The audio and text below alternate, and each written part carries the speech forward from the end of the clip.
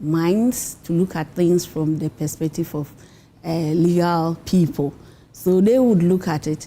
And because there's a vote at the end of the day, that if it is this offense, this number of people who would vote for guilt should be this, or not for guilt should be this. And so we have 7 people, so that if it's 4 against or 5 against 2 or 6 against 1, then we have that number. I think it is also to help us, everybody would have a way of looking at the evidence from their individual perspectives, and then they will be able to, so when the majority agree that this is it, then that should be it, and that is the mind of the majority or the community. My lady, how do we come to constitute these 7 people? First of all, we deal with jury lists. Jury lists. Twice a year, in May and in November, the jury lists are made from certain qualified people. And even then, outside of May and November, where we think that our jury lists are depleted, the Chief Justice may order that jury lists be made. Now, once we have a number of jurors, the next step is for the jurors, when the accused person is put before court, for the jurors to be empaneled. So it's a kind of balloting. And apart from the balloting, the accused person also gets the chance to challenge whether they would like for this juror to be there or not. There's different kinds of challenges. I'm sure the students are really paying rapt attention. There should be 3 challenges which are peremptory. That is, you don't have to give any reasons. And then 3 challenges for cause. For challenges for cause, there is no limit for you to give reasons why you do not think such a person should be a juror. So it's a kind of balloting, and after the ballot, after all the challenges are dealt with, you settle on 7 men and women, men or women, and or women. My lady kept referring to community, that this juror come from within the community. There's someone who is watching, and before today, when we put up the flyer, ask the question, how can I become a juror? Very well. You, under our law, the Act 30, that is the Criminal and Other Offences Procedure Act that regulates how we try our cases, criminal cases. When we look at section 504, we'll give you some qualification, and it says that subject to section 207 and 208, a person between the ages of 25 and 60 years who is resident in the Republic and who can understand English language is liable to serve as a juror. So you have to be between the ages of 25 and 60 to qualify. In addition to that, you have to be a resident of the Republic. And beyond that, you'd also have to understand the English language. Then, when I read, it says subject to section 207 and 208, and the exceptions are here. If the person doesn't fall within any of these, then the person would qualify.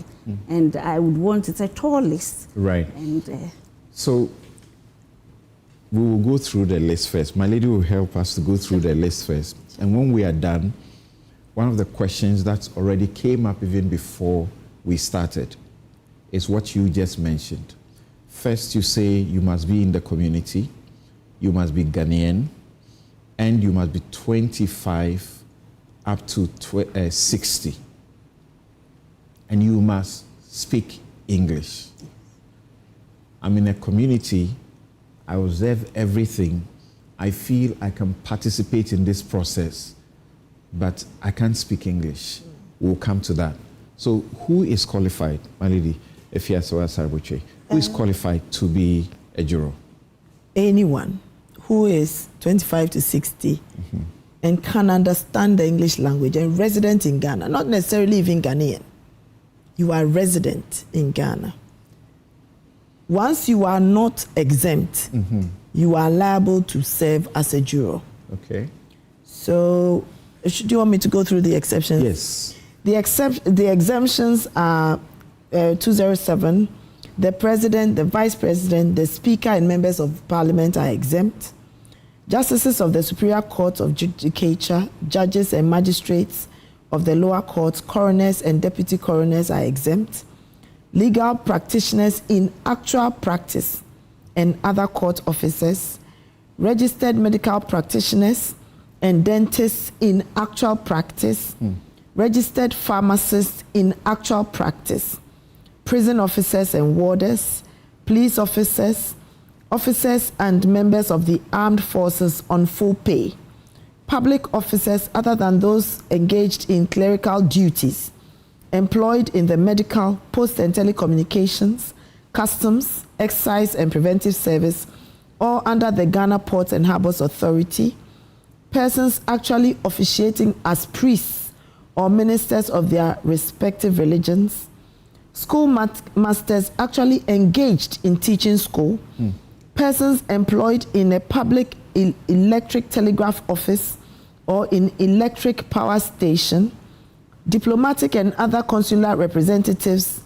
and the salaried functionaries of foreign governments, editors of daily newspapers, and any other persons exempted by the Chief Justice. So if you do not fall under any of these categories, you are liable to serve as a juror if you are between the ages of 25 and 60 and you are resident in the Republic and can understand the English language. So the following, the people you have listed are the persons who are exempt from liabilities to serve as jurors. Correct. The editor of this, the Joy Newsroom, is watching and listening now and doesn't understand why he cannot be a juror. Why? So that's the thing. The whole thing where we are here. If you look at the list, and I was intrigued when I looked at say public officers other than those engaged in clerical duties. That means all public officers other than. So those who are engaged in clerical duties are those who are supposed to be, you know, the role they play there. And it is something that has taken away virtually almost everybody. But when you look at the law, it doesn't say that it's only the public sector's workers that are needed. It's a citizen or person that is resident in the country. So that means we can rope in people who qualify, who are within the age bracket, who are resident, who can also speak English. And if you look at 208, it also says that a person convicted of treason or felony or an offense involving dishonesty, all these people are not. So if you are not in this category, of course, and you are in the private sector, you are liable to be a part of the... It's understandable that police officers are exempt, that the president is exempt, members of parliament are exempt, judges, magistrates, legal practitioners in actual practice. But why do we exempt the schoolmasters? Why are we exempting call them the priests? You see, Samson, let's also understand the historical perspective. This legislation was passed in 1960. At a time when our literate population was really very low. So if we were to co-opt all the teachers to do jury duty in the community, we probably would be taking away almost every literate person. Right.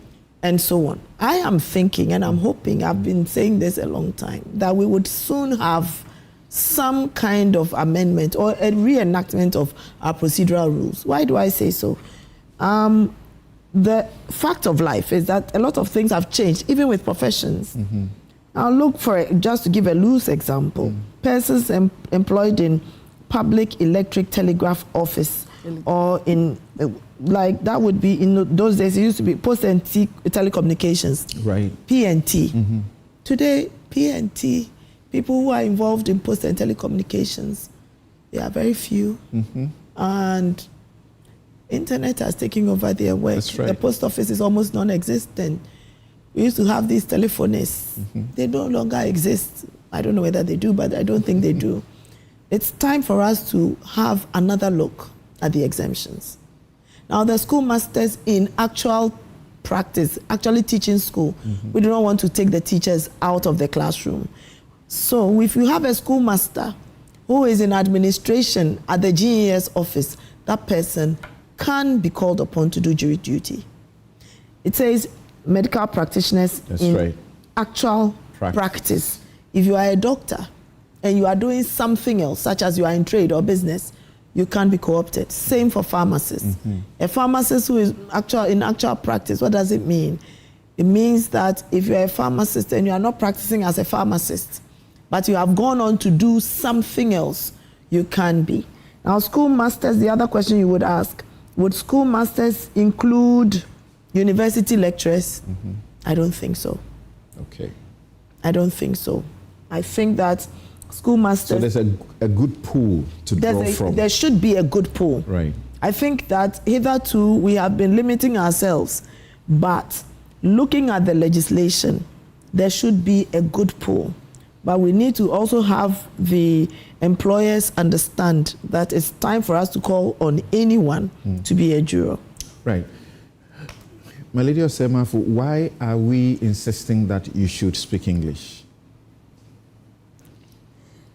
When this is supposed to be a community thing, so that your peers can help to determine that you have actually done wrong? I think that, one, the law says so. So we would work with that.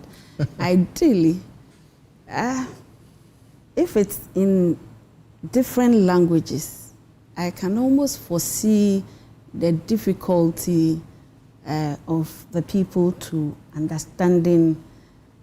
For example, if the 7 people are guarded, and then this one is speaking Damwe, that is speaking Ewe, that is also speaking some, you know, 7 of them are speaking different language. Can we afford to have that luxury of bringing different interpreters so that when the evidence is given, then the person goes about interpreting after that, then we go here. Even now, with my experience as a jury trial judge, if we have more than 3 accused persons speaking different languages, it's a challenge because it impedes the expeditious trial of the matter.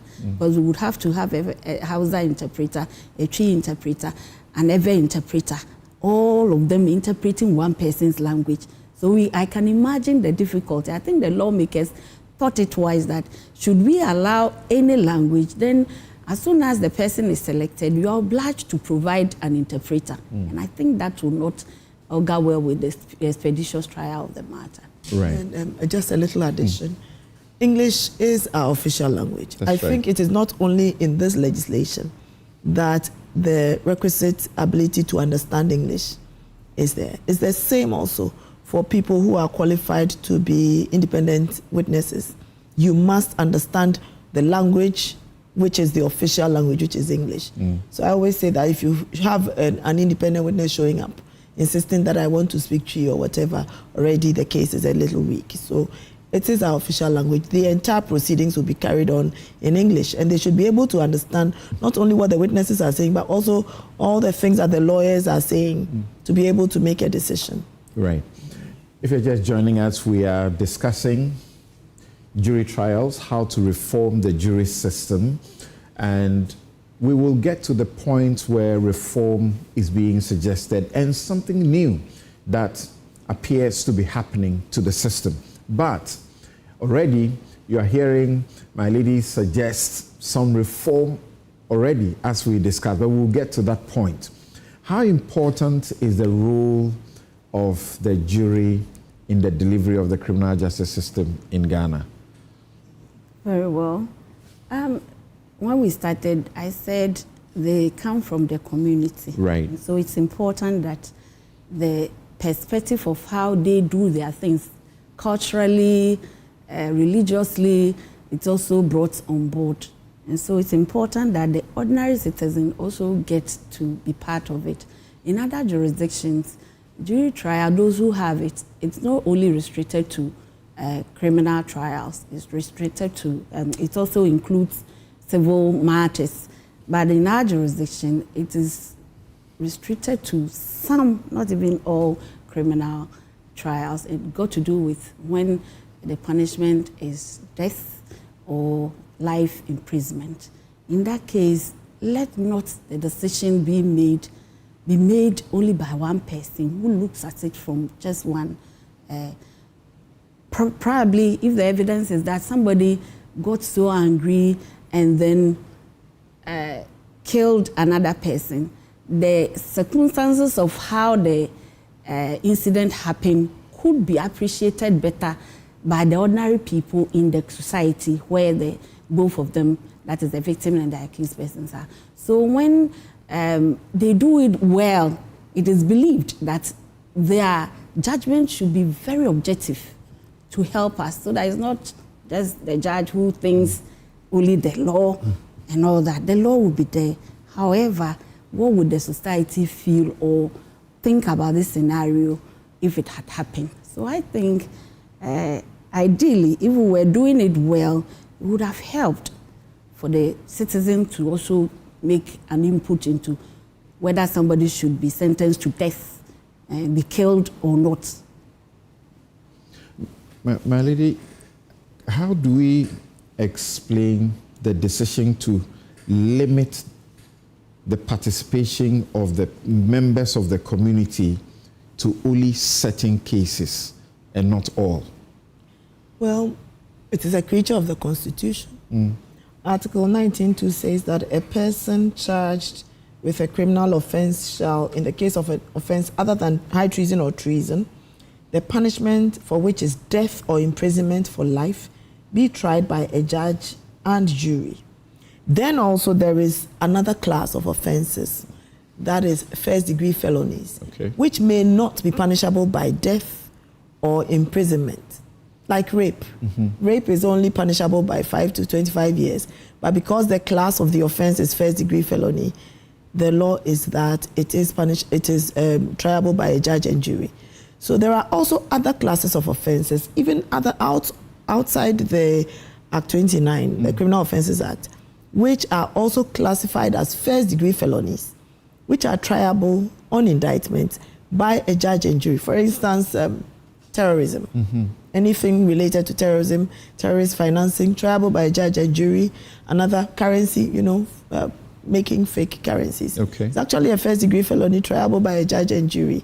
So if you have those, because the law says it is first-degree felony or it is punishable by death or life imprisonment, it is triable by a judge and jury because the law says so.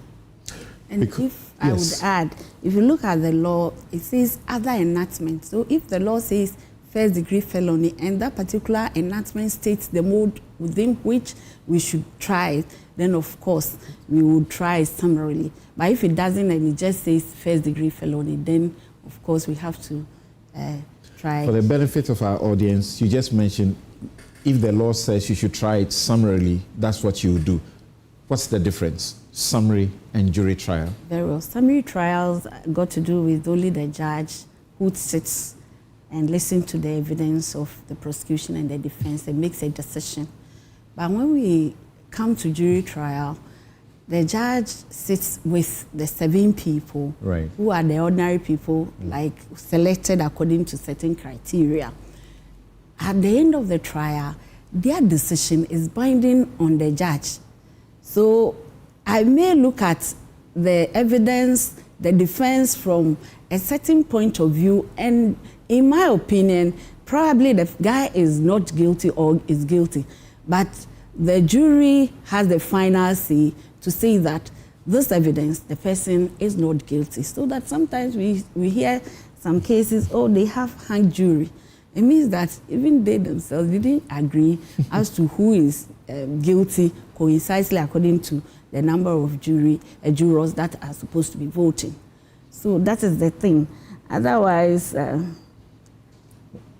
judge generally in almost all our offenses is summary trial. And Right. if the law says summary trial, as soon as it is first degree without stating what mode of trial, then it is indictable. Indictable means also sitting with the jury or assessors. Right.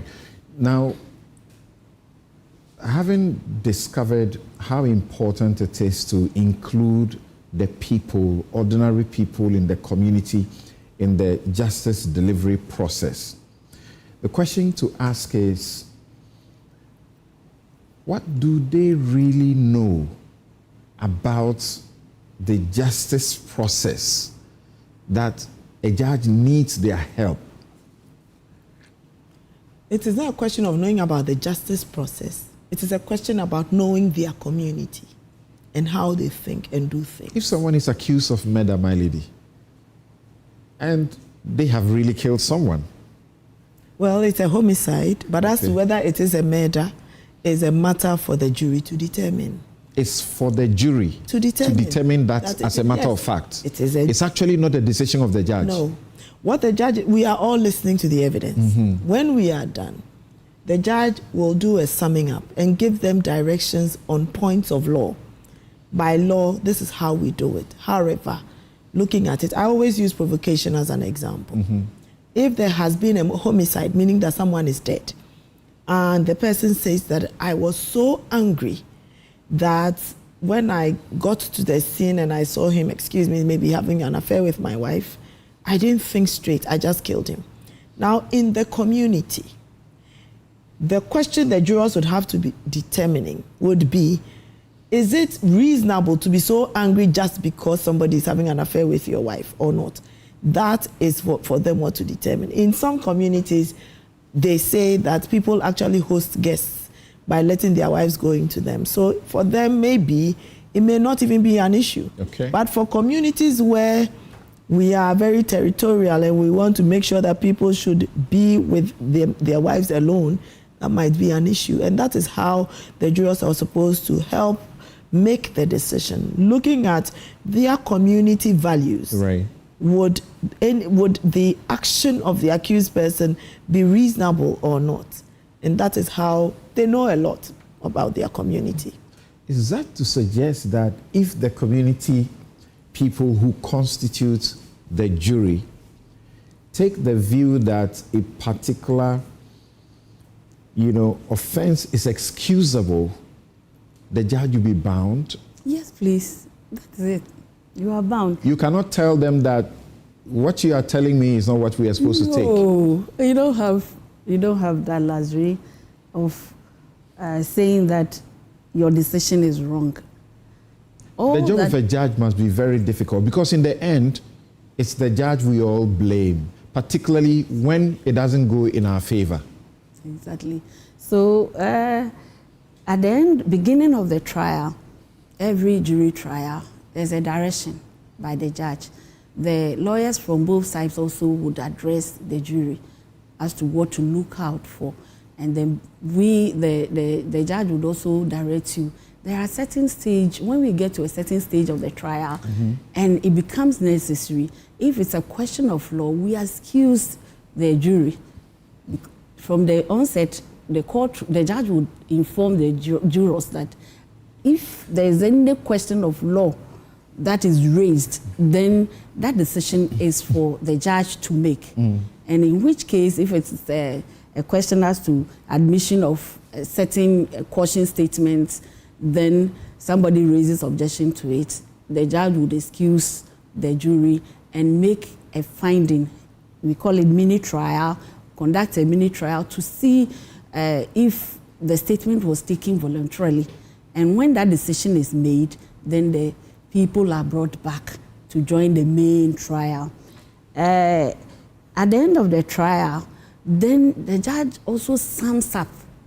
From the beginning, I will tell you pay attention to the evidence. The evidence means the oral testimony of the witnesses, the exhibits they will bring. Now we can see some of the exhibits that can even be played, that can audio come in the form of audio, video, and all that. They are all played for them to see the evidence. So at the end of the trial, the judge, after the lawyers have also addressed the jury, the judge would sum up the evidence of each person that entered the room, what it means, and then leave it to them. Then on the law, you know, we would have to establish the elements of each. The judge would tell them these are the elements from the legalistic point of view. Right. What evidence did you hear which will go to confirm this particular element? Then we leave it for them to go and deliberate. The evidence that has been brought also would be available for them to also look at it. I would want you to refresh your memory better. So I leave all the exhibits are there. Please go have a look at it again before you come with your verdict. Because we don't want to, it's so cumbersome to start and end a jury trial. So if we get the verdict wrong and we have to go over again, it's not funny. And so sometimes it's a challenge for the judge. I wish it had gone this way, because if you look at the evidence so clear, but the people will come back and say, no, we don't think the person is guilty. You know, when it gets to that place, I don't know. My lady, I was reading Justice Dennis Ajay's thesis, in which it's a 2014 one that he did, in which he spoke about the weaknesses of the jury system. And he selected about 3 cases that he had done, which were all overturned on appeal. Exactly. And he used that as the evidence to show that the jury can get it wrong. Yeah. Are we thinking about that? Personally, you know from my background that I have a criminal practice background. Right.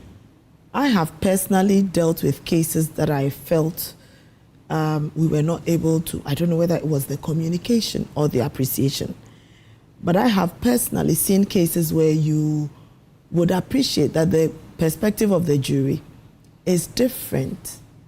I have seen one brother kill the other in the presence of their mother, who only spent, she was the only witness, unfortunately, that we needed to call. And her first statement, I knew, would undermine the entire case of the prosecution. I was a prosecutor then. Because the first thing she said is, well, I only have 2 children, and one has killed the other. Whatever happens, the one left, no matter how bad, is the one I have left.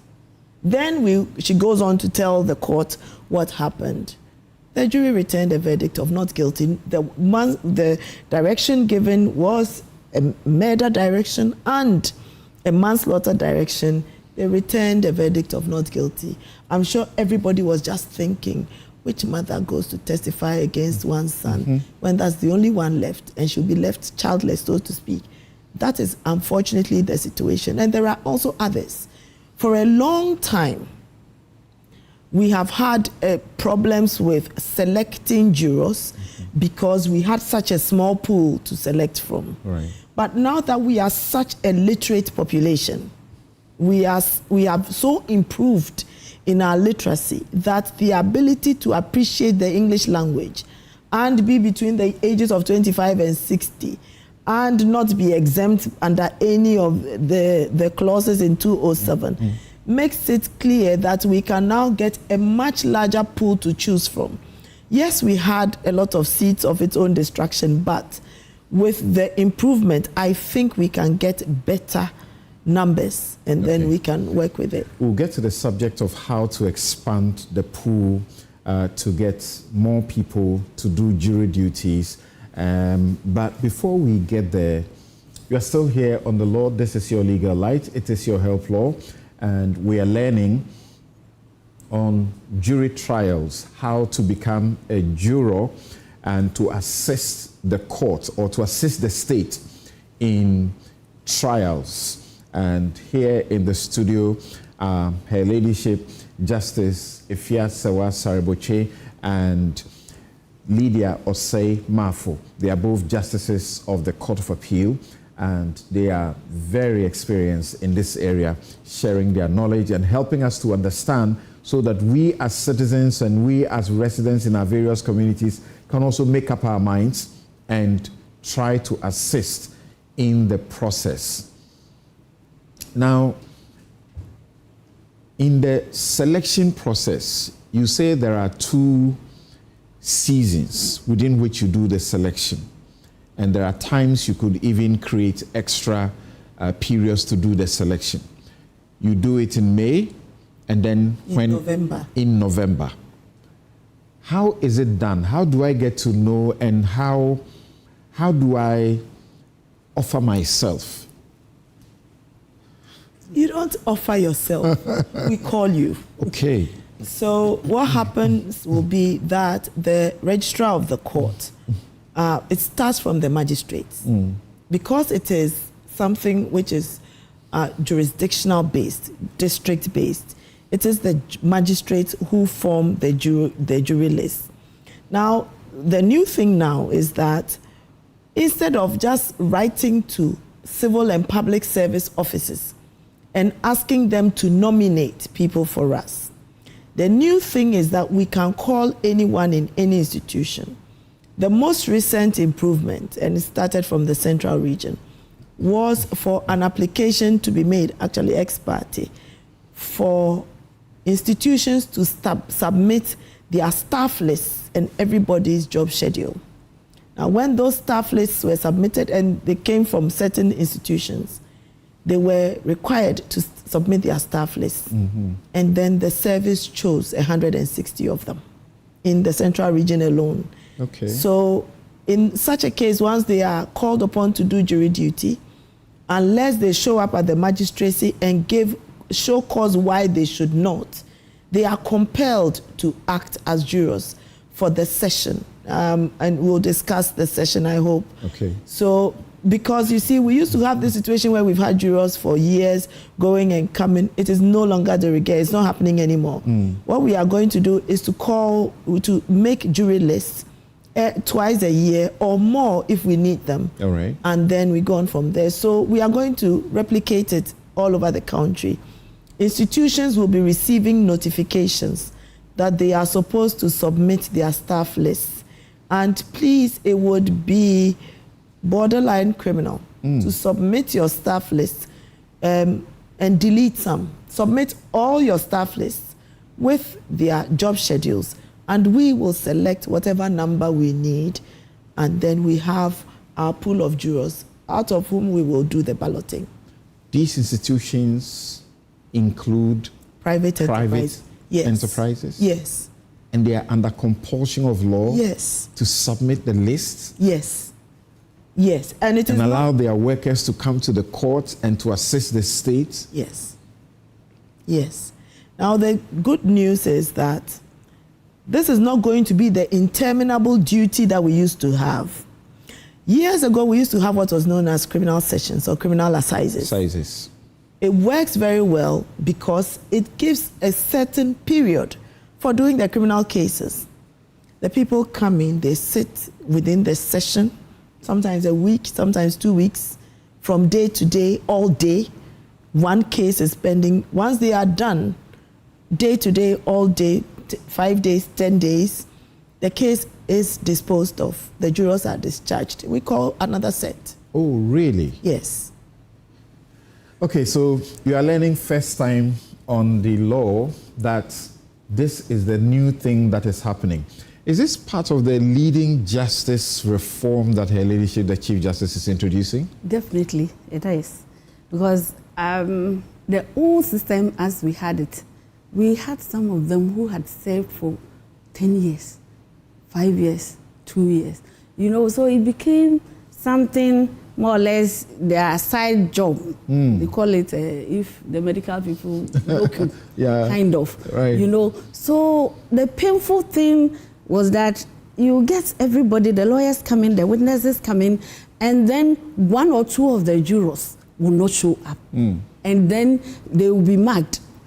That day, about 5 of them are present. over the period, no work is done, they would want to be paid some allowance or some TNT. So we had piled, and it got to a point that then they said the service is not paying us allowance, and therefore we are on strike, which is not legal. You know, to avoid this, then my lady said, no, we can't go this way. You will not work, and yet if I owe you to, then you sit and say that you are on strike. And therefore, let's scrap the old system where people had the laxity of calling themselves at funerals and places that I am a juror. No, this time we would do the case within a certain period. Everybody know I do a case completion plan from the onset. And so you are not just there, you are coming and then, no, we are certain that this particular day we are starting this evidence, and the evidence of PW1 is this person. Meanwhile, his statement or her statement is already before the court and with all the lawyers and everybody. So that if you don't come, now we are going to apply sanctions to you. Hitherto, we were treating them with soft gloves. Now, if you don't come, we would apply the law. We would sanction you. We will fine you. If a witness doesn't come under the law, we have a way of compelling their attendance. If they don't show up, we still can find them. So we are going to put up all these things to work such that when you are invited, even lawyers are not spared. If you are a lawyer, you are supposed to show up. I've given you date and time, and you are supposed to show up, and you don't, and you can be hauled before the appropriate authority to be sanctioned. Prisoners are not spared. Police are also not spared. Everybody should be on deck, such that now that we are bringing in everybody, you know, the private people, what they hate is that you take away my staff and forever. No, they can't. So now this is part of, actually it's an attraction. Yes. That I know that I'm going to do jury duties, and I know I have a week set aside or two. Exactly. I will go through it, there's a daily trial, and it's over. I'm done. Yes. Right. And you are not going to be empaneled for any other case again. Okay. That's it. We are done with you. Unless probably another session, your name gets onto the list. Otherwise, the particular session that we are doing. Why is it taking us this long to take this decision? Because the juror have held the system to ransom for so long. Samson, I started work in 96. In 96, we had criminal sessions. And at that time, we would open the session. It used to be a very interesting, it was a huge ceremony. That ceremony would show that the session was opening. And it was assizes. Even our grandparents had a name for it, Asisi. And then we would start and finish from day to day, all day. This thing about having jurors carrying over into a new legal year, I don't know how it came about. I saw it maybe 15 years ago. And the whole idea of having a juror, serving as a juror for 10, 15 years, actually defeats the purpose of a jury trial. Because if anybody who sits in a case or sits in cases for that long would have even qualified as a lawyer, if you ask me. They are not the clean slate that we need them to be. So 10 years, 5 years, some of them are involved in several cases. You want to adjourn a case to a certain date, and they say that I have another case, same as lawyers are doing. Now, one juror, the 7 jurors would only be involved in one case, in one court at a time. When they are done from day to day, all day, you hear the witnesses 2, 3 a day, whatever the court can accommodate, day to day, all day, in few days. A lot of the very serious cases, the homicides, they don't have a lot of witnesses. If you notice, many of them do not have more than 10 witnesses, 5. And then we'll be done. So long as the lawyers, everybody has to work, and everybody has to comply. Now let me make a confession where I'm smiling as you speak. I'm just hearing my lady speak in her court. Strict. Strict. If she gives you the times and the days and the specific time to do your work, and you come and you are giving excuses, she will not take it. But if you want some water, she'll serve you very good water to drink. Now, there must be some, as it were, incentive for somebody who is, wanting to become, to participate and to help, so to speak. Elsewhere, people find it a certain credit in the UK and the US to want to be part, to be selected to do jury job. They feel honored. Exactly. What about it here that should be that kind of attraction for people to, a company to submit their staff list and they to jubilate that there's a possibility that they would do this job? It's some allowance for certain mileage. Ordinarily, within, I think, 4 miles radius of the court presence, we're entitled to some allowance. But I don't think we're really sticking to that. We were just paying them certain allowance for showing up. The allowance will be there. In addition to that, we will provide them with meals, some water, and then for them to do. One thing citizens would have to appreciate is that when we are lambasting the court for delaying, then you are called upon to come and play a certain role. You don't expect also to receive something handsome there. You have to see it as a duty to offer to your mother Ghana, to the country, for it to work and the system to work, and not to be expecting anything huge, some ransom from the court. That I'm sure would disappoint you. But some allowance, some reasonable allowance should work. They are impaneled for capital offenses, and I'm going to be the one responsible for somebody going in for life. That's, some people will say, I don't like the idea. Some Christians or Muslims will say, it's my job I'm the one sending the person to jail.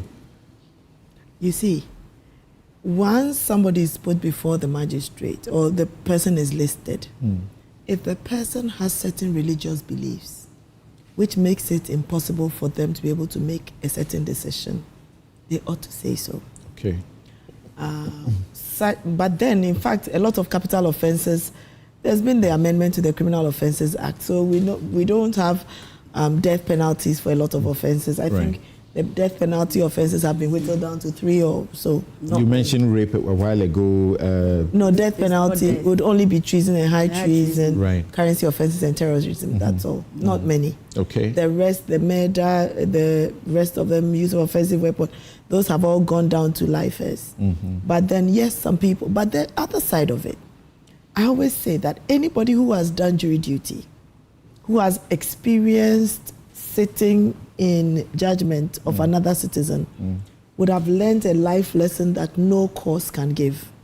The fact that anger is not a good thing, the fact that human life is very fragile and people die very far easier than we imagine, that itself, and the fact that you are called upon to do the work judges do, you are qualified to do it.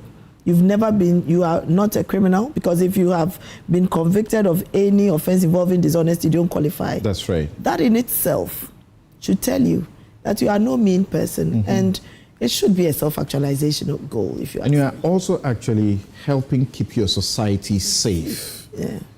So that is an honorable job to do. I was going to ask this next question, but it's been implicitly answered in how fast the process will be in sessions, about measures that you're putting in place to ensure that the private sector participation does not disrupt business operations.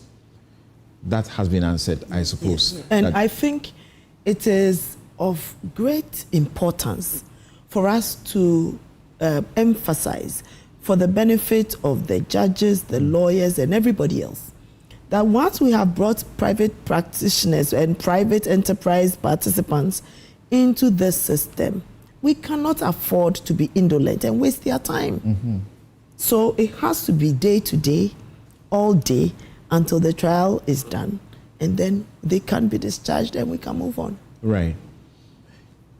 Do people who are selected for this role, are they giving some sensitization, some training of sort, so they can be confident in what they have to do? There are people who have not been in court before, and when they step in the courtroom, you can tell there is this fear Yes, yes. We've started the sensitization. Started with Cape Coast on Wednesday. Okay. We had all 160 jurors who are listed for the central region. We also had members of the bar, the Office of the Attorney General, legal aid. And it's important to look at the role that private practitioners have to play. All right. Because we all know that lawyers in legal aid are not many. The judges can assign cases to private practitioners to deal with. And then also, going forward, we are doing the same for almost every region. The police, prisons, so that they know that they're supposed to present accused persons. We are also going to explain to them what the sanctions would be. Going forward from this year, any police investigator who fails to present the accused person or who fails to present a witness who is listed to testify is liable to be reported and dealt with by the appropriate authority. The same for the lawyers. We are going to deal with them in accordance with Regulation 98 of the Professional Conduct and Etiquette Rules. Any lawyer who knows he's supposed to be in court and fails to do so will be dealt with in accordance with law. Same for everybody else. So the judges also should be attentive to the fact that this could be a ground for incompetence on their part. It's time for us to move on from this interminable jury trials. It's wrong. My lady, that's serious. Yes. That a judge is thinking that this potentially could be a question of incompetence on their part, which means that could lead to their removal from being a judge. That's the thing. But that also, there's a requirement that provides status of your trial within certain periods. So my lady is always on her neck asking for what cases you are doing, where has it reached, within what time are you going to finish it? So that if you have that in mind and there's a session we have begun, you are doing this trial and you can't lay back.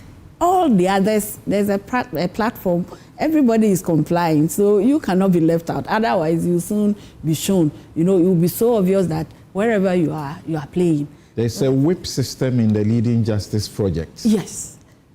You know that we have two practice directions we are using now, Right. 3 actually. The first practice direction on disclosures, the second practice direction on effective case completion strategies, and a third practice direction on jury trials. Now, another thing we are paying attention to is when the state will do the disclosures. This whole idea of presenting an accused person and now ordering disclosures is a thing of the past. Okay. The direction is that when you are filing the charges and you are before the court, file the disclosures even before the arraignment. If the person then wants to plead guilty, the person has enough information to determine whether they want to plead guilty or not. There is a bit more that we will explain to you in part 2, the final part of this session, which is the reforming the jury system. And there's a lot more that we will reveal to you in the next session.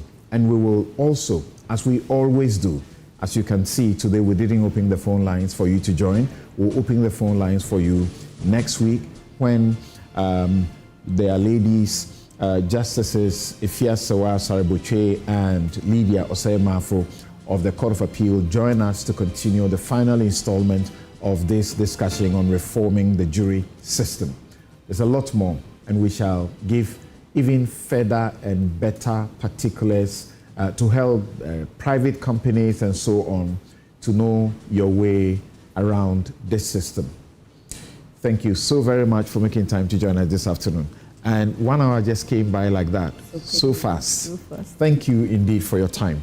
It's the law, and it is your help law, it is your legal lights. I'm Samson Ladia Yanini. Join us again next week for the second installment.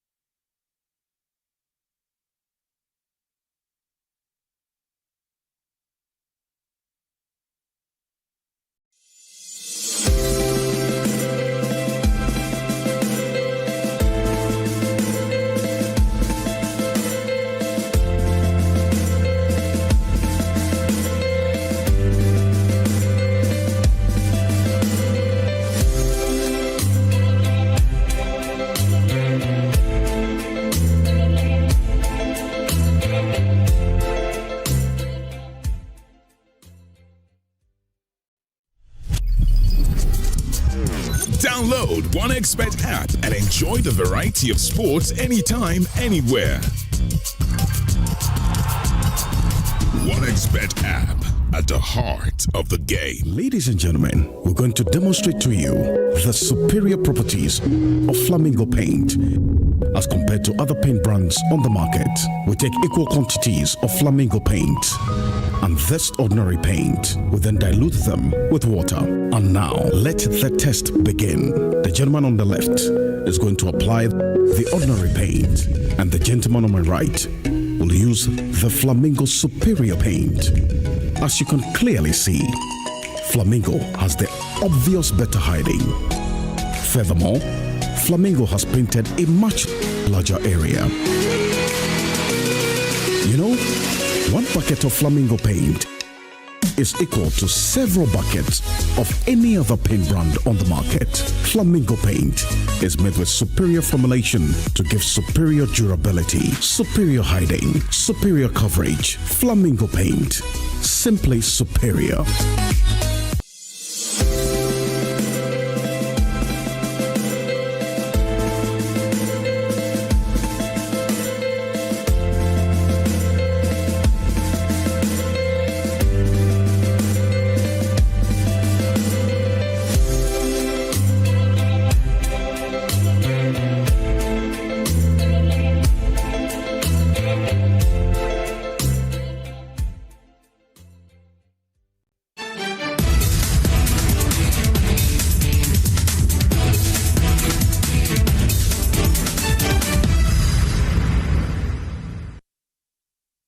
Now, as Ghana's National Education Forum prepares to commence its second round of consultations, already the discussions have become intense and revealing.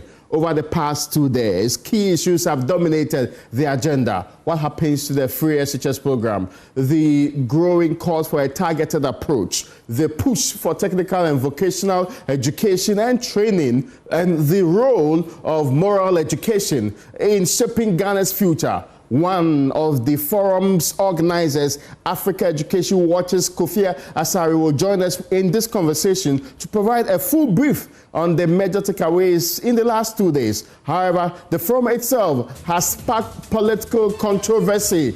Critics, led by former Deputy Education Minister, Reverend John Ntimfodjo, argue that this is nothing more than a strategic ruse by the Mahama government to renege on its commitments in the education sector.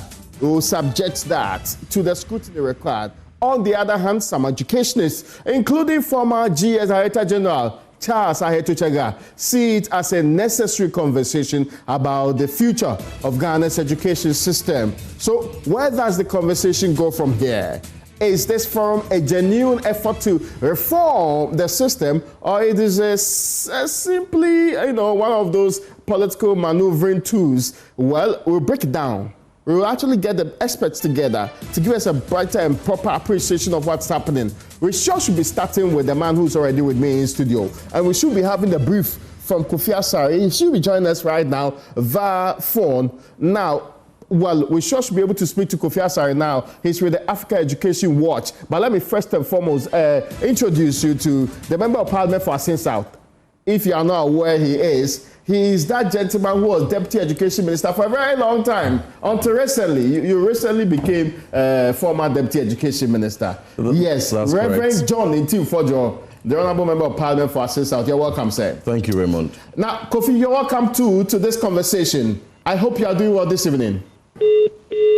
Well, I seem to have lost Kofi Asare there. We should be able to raise him because already there is concern. But let me start with you, Reverend John Ntimfodjo. You've been speaking. You're not very optimistic about this forum. You think it's just one of those attempts to pass the buck when it comes to making major education institution decisions in this country. Why so?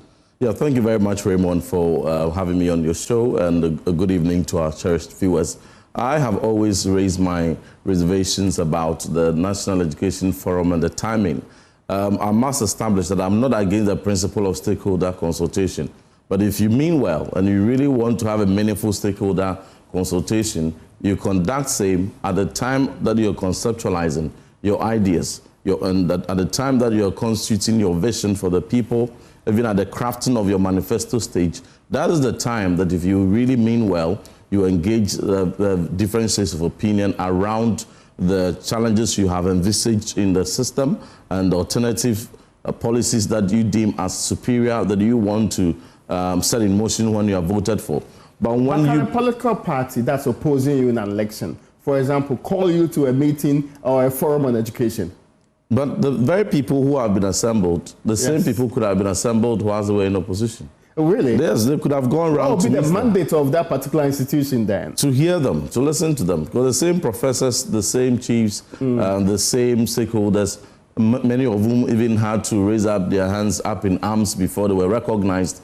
All of them could have been because in the run-up to the election, the president met faith-based organizations, met institutions, met parents associations. So if you really want to have stakeholder consultation, that is the best time to do it. Before the election? Before the election. The moment you are voted into power, it is expected that your social contract, you set it in motion. The people of Ghana are expecting President Mahama to put into the first budget that is to come, how he is going to pay the fees for the first years in tertiary institutions. They are expecting him to put into the budget how he is going to finance free SHS that he promised to even expand to include private schools. They expect to see him as he fulfilled the very things he has said in the manifesto. Things that he said. So that you is what he think has this to is set in belated, motion. right? You think that this is not the right time to hold a conversation? This is just an attempt to mutilate free SHS and to turn his back on the promises he gave the good people of Ghana, for which he obtained 6.3 million votes. Kofi, was that the briefing you had when you were asked to work on putting together this forum? Mutilation of the free SHS and an attempt to turn his back. That's the NDC's presidency. In this case, President John Dramani Mahama. Was that the briefing you had? Well, let me indicate that Africa Education Watch has been working with political parties, both the MPP's Manifesto Committee on Education, which was led by Dr. Prince Amar, my very good friend, and then the NDC's Manifesto Committee on Education, which was led by Professor Odru, who is chairing this particular committee. We have been working with them for over a year, 1 year before the election. The reason why PSOs work with political party manifesto committees in education is to, as much as practicable, try and influence their manifestos and align them with the education strategy plan.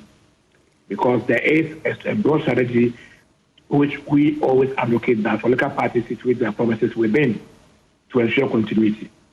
However, in the past 20 years of doing this work, what we have realized is that many a times we may not attain or achieve acquiescence, or we may not agree with political parties on everything they put in the manifesto.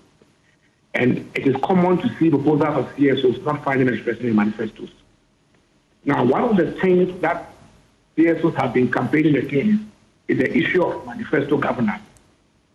Political parties, many a times, believe that once they have the mandate, they are supposed to implement only their manifesto. That is not correct. You see, one of the challenges in the education system is what we call legacy governance or flagship governance, where party A comes to power and all they will do is what they promise. They prioritize one aspect of the education system because that's what they promise, and then they put more money there in the name of leaving a legacy. However, we are supposed to build a country for the next generation and not political legacy.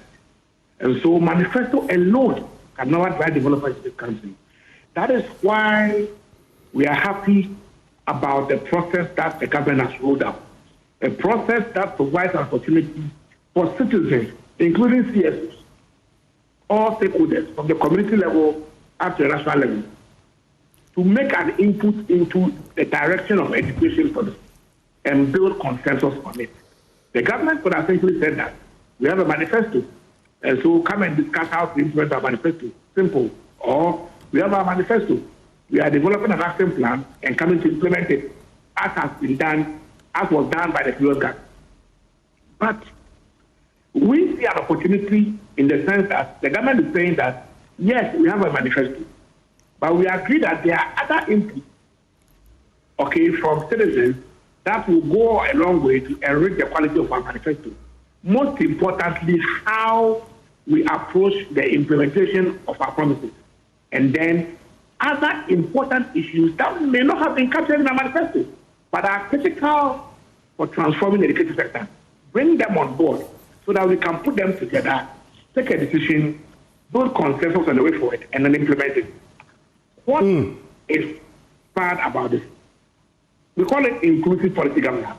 And so I will always encourage everyone that every opportunity available to citizens to continue to make input into the policy process is a positive one, because we don't want to promote what we call manifesto governance or legacy governance, where party comes to power and says that because I said I'll do this, I'll put all the money here, I'll prioritize here, leave a legacy, and go away. That is not the way to develop a sector. Very well. Kofi, I'll come back to you for a second. I need you to outline the major happenings in the last 2 days for me and what the way forward is supposed to be. But hold on a second. I think there's an interjection from, yes, the member of Parliament. Absolutely. I've made it clear. I'm not against the principle of stakeholder consultation. However, you set your vision in motion, and then in the course of it, you engage stakeholders. From 2018 till 2024, every year, the previous government, we set aside 1 week in every November. We called it National Education Week, where we solicited the inputs, the constructive criticism, and review and evaluation of all the policies we had been implementing, including our flagship programs. And key among those stakeholders is Kofi, my very good friend. Kofi Asare is one of the very consistently featured stakeholders, and was even wider than the narrow stakeholders they are put together. And that started from 2018, a year on from President Akufo-Addo starting off his flagship programs. Now, that 2018 consultative forum brought together what culminated into a document, strategic policy, what we call education strategic plan.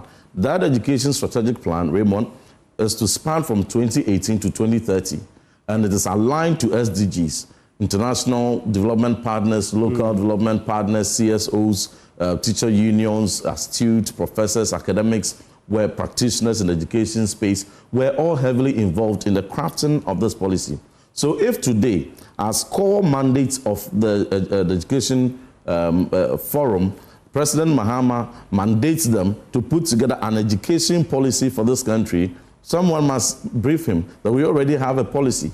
We already have a broader policy education strategic plan that sets out the broader vision that successive governments must align with. And these are documents UNESCO, IMF, United Nations, and all UNICEF, all of them have accepted and endorsed and monitoring how Ghana in the medium term and in the long term are attaining these specific targets. I get you, but do you know whether these documents equally up for review at this forum?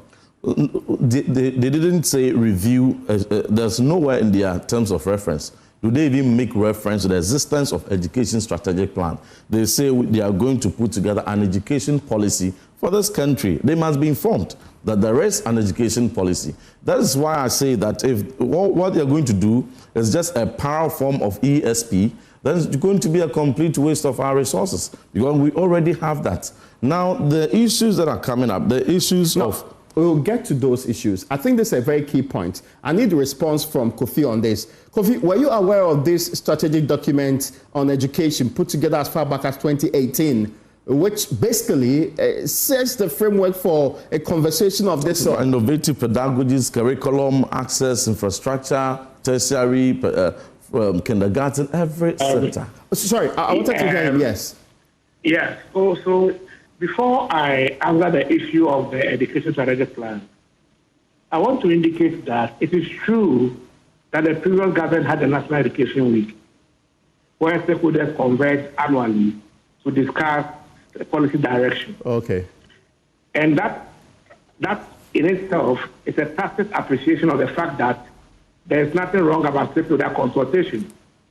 According to my good friend, Honorable in Fordwell, he says that the National Education Week stakeholders was even, the stakeholder mapping was even wider. Yes. And that also continues to affirm the fact that the previous government believe in extensive stakeholder consultation.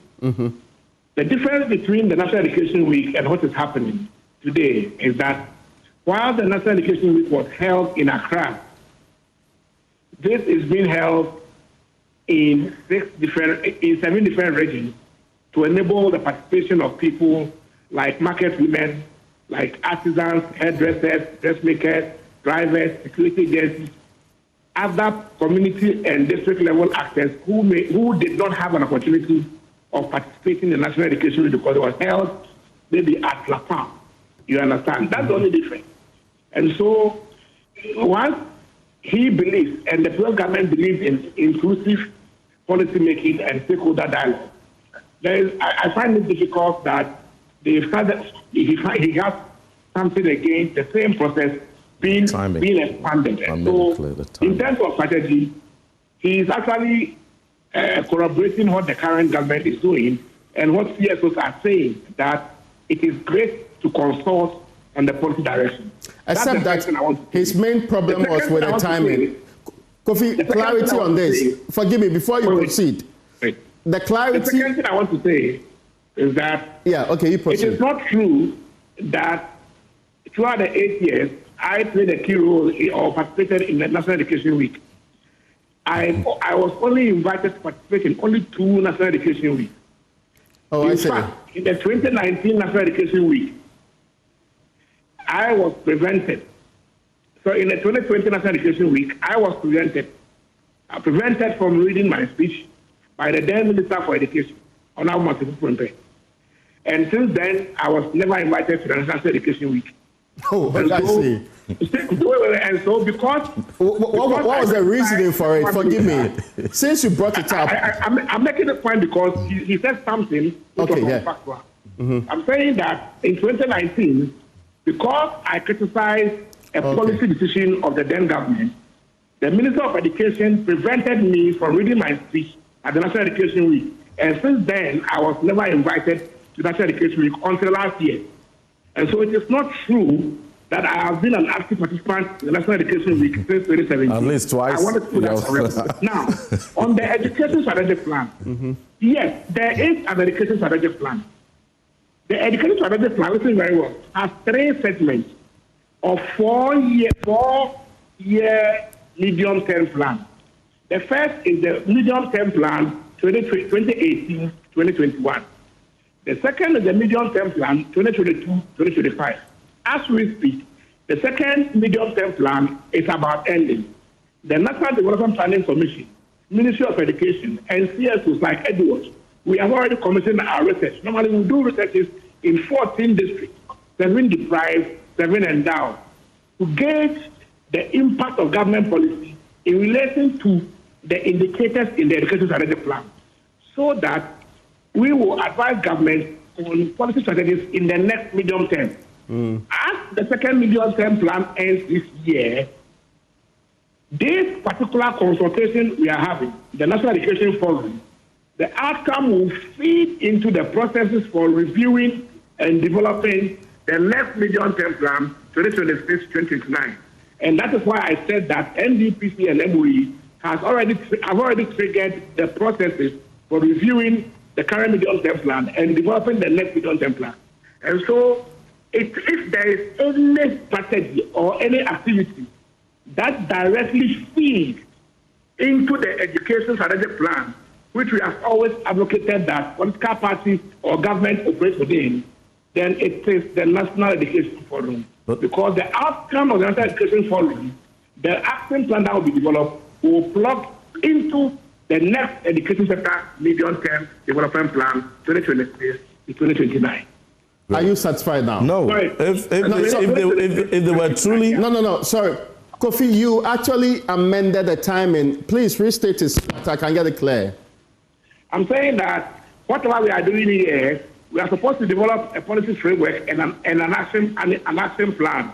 The action plan we are developing will feed into an ongoing review by MOE and NDPC and CSOs of the current education sector medium-term development plan 2022-2025, which means that everything being done at the forum, all the opinions being elicited, when finalized and stated, will direct feed into the next long-term plan, 2026-2029. And so it is not accurate. It is only a speculation. It is not accurate that this is something parallel to the education strategic plan. This is very, very integral to improving. It is not integral. It is a complete.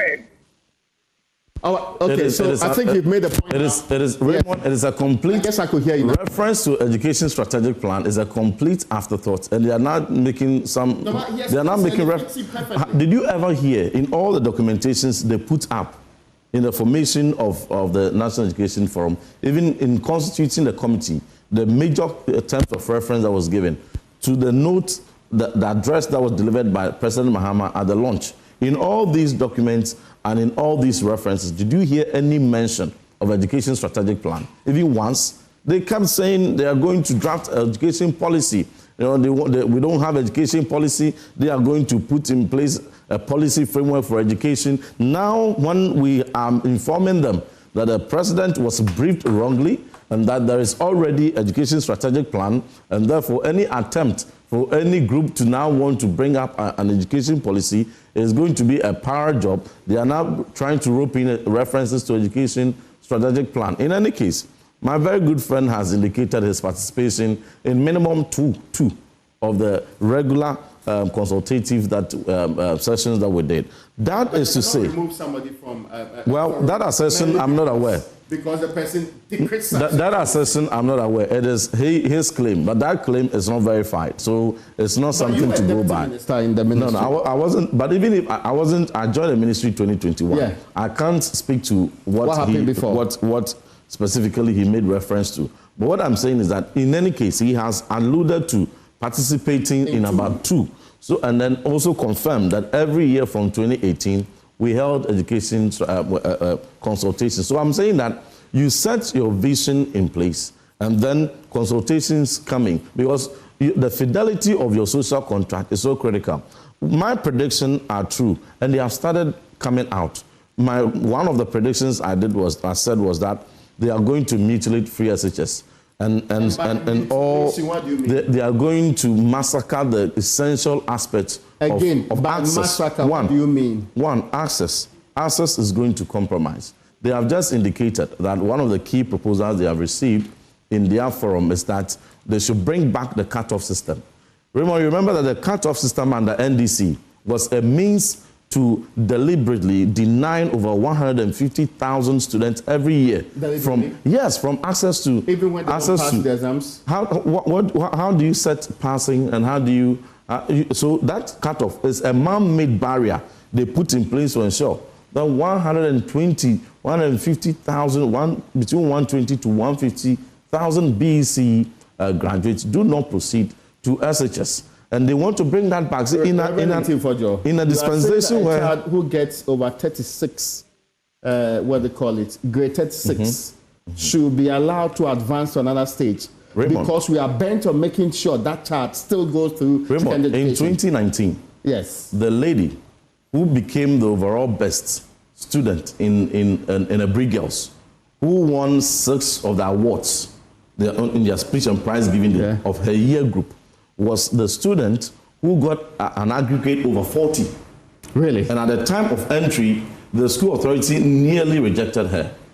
But because of the 30% equity access that was given, for some reason, I will not mention the name of the student. No, but it's a very popular, narrative in Brig Girls. At the time when Mrs. Fojo was the headmistress. And the story of this young lady, so inspiring, from a village somewhere, I get your point. Getting aggregate 44. Under NDC, this student would have been jettisoned. Would have been asked to go back to write it again and come back. This student would have been denied. No, there were rewrite systems in place. How many of them were able to rewrite? There were rewrite systems in place. How many of them were able to rewrite? Do you have data on how many were able to rewrite? No, but I'm talking about a system that existed. No. So you are saying that she would have been denied. The system? Because it's only... And data indicates that every year, regardless of whatever system that was in place for reset, 120 to 150,000 students before the introduction of free SHS were denied access to secondary school. Now, I understand their challenge. I need you to hold on to this point. No, it's a very important point. I'll come to you on that. And it's a fact. We would explore that. Yes. I want Kofi to tell us what they've been discussing, because you picked it out of what already you say they have been getting as proposals. And they are Kofi, going to do their targeting. Yes. After the first 2 days. Please. My very good friend, Honorable Intim Fodwo, will bear witness to the fact that during the National Education Week, not every opinion expressed by stakeholders became policy, and he knows this very well. Let me indicate that it is true that out of the 1,100 proposals received even before the forum started, and some of the submissions made in the first 2 sessions in water and Oti region and also at the national level, they have been proposals to introduce cut-off at senior high school level. These are proposals. I, for instance, I am a firm believer in universal secondary education, and I have advocated universal secondary education long before business was increased. You understand? And so, if I have an opinion, I will make it clear that cut-off doesn't improve quality. Because if we as a country want to ensure that the minimum quality of manpower or human capital in this country is secondary education, we don't even need BEC. This is my organization's position, and this is well established even before business came in. So it is not the case that because somebody has proposed that at the forum, it becomes policy. And it was a major policy so this morning. We discussed it, and he indicated that to be a major policy on the table. And unless discussed. Okay. I don't believe in cut-off.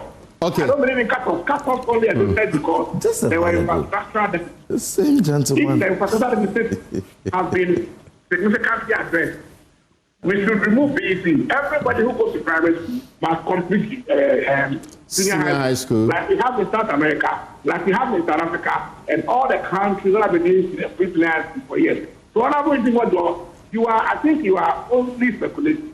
No, I take exception to that. It's not good enough because we had a discussion that you are witness to. Education Week, not every comment, not every proposal that emerged at the National Education Week became policy. So please, let's be honest. I get your point. What I suspect you were saying that this is a major proposal that came up. How do you graduate the proposals? How do you rank order them? But Raymond, but let me just come in on this point, because just this morning... Okay, Kofi, hold on. Yes. Just this morning, we held a discussion where you, Raymond, Winston, and Kojo were part, and the same, my good friend Kofi Asare, he put forward one of the major proposals on the table. No, he just said proposals that come up. He mentioned 3 major proposals. And this found expression. I think major is your keyword. No, it's not his word, right? No, but now he's denying that it is not something that is trivial. It's something that is not even. They are certain agenda. But look, any attempt to bring barriers to education, we will resist it. Reverend, I understand your point. Because the Ghanaian child it appears you are getting ahead of yourself on this matter. No, you were in a discussion when he brought this up as a major proposal. So if they are going back, treating it as if this is a policy that's already been settled upon. If they are going back, if they haven't pushed backs, we will force them to retract every unfavorable agenda they are setting. We will force them you will force them to retract proposals that are inimical to the quality of education and access and the relevance of education. But is the relevance of a forum not to let people have difference in opinion so that it is sieved out and the best is carried forward? Isn't that the point?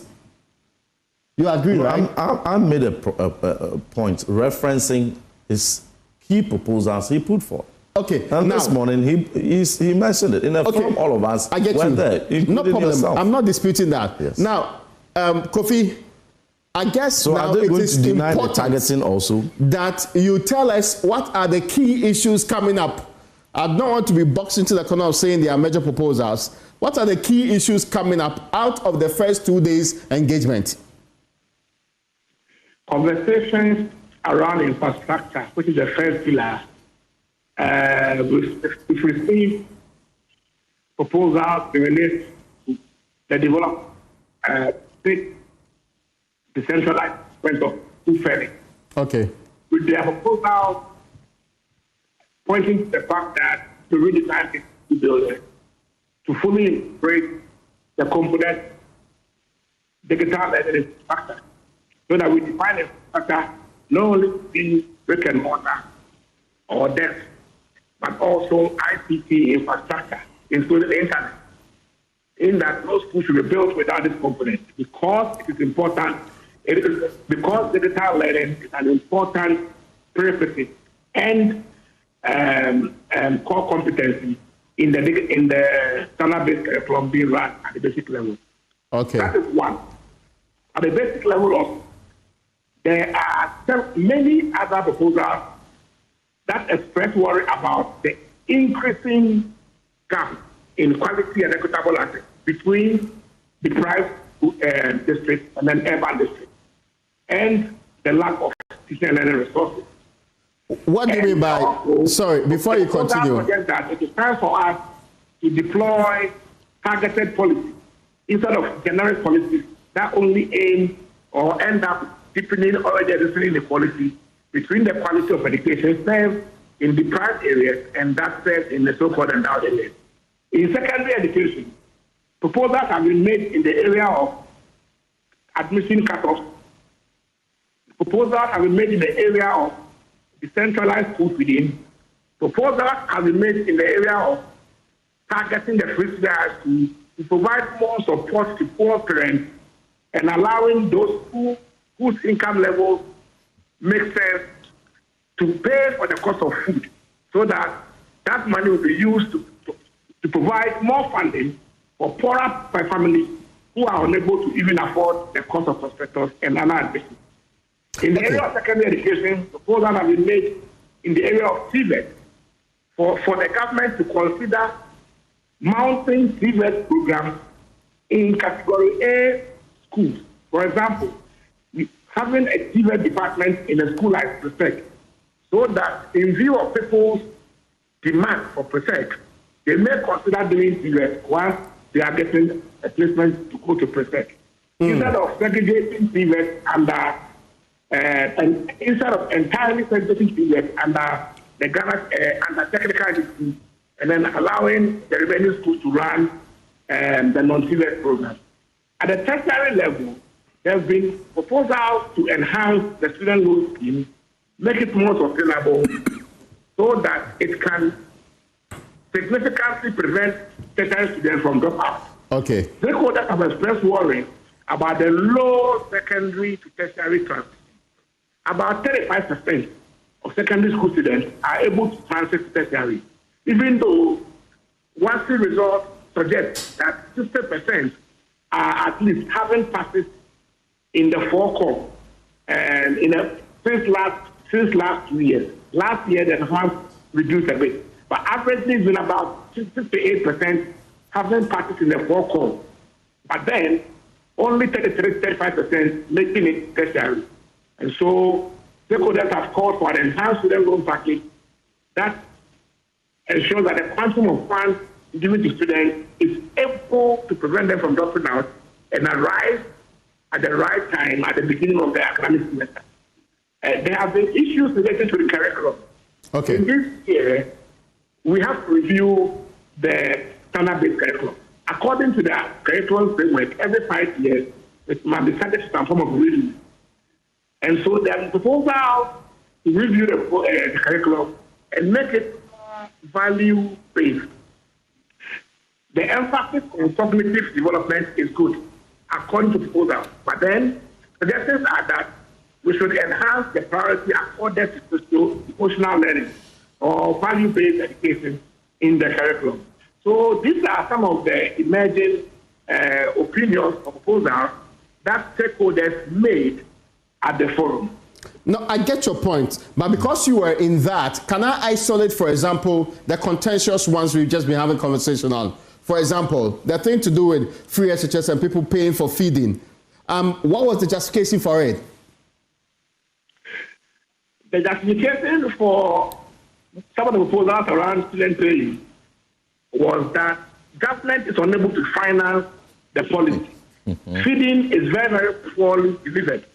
And so if you don't have money to finance it, allow those who can pay to pay for just the cost of feeding, so that it will free resources to government. So the government can supplement the current 2.5 students land, which is woefully inadequate, with that money, so that they can provide, a nutritious meal for children of the poor and the rich. That is where they are coming from. Okay, I get you. That's also saying that if we continue to keep the free school policy this way, we will continue to deny basic education of adequate funding, because the goods and services budget of the Ministry of Education, where education, teaching and learning resources are financed, is about 90% dominated by free senior school food.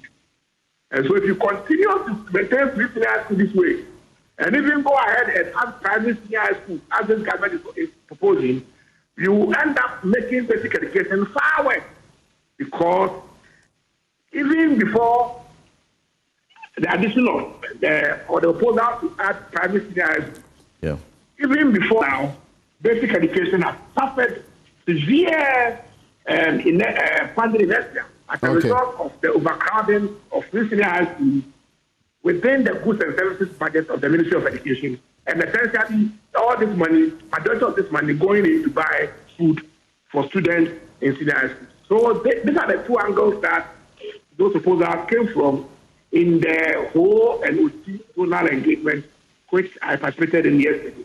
Very well. Now, I want thoughts from you, because you've been in the ministry previously. This thing about, nobody's talking about scrapping a policy. Making it better means that you have to holistically look at it. And the proposal is that maybe those who can pay should be asked to pay for feeding. Free SHS is free. Any attempt to mutilate it is tantamount to abolition. And there's no garnishing of words that can... In fairness, free SHS is for only public school students, right? Absolutely. Not private school students. But who are also Ghanaians who desire secondary education, right? Now they promise to expand into the private schools. To include private schools. Is GIS a private school? Is Alpha Beta a private school? I don't know. Is SOS a private school?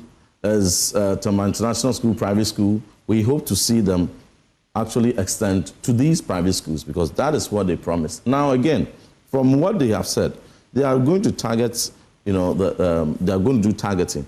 What criteria are they going to use for their mean testing to be able to separate the so-called rich from the so-called poor? Now, if what criteria do you use for targeting? So they need to be clear. LEAP, for example. No, they need to be clear. We had a common targeting mechanism for NHI's indigent selection, for example. So if LEAP and NHIS, Raymond, fine. If LEAP and NHIS is the standard for their separation, then what they are saying is that the LEAP beneficiary or LEAP households and indigents in communities are the ones to benefit, and everybody else outside that net will have to pay. Because you say what criteria are they going to use, and I'm saying that we've had criteria for determining which grouping is in need long time ago. That may not be for you to do their job for them. I get you, but they have to come out. Yes, they've promised we're going to do targeting. What criteria are they going to use for the targeting? They promise they are going to do mean testing. What criteria? Because I say it's a good idea. I disagree. Is it a good idea? I disagree, because I have three fundamental questions. I'll come to you. Is it a good idea that we are choking on the funding for a policy like that? So we explore the potential that the gentleman, Raymond, how were we able to fund free SHS for 8 years? The Honourable Member of Parliament for Asin South Chad in Presbyterian Boys Secondary School is actually being given free food when you can take care of 10 other children who cannot pay. Is that fair? Is that equitable? Let me answer you. No, let me give you an answer. Now, you're going to be able to separate people you claim are rich and those that you claim are poor. In any case, there's no clear-cut criteria even to do the separation. If you are going to separate people by way of their income, then we live in a very informal economy. The person that you think is poor, the people that you think are rich are renting their homes. The vulcanizer, the mechanic, my aunt who sells in Makola or sells at Kejetia, tomatoes on a pan that you think that is poor and their child should pay or their child should benefit freely is actually having homes that the so-called people that in your criteria by digital data or banking or income or Ghana Statistical Survey data is deemed as rich is renting their homes. But which indeed, of these? We have a multidimensional poverty criteria, which is quite robust in determining which grouping are poor. Anyway, there's enough data to back that. But if you may allow me to no, I get you, because you are creating the impression that we don't know how to distinguish the poor from the rich in this country. If you allow me to make my point, it will be very much appreciated. Now, granted, they're even able to pass the first test of having an accurate mean testing criteria to tenably separate poor from the rich. The rich are the people who are paying taxes. Out of these taxes, we're able to finance free SHS. And you are saying that the very class of people who contribute to the financing of free SHS don't deserve to benefit. That's fine, if that's your determination. But the third thing is that... Is free SHS a social protection program? No, I'm coming. The third thing... The third thing is that the very people that they claim are ready to pay. Are they ready to pay when the awards are posted to the kind of school I went to? I went to a category C school, a St. Marcel's secondary school. Are these people who claim that the Kofi Asaris and the professors who claim that some rich people are ready to pay, are they ready? Are you ready, Raymond, to pay for your child to go to a St. Marcel's secondary school that I went? When you speak to the likes of the elites, who wants to say people must pay, some people must pay, they want to pay and reserve category A schools, which they want to make their model and reserve it for the rich so that the rich will pay and go, and the poor who can't afford should fill our St. Marcel's secondary school where the forgers are deserving of attending. But really, it's not what everybody has said so far. It flies in the face of equity. That flies in and that's a question I ask. Is anybody willing to pay to go to our St. Marcel's secondary school? The fee-paying system we have in this country, where a poor child attains aggregate 6, but cannot do law, cannot do medicine, cannot go to do engineering, cannot go to school of administration because he cannot pay, but somebody can get a grade 20 and will be found in medical school, law school, school of business administration, engineering colleges to offer because it's fee paying and their parents can pay. It's the same elitist system they want to bring to massacre the gains we have made and to alienate the poor masses from attaining quality education, which we set off. Now, somebody has been able to finance free SHS. Really? That's what you truly believe in? Raymond, somebody has been able to finance free SHS for 8 years, from 800,000 enrollments, increase it to 1.5 million students. You have the mandate as President Mahama for only 4 years to finance him, and you are running helter-skelter, saying that you don't have money and financing, and you cannot prioritize financing for just 4 years. A program that a government had financed for good 8 years. That is a pure matter of priority. It's the same economy.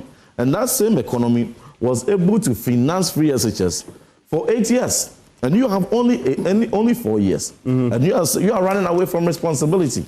No, in any case, forgive me, Honorable Reverend. So I'm exonerated when I say that this is. Give me a second, guys. I just need you to give me a second. For President Mahama to mutilate free SHS and other promises and run behind professors. I thought we were only discussing proposals. I thought we were only discussing proposals. But these are their key agenda. No, but it came up. President Mahama did not determine the proposals. So we are waiting. A month is not too far from here. Yes. So by which time the budget is already gone. By which time their key promises will not find expression in the. Now, have they said anything about how they are going to finance the tertiary scholarship?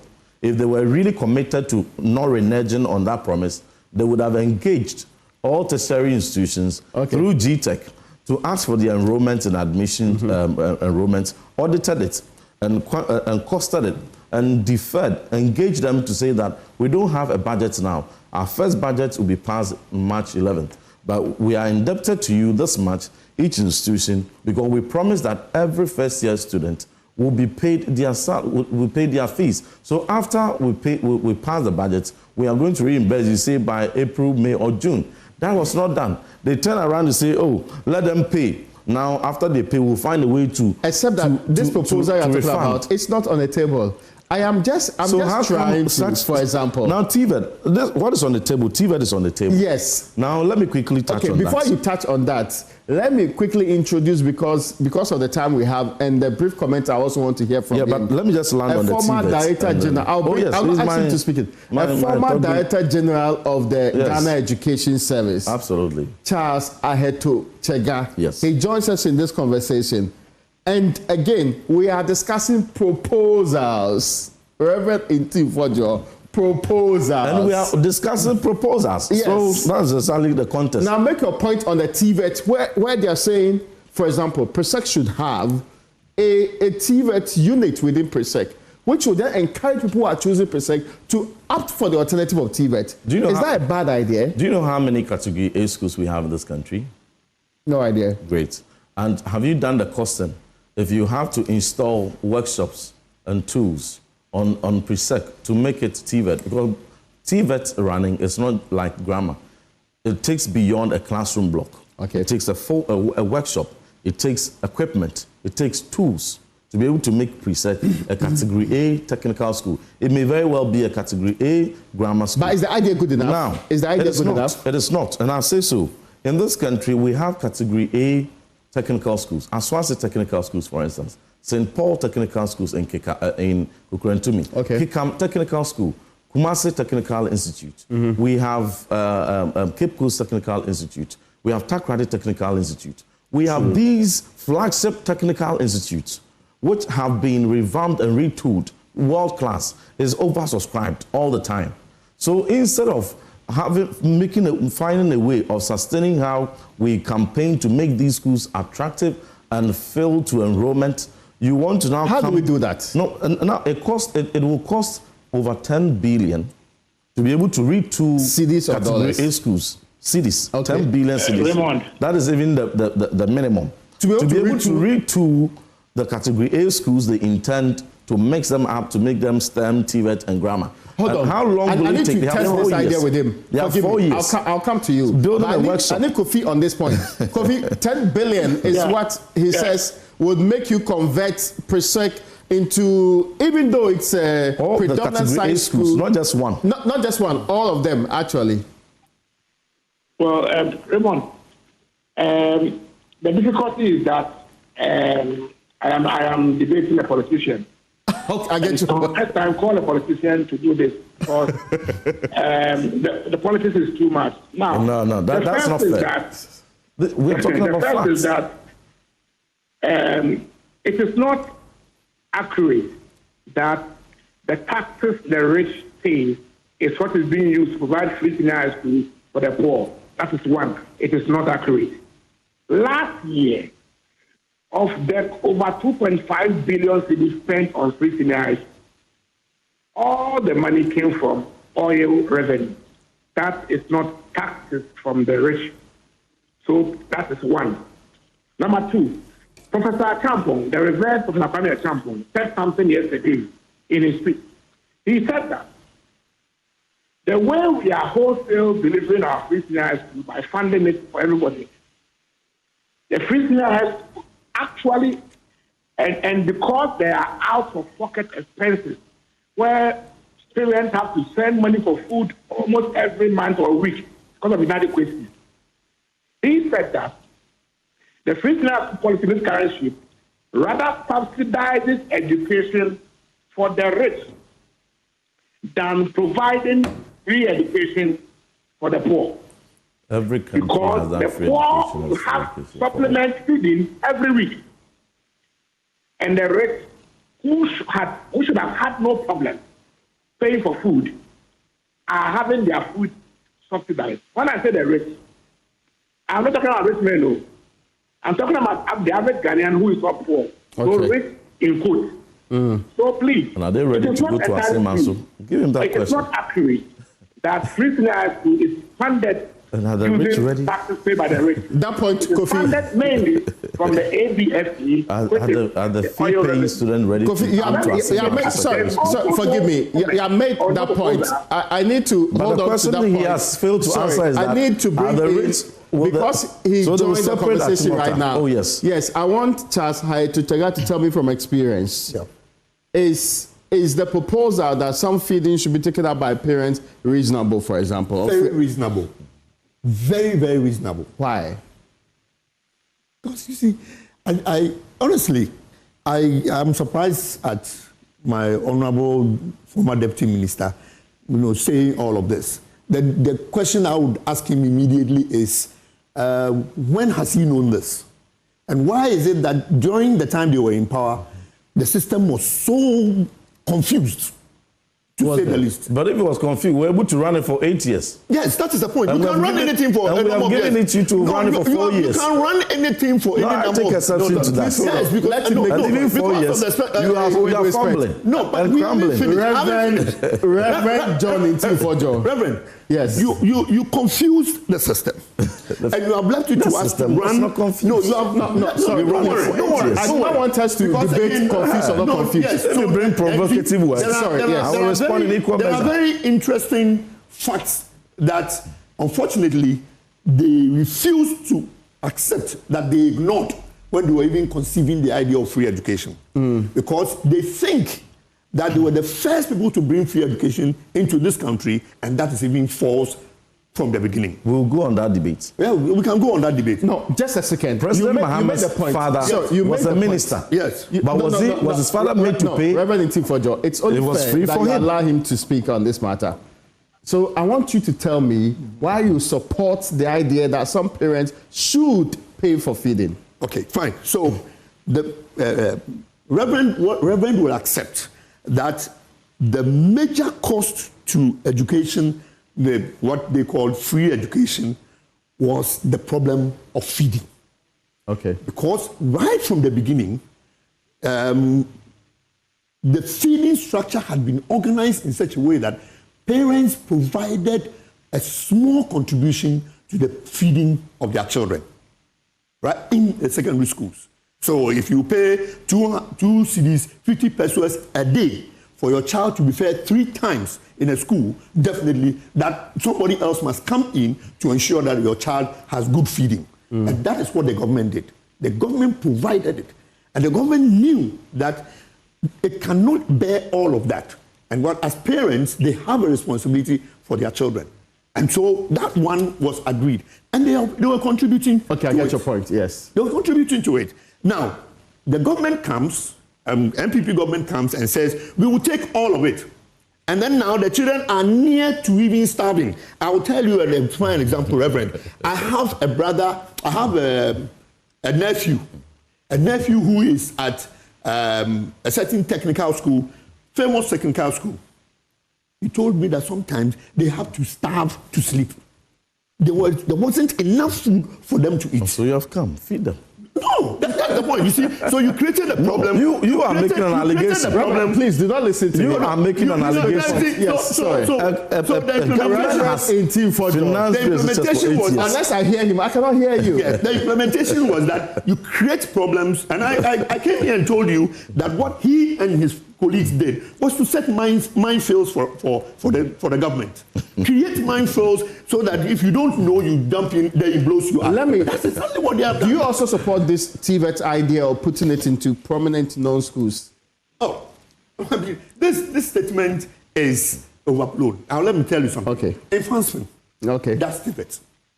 Okay. That's TVET. We have GSTs. Good. And there are 120 of schools who do it. The question I ask is, why would anybody refuse that there should be TVET in any school? No, I asked a simple question.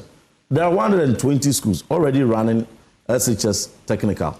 Now the question I asked is, the remainder of the schools that are category A, who are not running TVET, have they costed?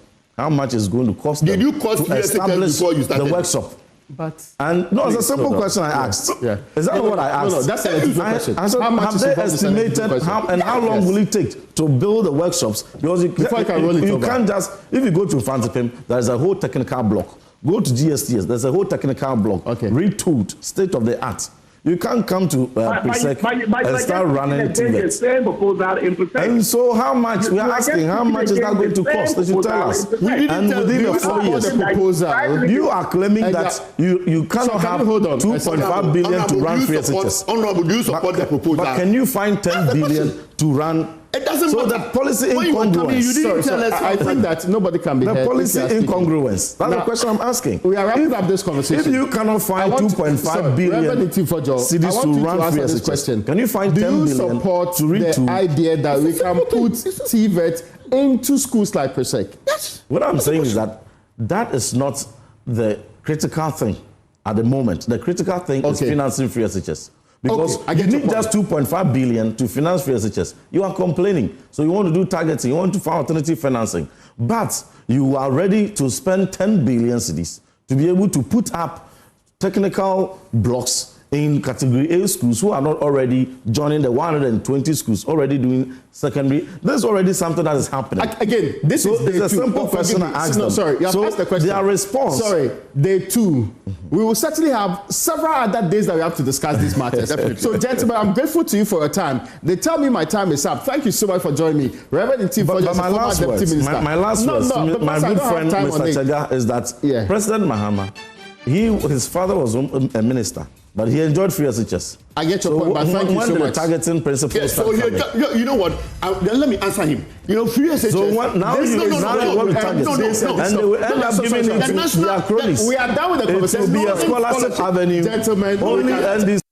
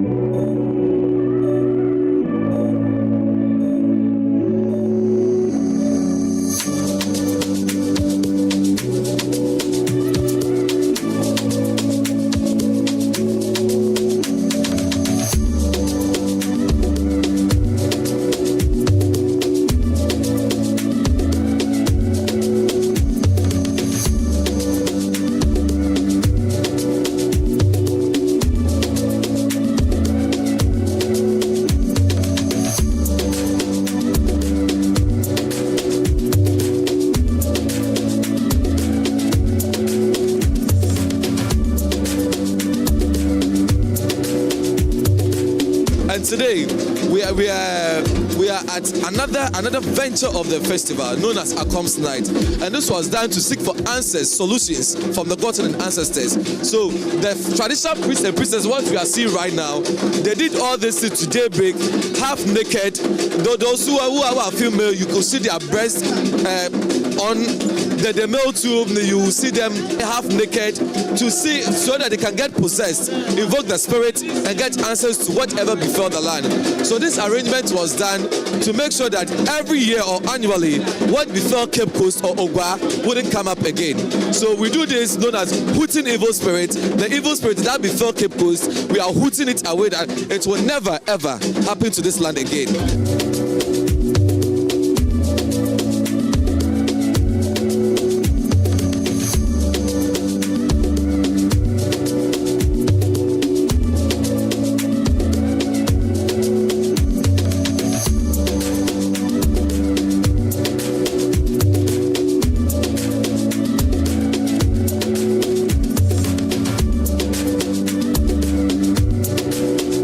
This is like a cultural display of how our forefathers suffered from the colonial masters. So we are just trying to portray what happened back in the days. Yes.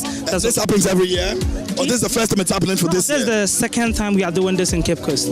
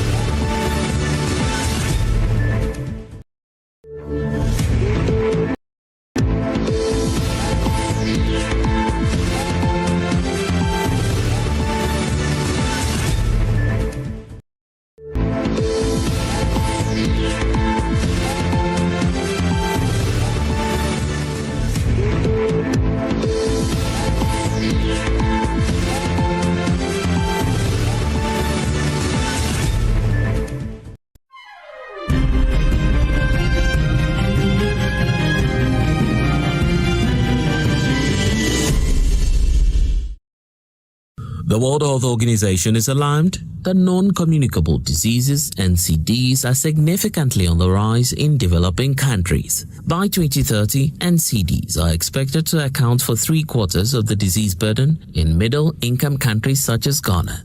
High-income countries are known to have heavy disease burdens of NCDs. However, the trend is rapidly changing, with concerns that developing countries such as Ghana could have their disease burden increased.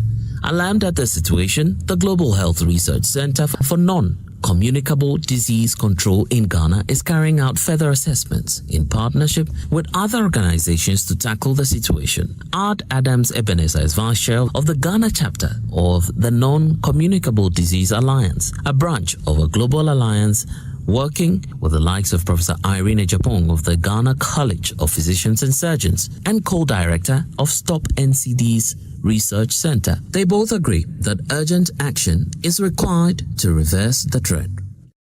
Professor Irene Ejapong and Adams Ebenezer, thank you all for spending time with us here on Joy News. We know that non-communicable diseases have become increasingly a health threat. My last check indicates that if you're looking at COVID-related deaths in terms of numbers, NCDs could account for about 70% of them now as of 2021. That's how much of a problem it is now for the sector. Prof, why should the world be worried about NCDs? Thank you for having us. I think the world should be worried because increasingly there's an increasing burden of NCD. Now, traditionally, for those of us in low and middle income countries, the burden we have been worried about has been maternal child health, infectious diseases, the choleras, diarrheas, malarias.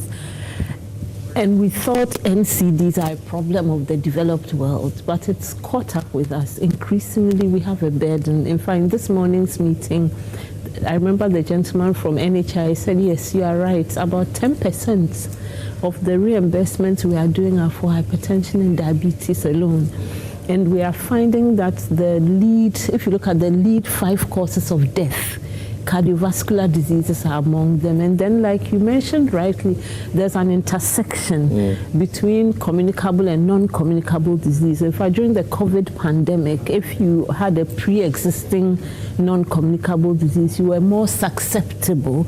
So these are the many reasons why we should be worried. And then for us in the resource-constrained countries like Ghana, what it means is now instead of a double burden, we have a triple burden. We have our old maternal child health problems, our old communicable disease problems, and now we have the non-communicable disease burden. And because it's not part of our awareness, our whole society is not structured to deal with it. In fact, it goes beyond health. I remember one of our findings in the community case study in Gas South was people said, yeah, we know we are supposed to walk more, but this is a busy urban community. There are no pavements.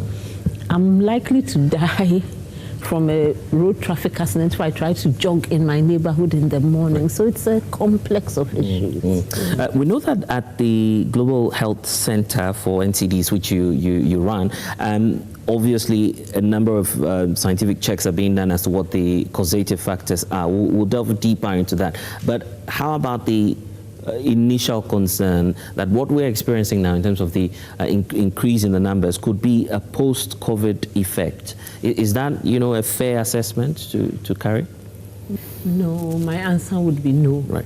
It is not. It's rather, it's an old trend. It's just that if you have a trend and you do nothing about it, it keeps increasing.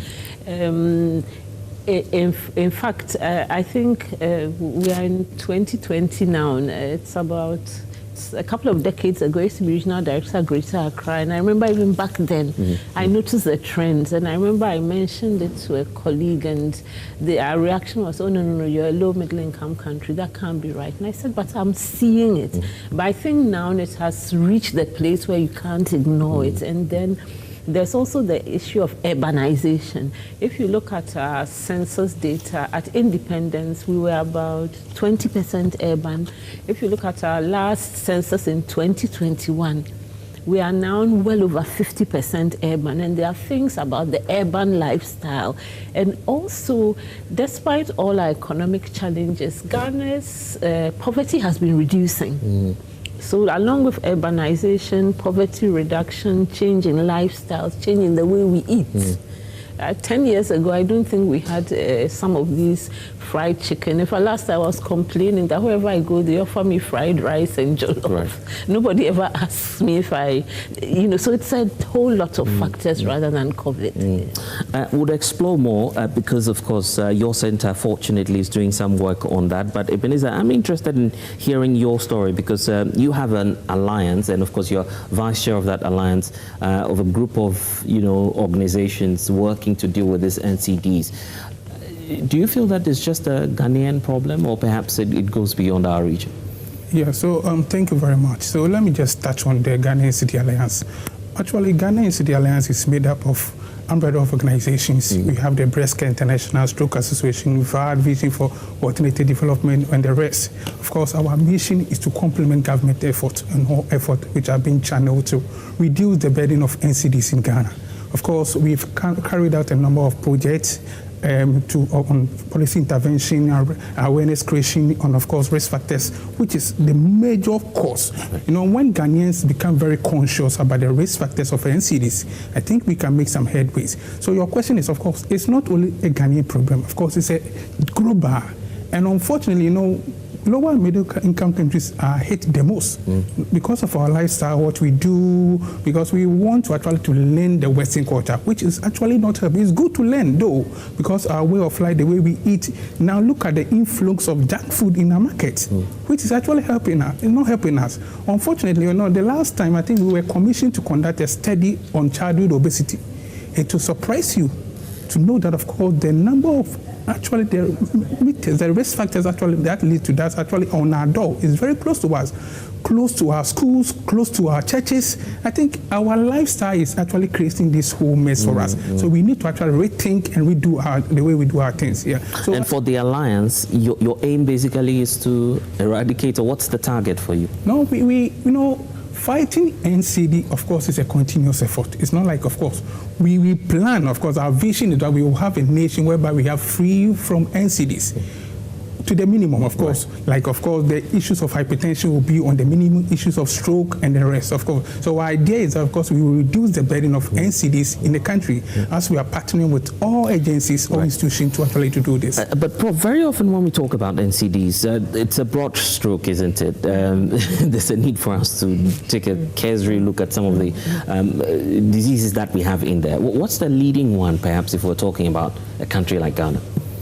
In fact, if you look at our causes of death, among our top 5 leading causes of death are cardiovascular diseases. So the cardiovascular diseases are a big problem in terms of causing death. If you look at our causes of illness, hypertension, diabetes are there. Mental health in and of itself will not kill you, but mental health makes you vulnerable. And that vulnerability can then make other things kill you. And then what we are finding in our research is that all these things are interlinked. So people living with chronic diseases are more vulnerable to anxiety, depression, stress. When somebody is depressed and stressed, they are more likely to skip their medications. So then you get this vicious cycles going on. So it's very interconnected issues. In terms of the economic divide and how that is, further influencing that, how do we address that gap? Because elsewhere, the feeling is that there are enough systems and there's enough response mechanism to contain people who are suffering from NCDs. Do we have a sufficient system in place here in West Africa, and speaking about Ghana?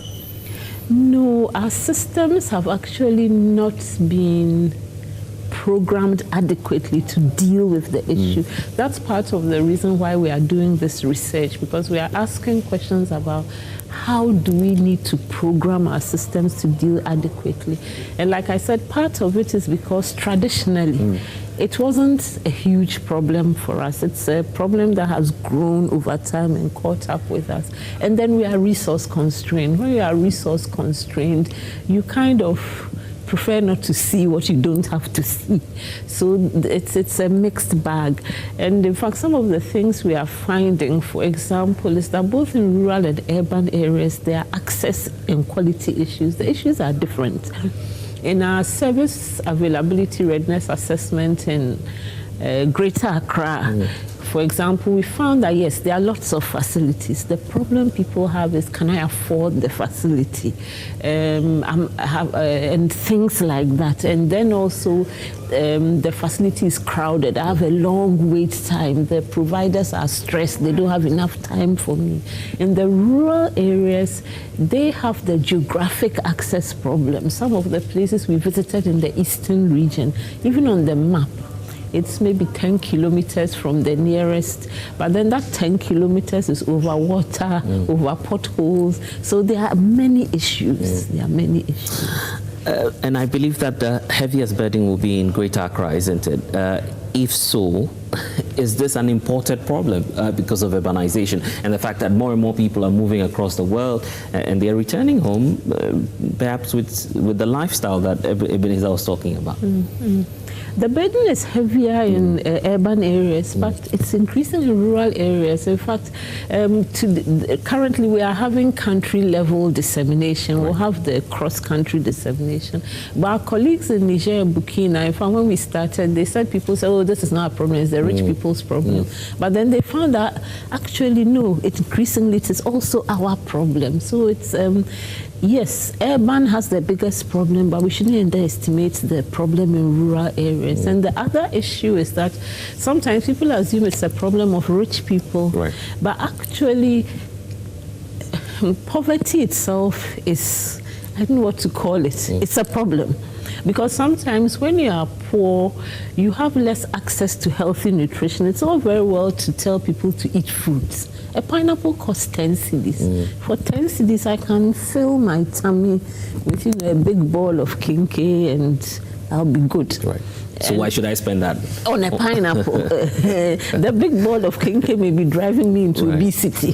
But hey, that's not my problem at this point. And one of the diseases will come to mind about diabetes, and perhaps, Eben, you want to take this, the perception about it, that this is a rich man's problem. Absolutely. Very often that's what we find on the streets. I think it has, as the Prof said, it has been our mindset as Ghanaians, of course, from the onset, of course. The whole idea has been that, of course, this disease is meant for the rich, and of course, and we don't want to see people grow lean.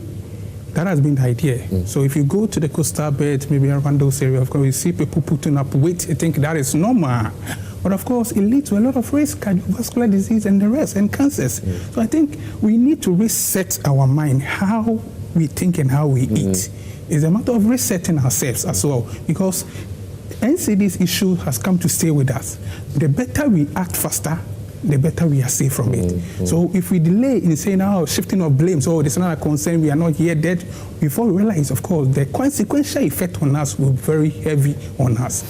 How about comparing notes, for instance, because you're part of an alliance, and Prof, I'll come to you on that as well, learning from best practices and systems elsewhere.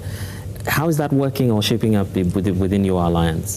Definitely, it's definitely working. That's why, of course, we collaborate with, of course, Prof, other institutions actually to adopt the best practices. Of course, even now, of course, under the Ghana Health, they have a community of practice whereby, of course, professionals share ideas, of course, moving forward to address such needs. So there's a global mechanism on NCDs, which, of course, we also work in accordance with that.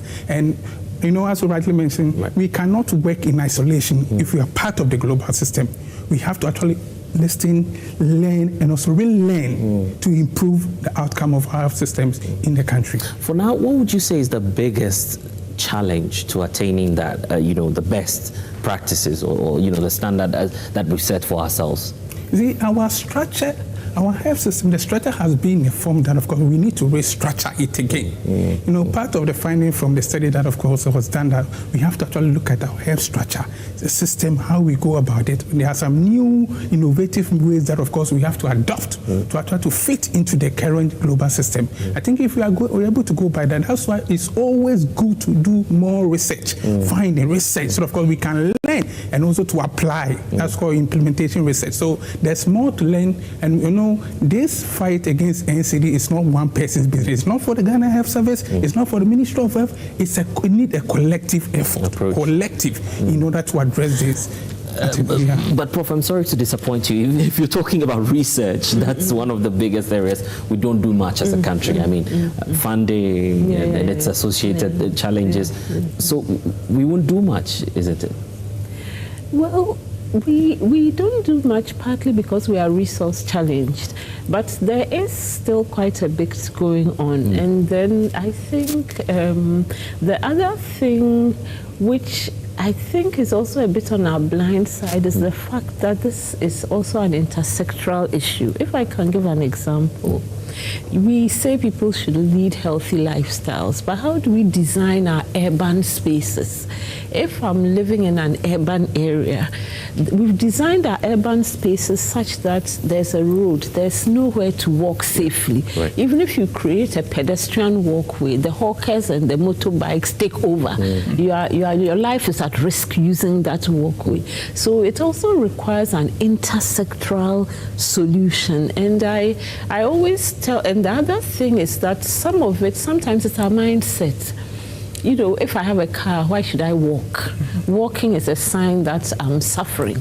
But I keep telling people, I spent some time in the Netherlands, and you'll see somebody on a bicycle on their way to work, and their net worth is probably 3 or 4 times, you know. So some of it, it's a complex issue of changing mindsets, changing perceptions, you know, a whole changing of a lot of things. You are leading what many see, and I'm talking about experts, as a very critical intervention in dealing with NCDs, because the Global Health Center for NCDs that you're directing obviously has a role to play in terms of providing scientific research and shaping, you know, the discourse going forward. What have you done so far, and what are you likely to do further just to contain the situation that we have? Well, thank you very much. Our research, which is funded by the UK National Institutes of Health Research, and in fact that's sometimes part of the reason why we don't have as much research here, because of the funding availability. It's in phases. In the first phase, we've actually been looking at what is the situation, what are the drivers, what is pushing this problem, because the solution to a problem lies in the drivers and so on. So we've collected quite a bit of evidence about as a whole. So that's something that we've been able to do. And in fact, what we've been doing since then have been having stakeholder meetings with the various people we talked to. That, you know, this is what we are finding. Does it ring true? If it rings true, what might be solutions that work? Let's think together. And so this meeting is actually the last in a series. In fact, today somebody asked, why didn't we bring everybody together? And we were saying that our observation is if you bring somebody at the community together with a director in the health service, they'll not open their mouth because they think the all-knowing is here. So why should I open my mouth? But they may have very good ideas. So we've had multi-level fora. This is all part of what the research has done. And in the next stage, we are now going to synthesize all this and find what interventions do we evaluate to see if they make a difference. I would want us to explore policy, but before we talk about policy, let's speak to the issue about funding. COVID and other, you know, geopolitical developments would not allow donor partners to easily give out more funding. Is that going to be a challenge as we, you know, scale up the campaign against NCDs? You know, I think a thing can be a challenge and it can also be an opportunity. Yes, definitely we are living in challenging times for various reasons. People who have traditionally funded the health sector are scaling back.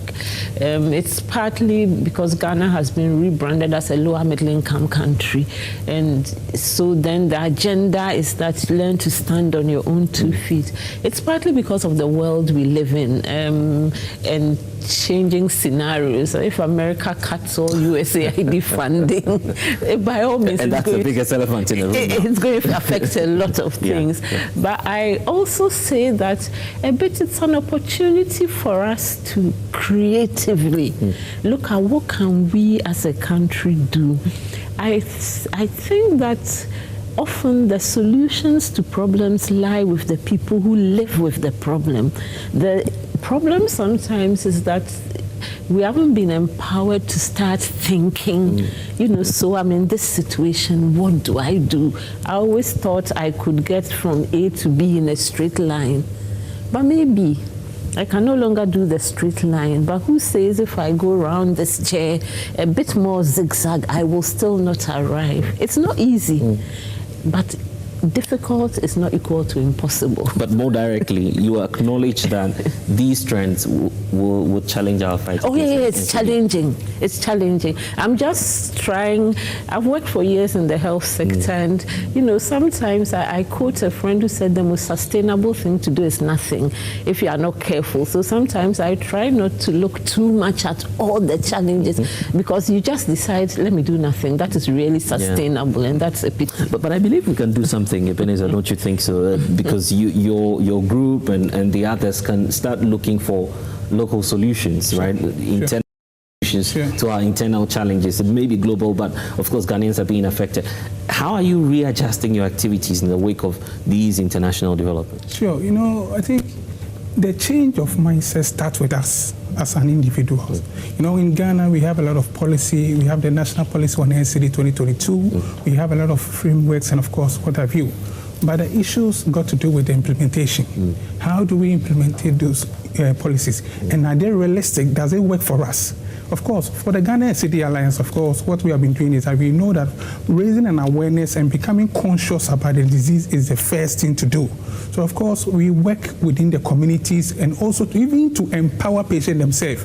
Because the patient that is being treated, if the person doesn't understand the condition that he or she is facing, of course, whatever we do become void. So, of course, we go about empowerment of patients and raising awareness in the communities and also fighting, also advocating for policy change across the sphere. So, our work is in tandem with what government, of course, has already set, and of course other policy makers. And since you're bringing the policy aspect up, let's just dig into it, right? Where should the priority lie, in funding or policy? The two goes together. Yeah. The two goes together, of course. That's what I'm saying. Even if you have policies, we need to implement those policies. We need funding to implement the policies. And if you have policy without funding, of course, you sit at the same class. So I think the two actually goes together hand in hand. So I totally agree with Prof. Of course, we need to actually reset and rethink the way we do our things if we want to achieve the desired expectation that we want. Prof, I'm putting my bet on funding because the money is more important. Yeah. What is policy? Policy is a decision, and public policies are decisions that become authoritative for society. So in a way, the funding and the funding is important, but the decision thing is also important because it's the policy that can release the funding. And at the same time, it's the policy that can influence what you do with the funding. Because depending on what you do with the funding, the results can be totally different. The same funding can lead to a very different result, depending on how you think through and how you use the resources. But locally, do we have the capacity? Ghanaians To my observation, are among some of the brightest people I've met. I always say it, Ghanaians, Nigerians, very brilliant people. The problem sometimes is the systems, because for anybody to perform, you need to enable certain systems. And that's why I made the earlier comment about sometimes trying not to let people get too discouraged by problems. Some of our brain drain problems are because people don't see a future in this country. And by not seeing a future and going away, we are losing our brightest and our best. Development is not from buildings and towers and bridges. Development is from people. If you look after the Second World War, the nations of Europe were devastated. They were in shambles. They quickly rebuilt. They quickly rebuilt because they still had a high human resource capacity. Forgive me for saying it. Sometimes I see countries in my part of the world who have a lot of resources. It's not necessarily translating into development. You can build bridges and houses. You need to develop people. Right. And it's people who develop people. So any country that can't hold its people and enable them to develop others has a problem. But in terms of policy, what should be the priority? Since we've dealt with the aspects of the funding, NCD-wise, what should be the priority? I would prioritize, number one, thinking through some of what we've done now. What are the issues? Why are they occurring? Who is driving what? Why are they driving it?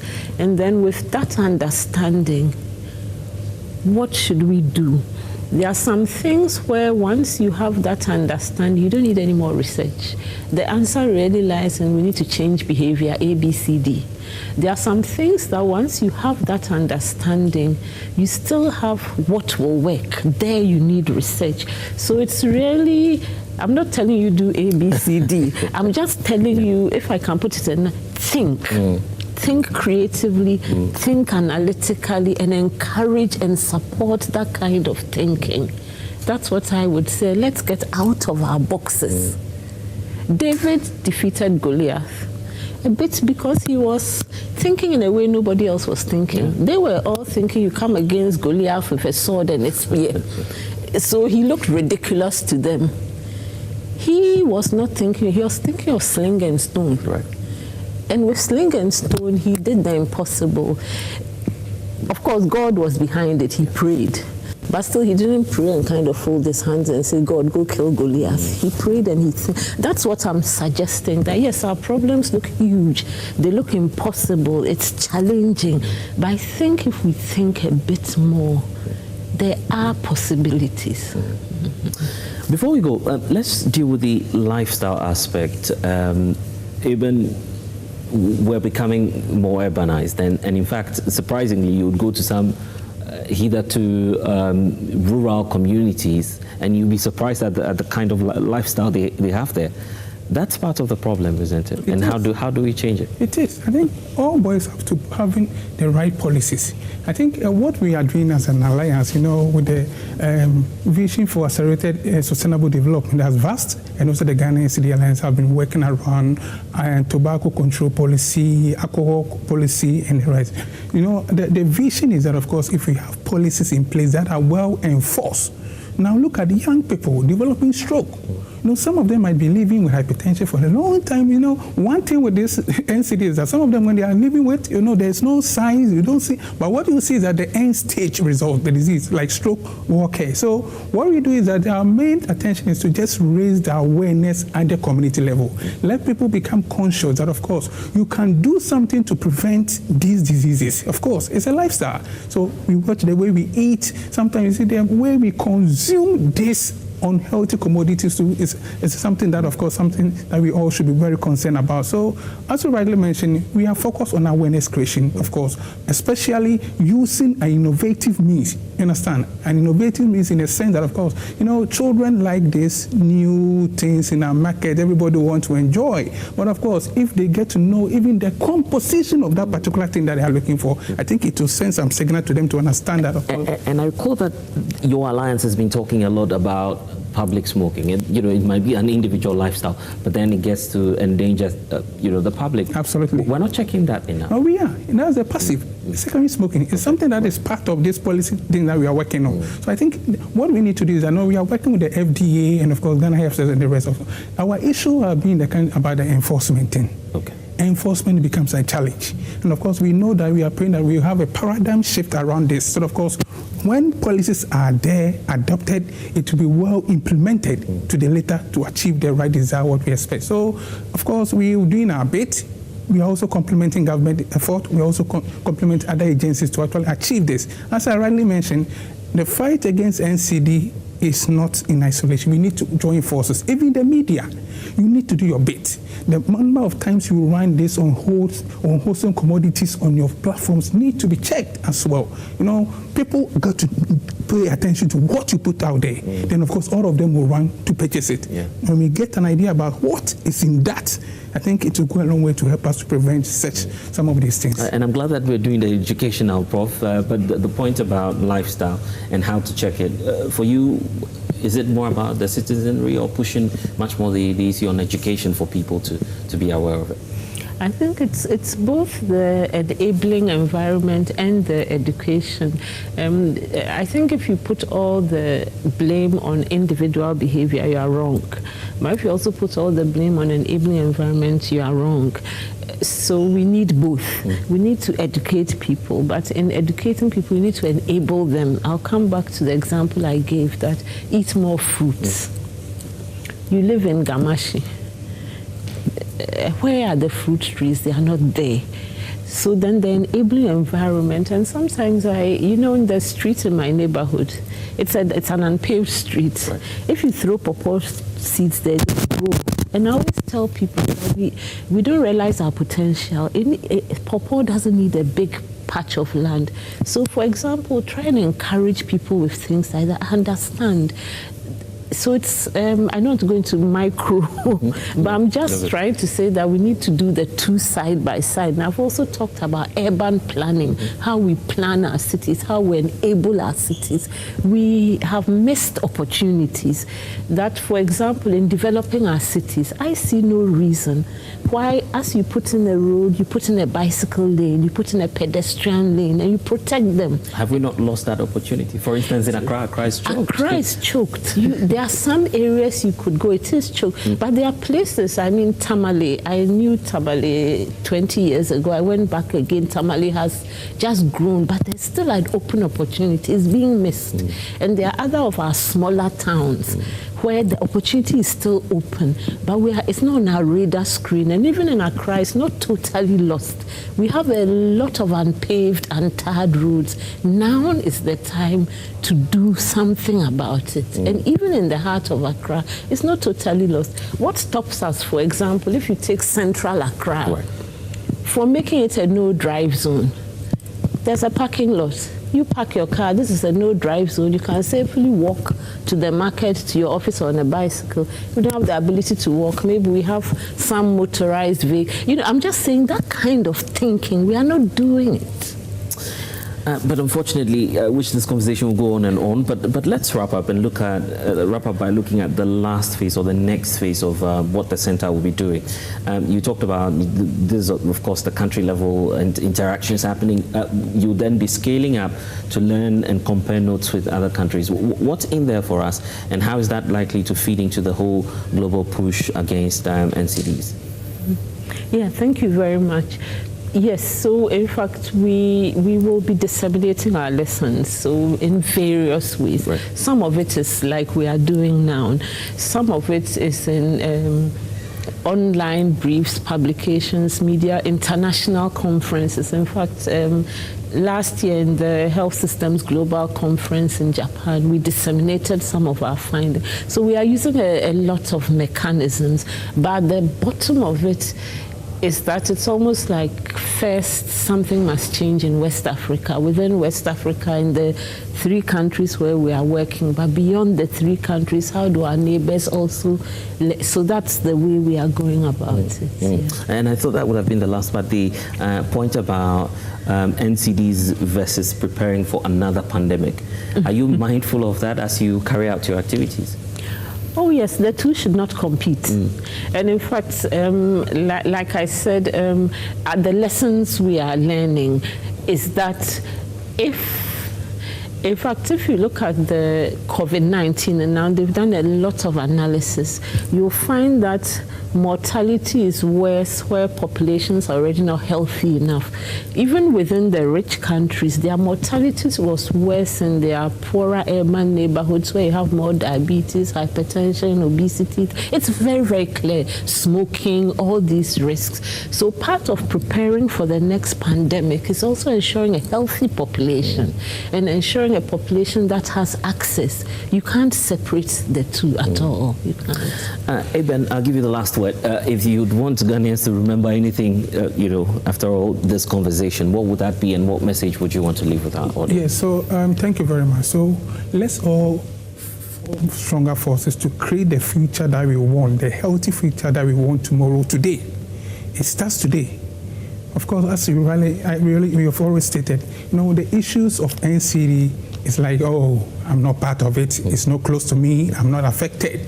But before you realize, of course, it has caused a lot of harm to you and your family. So let us all forge stronger forces, work together to address these issues that we have in our country. Of course, issues that, of course, are happening around maybe in the voter region, that's why we usually work around. Sometimes it will surprise you.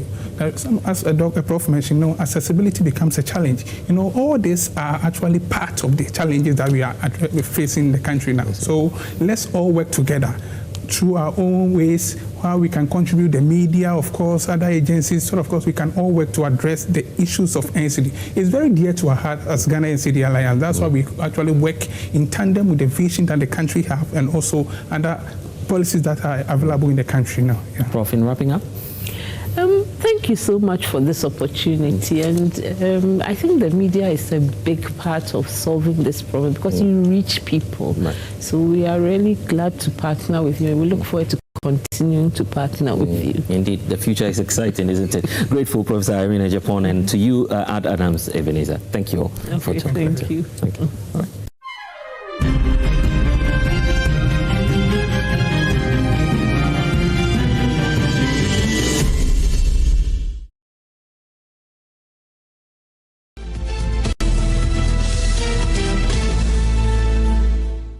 أشهد أن لا إله إلا الله.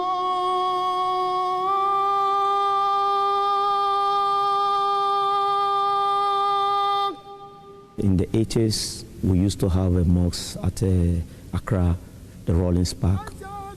It was demolished, and this is the replacement of the land. It's about 4 acres.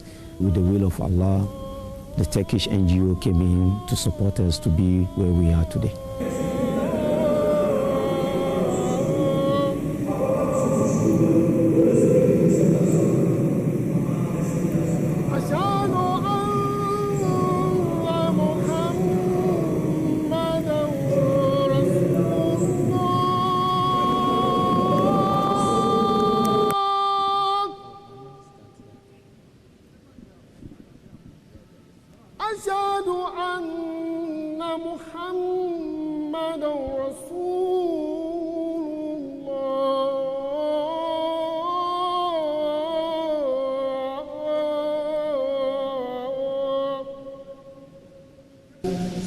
وكم تسترون وأقرب إليكم من حبل الوريد.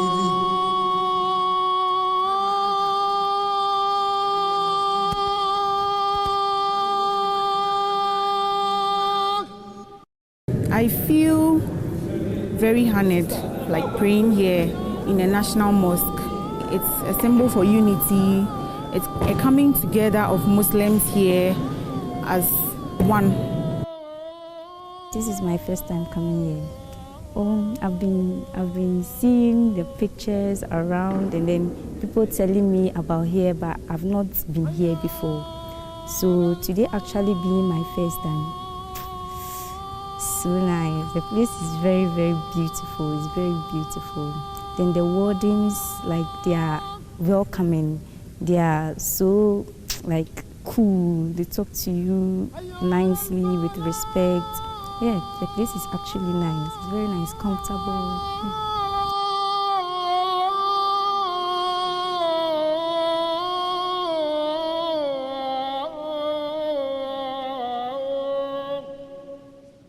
This place is a tourist attraction place. Anybody, whether you're a Muslim or you're a Christian, you are free to come to visit the place, to see the wonderful architectural work that they have done here, to see a place, such a beautiful place like this.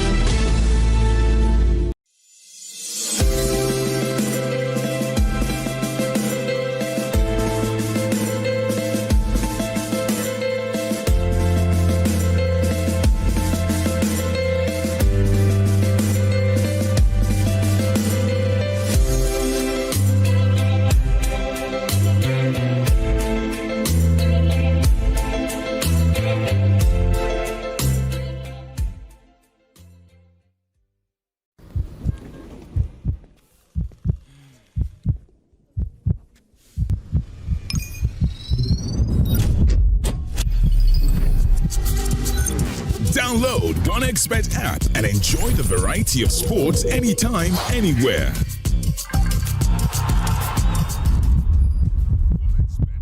This advertisement has been vetted and approved by the Gaming Commission of Ghana. Bet responsibly, not for persons below 18 years. Gambling can be addictive. One upgrade is nice, but a double upgrade is amazing. And that's how we do it.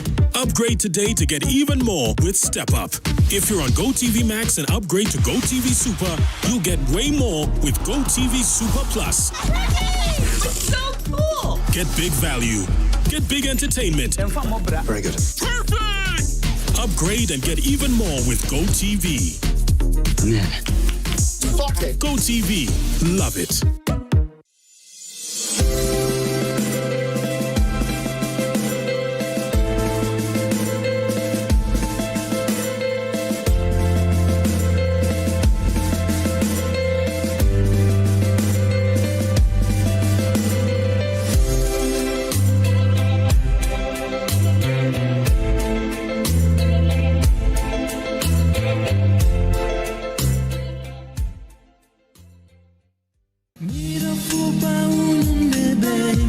Love has a way of finding us in the most unexpected places. For Abishak and Hezron, that place was Facebook. A simple chat over a movie that would unfold into a journey neither of them saw coming. I've been on Facebook, social media. Facebook, I think she's been a friend since 2019 on Facebook, but we hadn't really, had a chat before. So it was until January 2020 that I posted a movie on Facebook, and she wanted to watch it, but she didn't have access. So I had it downloaded, so I asked her to just send me an email. Yeah. So I sent it to her so she can download it and we watch. As their conversations deepened, they found themselves opening up about their personal struggles.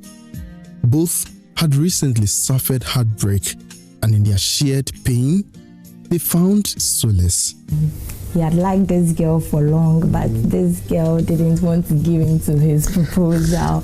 And now she says she's in the US, and before he realized she's gotten married to somebody else.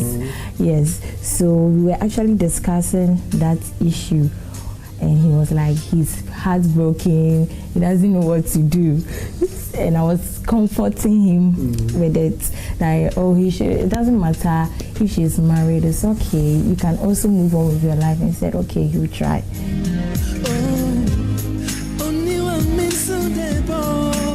I was also telling him about a guy I think I liked, but he was also not making, ghosting me here and there, and in the end he was like, he's just a normal person, he's not interested in any relationship and all that. So he also was like, let's comfort each other since we are in the same soup. were just streaming movies. We hadn't seen each other. We hadn't seen each other. Yes, talking about work. He would come and tell me, oh, today this happened about work. How did yours go? Then I also tell him what happened at my workplace. So from January down to October, we're just back and forth on Messenger. Then I think we came to WhatsApp.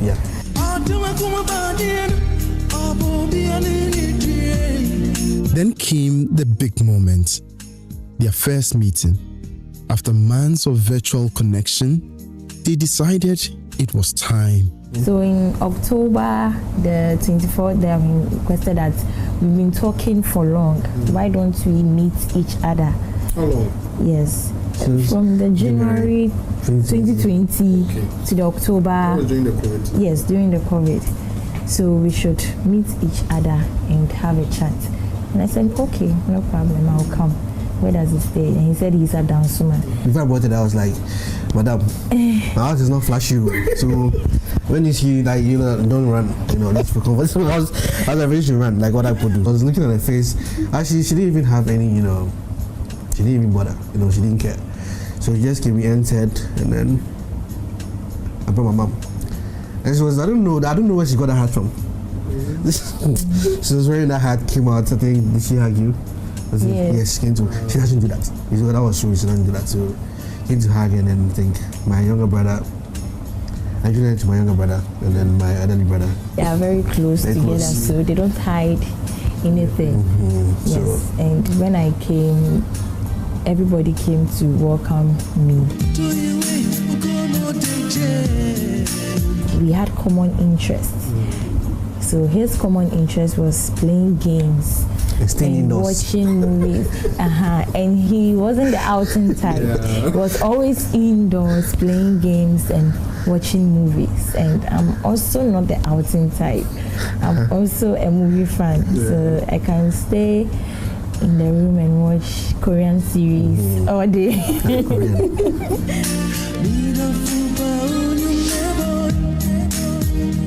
But love stories aren't without hurdles. Abishak's father, protective and thorough, wasn't going to just accept a man he barely knew, especially one from social media. So he asked him a lot of questions, and my dad did something they didn't know. So after meeting him and he going, my dad and my mom, my dad said, this guy, he asked me when he attends church. And he said he's at Assemblies of God exhibition. And my dad was like, oh, that's okay. Not knowing the next day, my dad didn't tell me. My dad and my mom drove all the way to the church to ask if they know so and so. Unfortunately, the pastor they met said he doesn't know. I'm the second one. And I can't my dad was like, Sunday, the next 3-4 months. My dad called and said, what's the mother's name?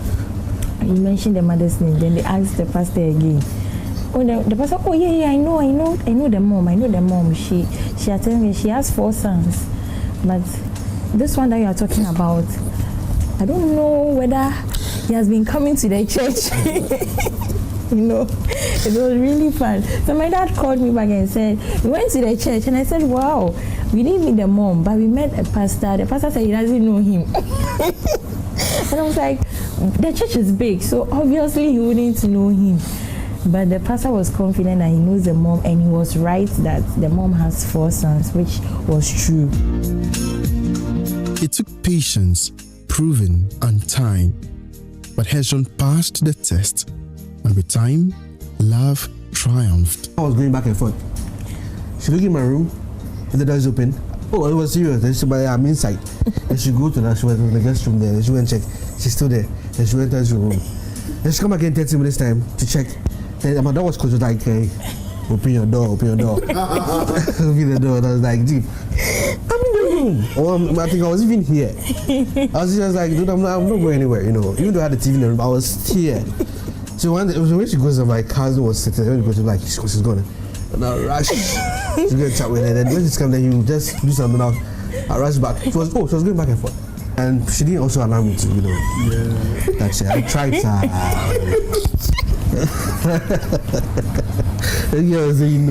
Maybe in case they book Charlie. But here's the twist. Abishak's love story wasn't the first of its kind in her family. Her elder sister had also met her husband online. For her, it was a big risk because they did their wedding plans through video calls because the guy was not in Ghana. So everything was done through video calls. So finally, when they met was when the guy had permission from his work in abroad to come and get married. So that's the first day. So we had finished dressing her, waiting. The pastor is waiting. My dad was waiting. Where is the guy? We called this guy. He said, oh, he's on his way coming with his parents, so we should relax. For like 20 minutes, my sister was now feeling the heat because she was getting scared. And I told her to relax. So far as the guy sent money for you to do the engagement, sew your dress, buy the stuff, he will come. I'm sure he's in traffic or something. The pressure my dad was giving it was so serious, and God being so good, finally the guy came. So they met face to face when he actually came for the marriage. Wow. Yes. So I asked her, wasn't she scared? And she said, oh, they were doing video calls, so she saw his face, so she was okay. And I said, wow.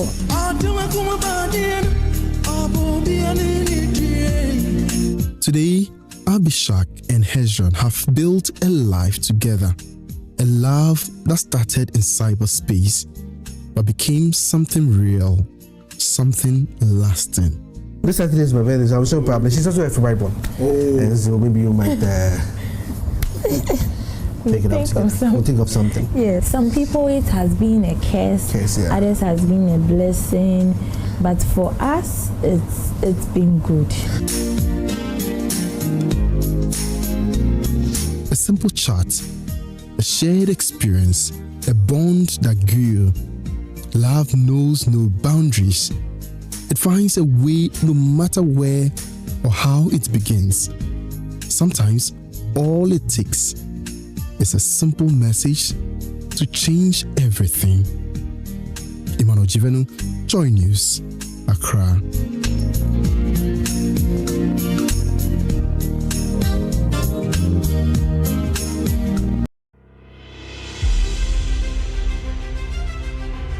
I am a native of Asisawa. I'm a practicing hydrogeologist, environmental practitioner, and a community development enthusiast. Over the past few years, I've been helping NGOs to drill boreholes for their communities in sustainable ways. I help deliver safe, potable water to people in an accessible manner. So in Asisawa, for instance, I have boreholes for some areas in the communities where there are no water. I help the people get water every day. I make sure the water is clean, potable, is safe for drinking, and the people don't have to walk more than 200 meters to get access to the water. And for the sustainability aspect, we manage these water systems with prepaid water meters so that the people can generate revenues for themselves in order to keep the system running and be able to maintain the systems. When I was young, a lot of people know the story of a market day in Asisawa in the English reader. But what they did not know was we had to walk about 1 kilometer every day to fetch water for our parents before we go to school. Also, even we were shared into groups to fetch water for our teachers. And during the dry season, you go to the wells to fetch water, and those places are cloudy, the water looks brown, but you still have no choice. So from my childhood, that was my motivation to get clean and potable water to my community. So that's my motivation. Over 20,000 people have benefited from this so far. Some mainly in Upper Manyakobo district in the Eastern region, then some part of the north, which is called the overseas area, and also Kabonwule.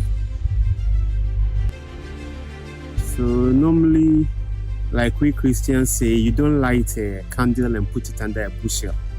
So this is a good platform for me to put me and my work out there.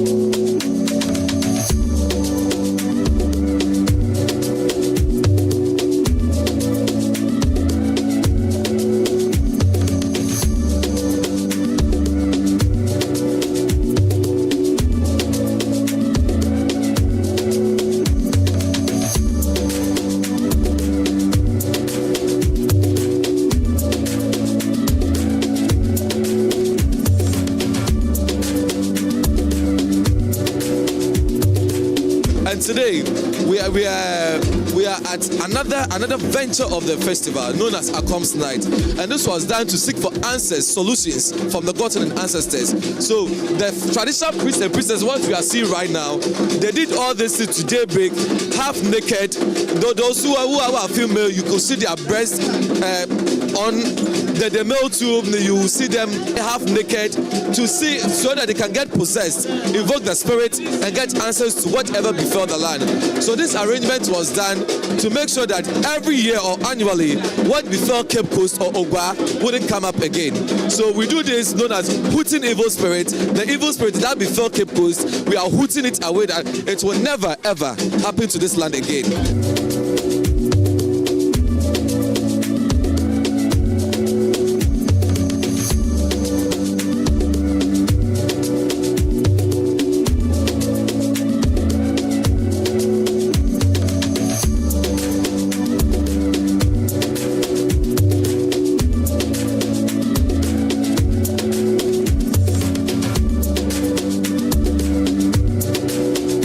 This is like a cultural display of how our forefathers suffered from the colonial masters. So we are just trying to portray what happened back in the days. Yes. This happens every year? Or this is the first time it's happening for this year? This is the second time we are doing this in Cape Coast.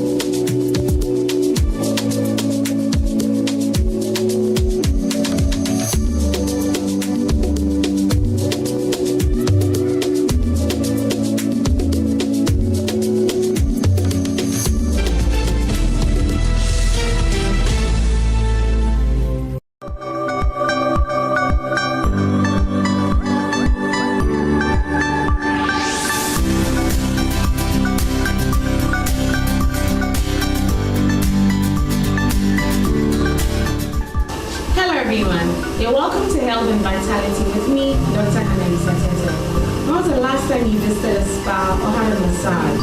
Well, join me after the break to find out why you should.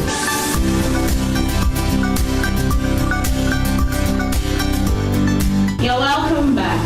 A massage is a general term for rubbing, pressing and manipulating the skin, muscles, tendons, and ligaments. There are different forms of a massage, and it ranges from application of light strokes to the application of deep pressure. Today, I'm joined by Juror of the Labadi Beach Hotel Spa, and she's going to take us through the different forms of a massage, take me through a wonderful massage session, and let me convince you to have a massage. Hello, Juror. Hello, Dora. Welcome to the Labadi Beach Hotel Spa, and thanks for coming.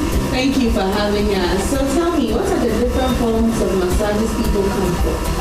People normally come for deep tissue massage, aromatherapy massage, hot stone, stress away, and then spirit revival massage. Wow, very interesting names you have there. Spirit revival massage. Wow. So which one am I getting today? Today we are doing aromatherapy massage. Okay. Hot stone blend. So what are the health benefits of the aromatherapy? It relaxes you. It lowers blood pressure. It gives you a good sleep. Yeah. So we are covering specific areas to allow you to concentrate.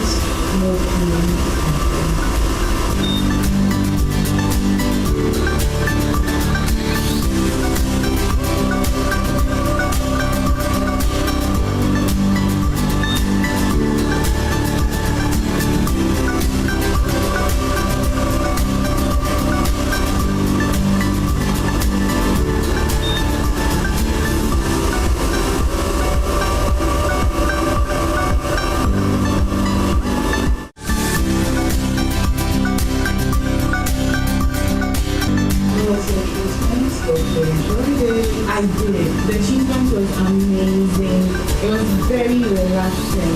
I loved the aromatherapy and then the heat and the stones added another feel to the massage. And so if you have not booked a massage session before or you have never booked a spa session, please make sure that you do that today because it comes highly recommended. I recommend this on any day. Massage sessions are very good because they help you relax, they reduce stress, they help build your or boost your immunity as well. So until the next episode of Health and Vitality with me, Dr. Hannah, it's bye for now.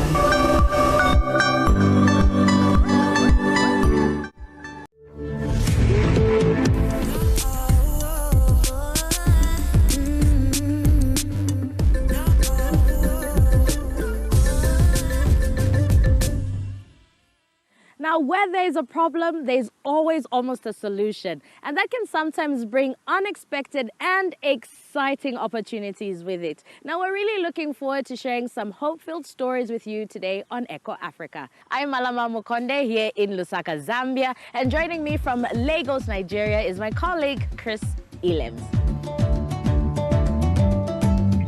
Hello, Malama, and welcome, dear viewers, to our show. Let's take a peek at what we have in store for you. What South Africa's wine growers can do to adapt to climate change. Injured sea turtles enjoy a new kind of recovery off Tunisia. And how a special gel can remove microplastics from drinking water. Single-use plastics, they're so convenient for wrapping food and drinking out of. But this convenience comes at a price. Plastic waste can take hundreds of years to rot. This pollution is bad for people and wildlife, and litter also looks awful, especially in areas of special beauty like Zimbabwe's Victoria's Fall. People there decided something had to be done. The world-famous Victoria Falls as seen from Zimbabwe. Cliffs, water and plants form a spectacular natural wonder spanning more than 1.7 kilometers. And this is the other Victoria Falls.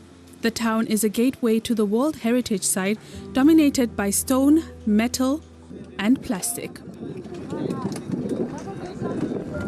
The town and the national park are linked by a 10-kilometer highway. Today's destination for these waste collectors out on a mission. Plastic is our number one problem when it comes to waste. In all our cleanups, I can almost say that 70 to 80% of the waste that we collect is plastic in its various forms. As the custodians of one of the 7 natural wonders of the world, we are obviously beholden to ensure that we keep it clean and pristine at any given time. Douglas Musiringofa has been with the pristine Victoria Falls Society since 2022. It's a small team of 6 employees, but they've mobilized up to 400 volunteers who are helping them clean up the surrounding area. The Victoria Falls draws 400,000 tourists every year. Without a functioning waste collection system for them and the town's 35,000 residents, garbage often ends up in nature. So the group is also active in the nearby communities. In 10 villages, including here in Chidobe, they've set up cages for residents to store their waste, where the local wildlife can't get at it. There's the issue of animals consuming plastic. There's the issue of humans as well. Burning stuff, which in turn pollutes the air. We have issues where people dig pits, and when they dig pits, they just, fill up those pits. And then what happens at the end of the day is you get microplastic going down to the water table, and then, it's a chain reaction of so many bad things. So this is why we decided to have these cages. Every week, volunteers visit the 10 villages to empty the cages. Together with the cleanups in the streets, they collect around 3,000 bags of garbage a month, amounting to 40 tons a year. As a result, local residents have become more aware of the problem of environmental pollution.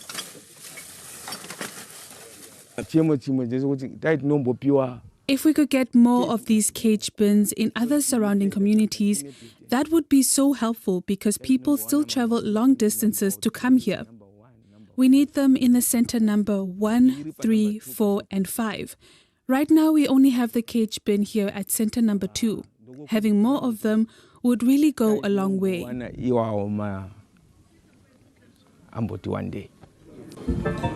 The collected waste is taken to the only landfill in Victoria Falls. With the support of environmental groups and tourism companies, the pristine Victoria Falls Society has built a solar-powered electric fence around the dump to keep out animals. But smaller species like baboons still find a way to come in and scavenge for food. The local tourism industry is worth millions of euros, but despite the landmark's popularity with visitors, local environmentalists complain that the town of Victoria Falls lacks an adequate waste disposal system and that the local council should do more. We are paying our taxes to the government to make sure that we are protected. We live in a clean environment. Whatever other people do, it's voluntary. So when people volunteer their services, they are not replacing those who are paid to do the job. Tour operators are supporting the cleanup and have set up garbage bins, and one company sells metal drinking bottles, which can be filled up at free water stations around the town. A big help as the average tourist consumes 3 or 4 bottles of water a day. We decided to basically deal with the plastic problem beforehand, be proactive than reactive rather. So by giving the clients the bottle, they don't need to get a plastic bottle and we don't need to clean it up. So the environmentalists are working at multiple levels. They also organize regular awareness campaigns to encourage residents to keep their streets clean. So the idea is we actually go out, educate them on why it is important for us to clean up our space, so much that tomorrow we don't have to be finding waste in that space. They still have a way to go, but the campaigns are reaching 3,000 homes, as well as many tourists, so that Victoria Falls remains a jewel of pristine nature.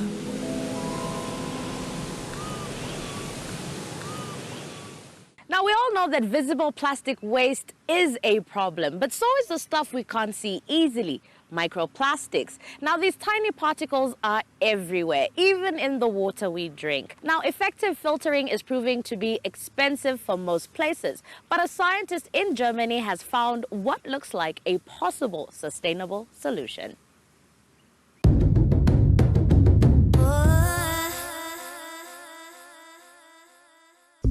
Water containing microplastics and water without. During sewage treatment, an environmentally friendly gel is used. It's made mainly from carbon and silica. The gel binds the microplastic into clumps, making them visible. Our hybrid silica gel is like a magic glue that brings the microplastic particles together. They then float to the surface where we can easily skim them off. It turns many small particles into just a few clusters.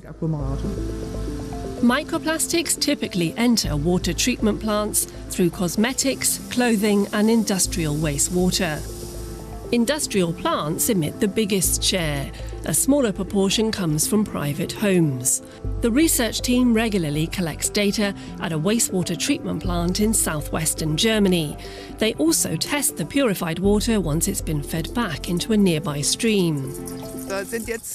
After 2 years of research, we're now able to remove 85 to 90% of the microplastics in the water. That's the kind of results you can work with. In their small laboratory, the scientists add fluorescent markers to the water samples. These are activated when light of a certain wavelength is directed onto the sample, revealing how much microplastic is present. The more the sample glows, the more microplastic it contains. Determined to make her discovery available to others, Katrin Schuhen founded a non-profit startup a few years ago to advise treatment plants and companies. The equipment is sold by a partner company and the gel is widely available. Companies can buy the equipment and build the plants themselves because they're very simple, they're low-tech. A basic reactor equipped with a stirrer inside and a power supply. And that's enough to trigger the process. Wastewater treatment plants and companies, including some from abroad, are now approaching Katrin Schuhen to use the system for their water. Incidentally, once removed, the microplastic can be cleaned and recycled. A circular economy that makes the system even more attractive for companies. In recent years, climate change driven by human activities has been causing havoc on South Africa's wine industry. Now, vines are very sensitive to shifts in weather patterns. Now, this has led wine growers there to rethink some of their cultivation methods. With many challenges being faced today, traditional know-how and modern technologies can provide the much-needed solutions. Have you ever seen these guys? They're runner ducks, and their job is to pluck snails and insects off of grapevines. At the Hartenberg Wine Estate in Stellenbosch, South Africa, wine grower Wilhelm Jobert added the duck squad to his team of natural pest controllers. For him, eco-friendly wine production starts at the very root. So part of regenerative viticulture is the integration of animals back into the farm, and we use cattle and we use sheep, and then this year we added something else, which is the runner ducks. Ducks specifically because the way they walk up straight, they can reach into the vine, and they can also do bigger distances per day than a normal duck. And then there's the geese, and these geese are there like the guardian dog. Animals instead of chemicals. The trend among South African wine farms is going towards regenerative approaches, as much of the soil has been degraded due to heavy pesticide use. Cattle are deployed to help restore soil quality. There's a lot of urine and a lot of manure that's being deposited, which has got a massive impact on the soil microbes, and that gives us more soil activity, more soil health, healthy roots, healthy plant, healthy fruit. So a healthy wine at the end of the day, that is the aim. Soil degradation is only one of the challenges that wine growers face. Climate change has led to more extreme weather conditions in an already water-scarce area. Dr. Anna Blankvat and her students at the University of Stellenbosch are researching biostimulants, which are substances similar to fertilizers that can make the plants more resilient. The team experiments with biostimulants made from kelp seaweed. A specific one we are interested is the Eclonia maxima species, which is indigenous to the coast here in South Africa. Another product that we're also looking at in the study is citrus extract. So we want to see what the plant responses would be and whether the plant will become more resistant to climate change or temperature fluctuations during the growing season specifically. Here, a team member tests whether the biostimulants can help the plant withstand drought. There's two lines running here. One line will be with the well-watered line and the one line will be water-stressed. So the water-stressed plant will get much lower amounts of water irrigated into the pots. A pressure test on the leaves will tell how stressed the Merlot plants are in these two trial groups. This is the pressure that's actually inside the plant, and the higher it is, the more stressed the plant is. Yeah. In a few months' time, the team will have gathered enough data to tell how effective the biostimulants have worked against the water stress. Most South African wine is produced in the Cape Floral region, a global biodiversity hotspot for plants and animals around Cape Town and beyond. Protecting this habitat is key. Hemel en Adda, or Heaven and Earth Valley, lies within this region and is considered a hidden gem for wine lovers. South African wine is known for being top quality, and most wineries are eco-friendly too, with 90% green certified. But retailers abroad often don't want to pay more for it. We have different sustainability issues that we face. We are not using so much energy, and we are not using so many resources as Global North is using, to be honest with you. But in the Global South, one of the most important things is how do we take care of our people and our communities. And I think sometimes Global North wants wines at certain price points. What about making sure that we pay everyone really a decent wage? And this is so important that we do that. For me, that's the most important thing. The South African wine industry employed more than 270,000 people in 2023. Many depend on these jobs. You know, we have quite big unemployment in South Africa, and agriculture is one of the ways that we can really create jobs for people, and we need to take care of the environment. But if people are not well educated, they can't do that easily, and they don't really value the land. In 2016, Carolyn Martin helped set up the Pebbles Center, an elementary school for the children of farm workers, which also houses a skill development center for young adults.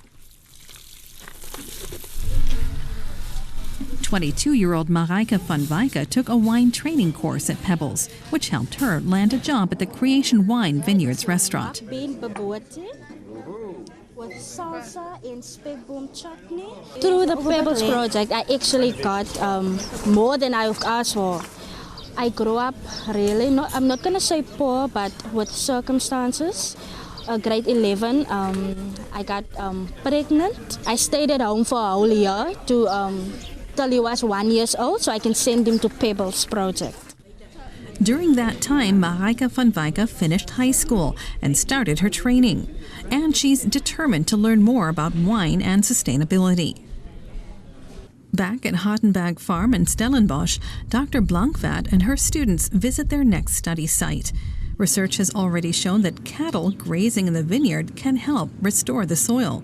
Now they want to learn more about the regenerative processes below the surface and share their knowledge with interested farmers.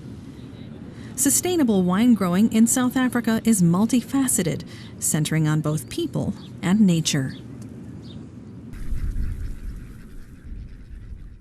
Our search for solutions now takes us north to the Mediterranean Sea, where fishing is a big industry. In the waters of Tunisia, for example, there are many trawlers and fishing boats. Unfortunately, they accidentally catch and injure or even kill larger marine creatures such as turtles, but help is at hand.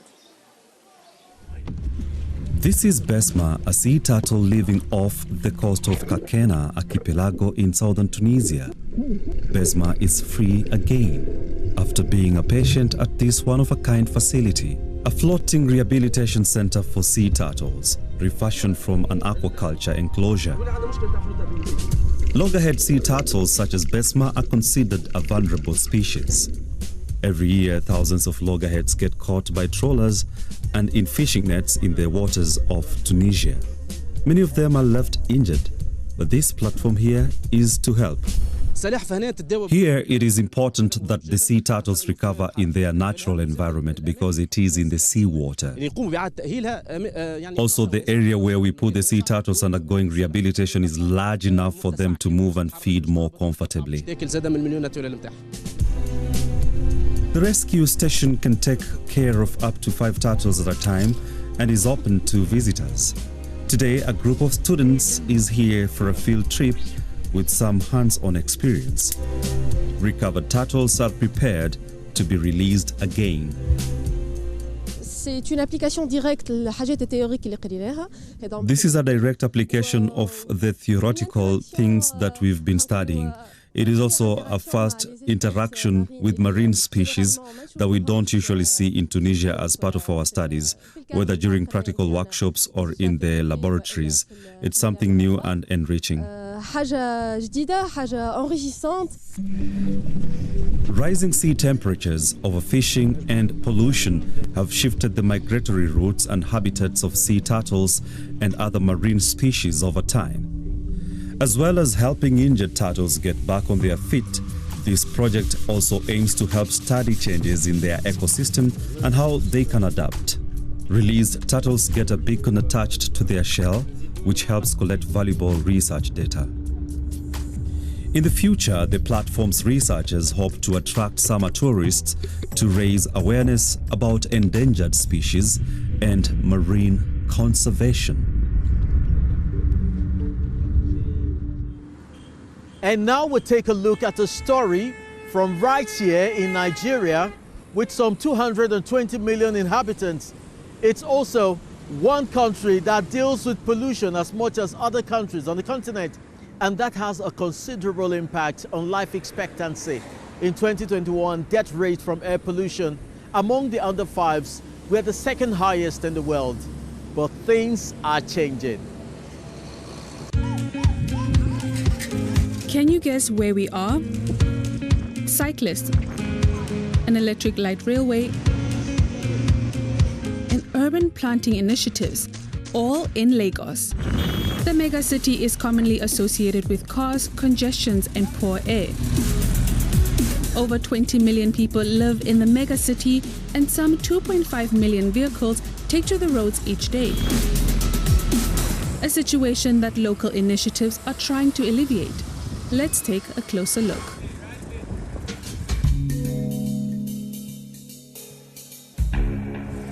One project is annual Car-Free Days.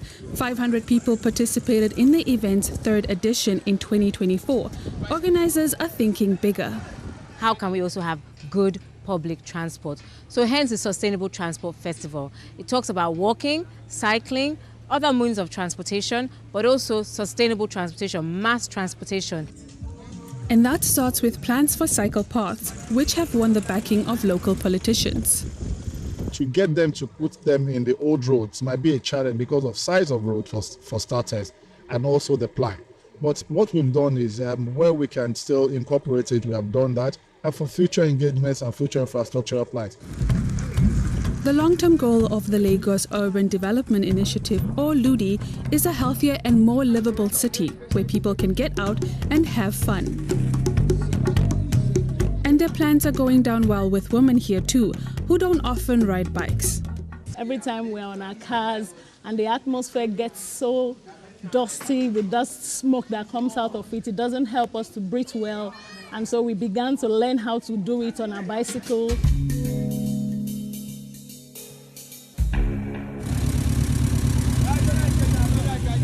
Exhaust fumes and industrial pollution. Lagos air quality has improved a little in recent years, but pollution levels are still 3 to 4 times higher than WHO guidelines.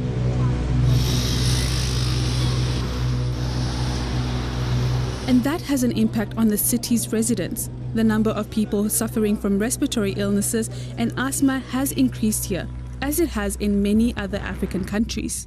For a lot of things, especially for children, you would see the effects later on in their life. It might not even be immediate, which is why things like this are very harmful. More green spaces could help matters. They're in short supply in the city, and the environmental experts from LUDI think there is definitely room for improvement.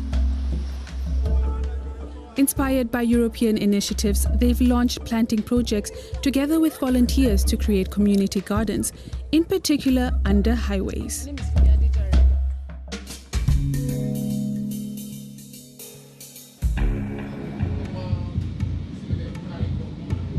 So what are the Lagos authorities doing?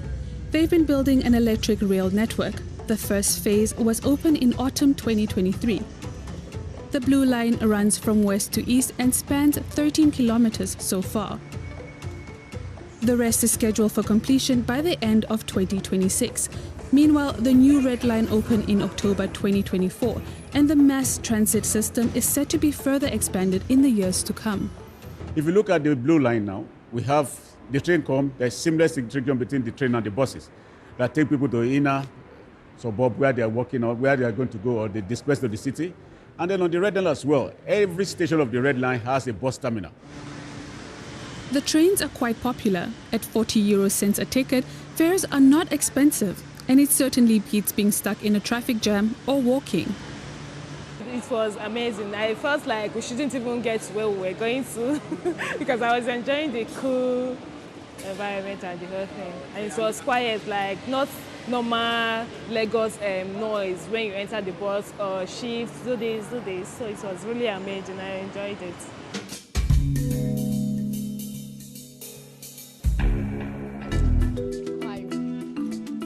enjoyment is key for sports instructor Ika Kelechi. She teaches circus skills to kids, and the art of motorcycling is a fun way of encouraging awareness of the environment and health here at her academy.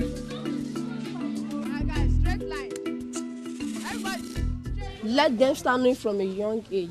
So these ones now, they are already having that awareness, that's environmental awareness, the health benefit of it from a very young age.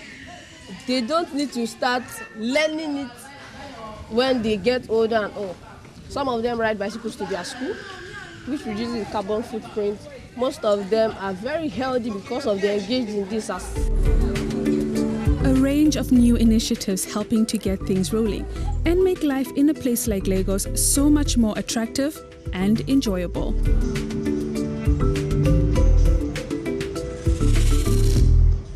That's all for today's show. Would love to hear your thoughts, so please drop us a line at eco@dw.com and join us next week to see more people making a positive difference. From me, Chris Alems in Lagos, it's goodbye. And remember, if you want more inspiring stories from Africa and around the world, just search for Echo Africa online. I'm Malama Mukonde in Lusaka, Zambia, saying goodbye for now.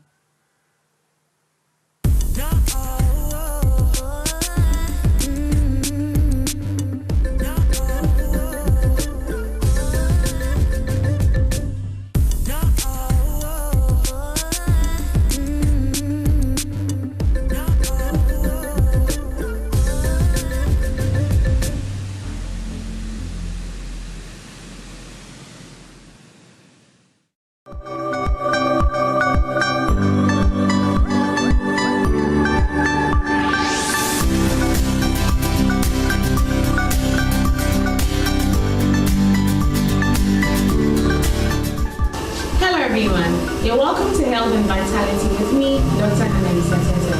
When was the last time you visited a spa or had a massage? Well, join me after the break to find out why you should.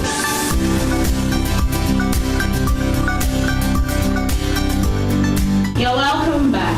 A massage is a general term for rubbing, pressing and manipulating the skin, muscles, tendons and ligaments. There are different forms of a massage, and it ranges from application of light strokes to the application of deep pressure. Today, I'm joined by Juror of the Labadi Beach Hotel Spa, and she's going to take us through the different forms of a massage, take me through a wonderful massage session, and let me convince you to have a massage. Hello, Juror. Hello, Dora. Welcome to the Labadi Beach Hotel Spa, and thanks for coming. Thank you for having us. So tell me, what are the different forms of massages people come for? People normally come for deep tissue massage, aromatherapy massage, hot stone, stress away, and then spirit revival massage. Wow, very interesting names you have there. Spirit revival massage. Wow. So which one am I getting today? Today we are doing aromatherapy massage. Okay. Hot stone blend. So what are the health benefits of the aromatherapy? It relaxes you. It lowers blood pressure. It gives you a good sleep. Yeah. So we are covering specific areas to help you to concentrate.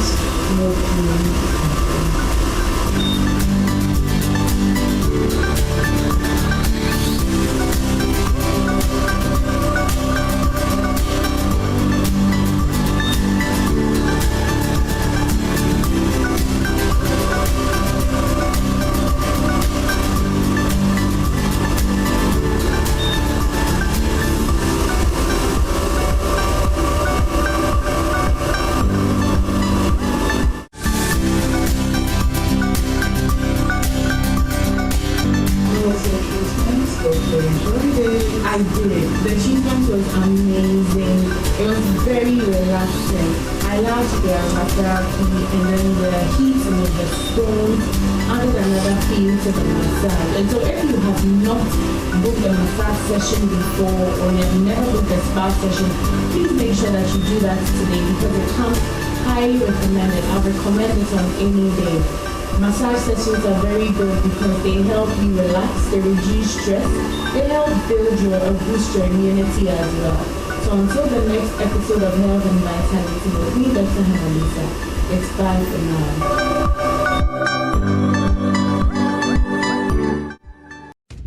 Cut out the noise. The anger. The hostile opinion. The spin around the issues. The superficial colors and effects. But above all, you can take away the misinformation and fake news. the slander. That misrepresentation. That seeks to draw us back and divide us. That's when you will know. what's really happening. That's when you will know. That's when you will know. This is JoyNews. Fearless, independent, and credible.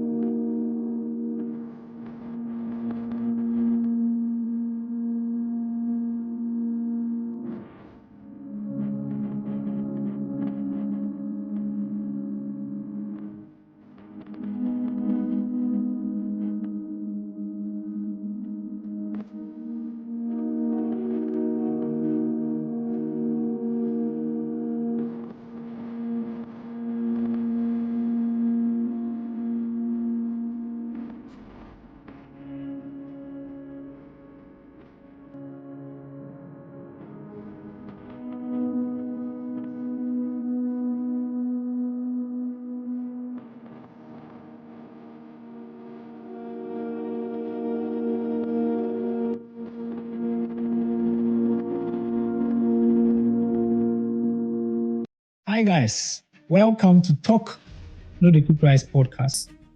As you can see, for the first time, Charlie, we have a t-shirt. Yeah, we're trying to take the thing very serious and all of that. And there's a conversation where I sit down with young Ghanaians who are doing so well. The ones who are mavericks, who are changing the narrative. The ones who are not waiting for life to happen to them, you know. They are making every decision count and they are putting in the work. Today's guest is one of a kind. I've personally followed him for 5 years now. I'm a big fan of his work. I consume everything he creates, you know. This guy is an gospel Afro-pop artist. He's a skit maker. His skits will bust your brain. He's very good. He's known so much in the Christian circles because he believes that everything he does should glorify God. It doesn't end there. He MCs, yeah, what's the reason he MCs? Is that supposed to be? But he's a master of ceremony, and he's done quite a number of big programs in the country. In fact, even somewhere, I don't know if it's last year or this year, he was he was flown to go and MC an event. You like him. You have been singing his song at home. Last week, we had Lisa Kwama on, and we did a routine to his song, you know. I'm sure perhaps you can guess who my guest is. But I'll tell you about him right after the break. But before that, you want to subscribe to this content wherever you're consuming it, on Apple Podcasts, Spotify, Google Podcasts. Hey, for those of you watching on the JoyNews channel, we're so grateful. We are back right after this break.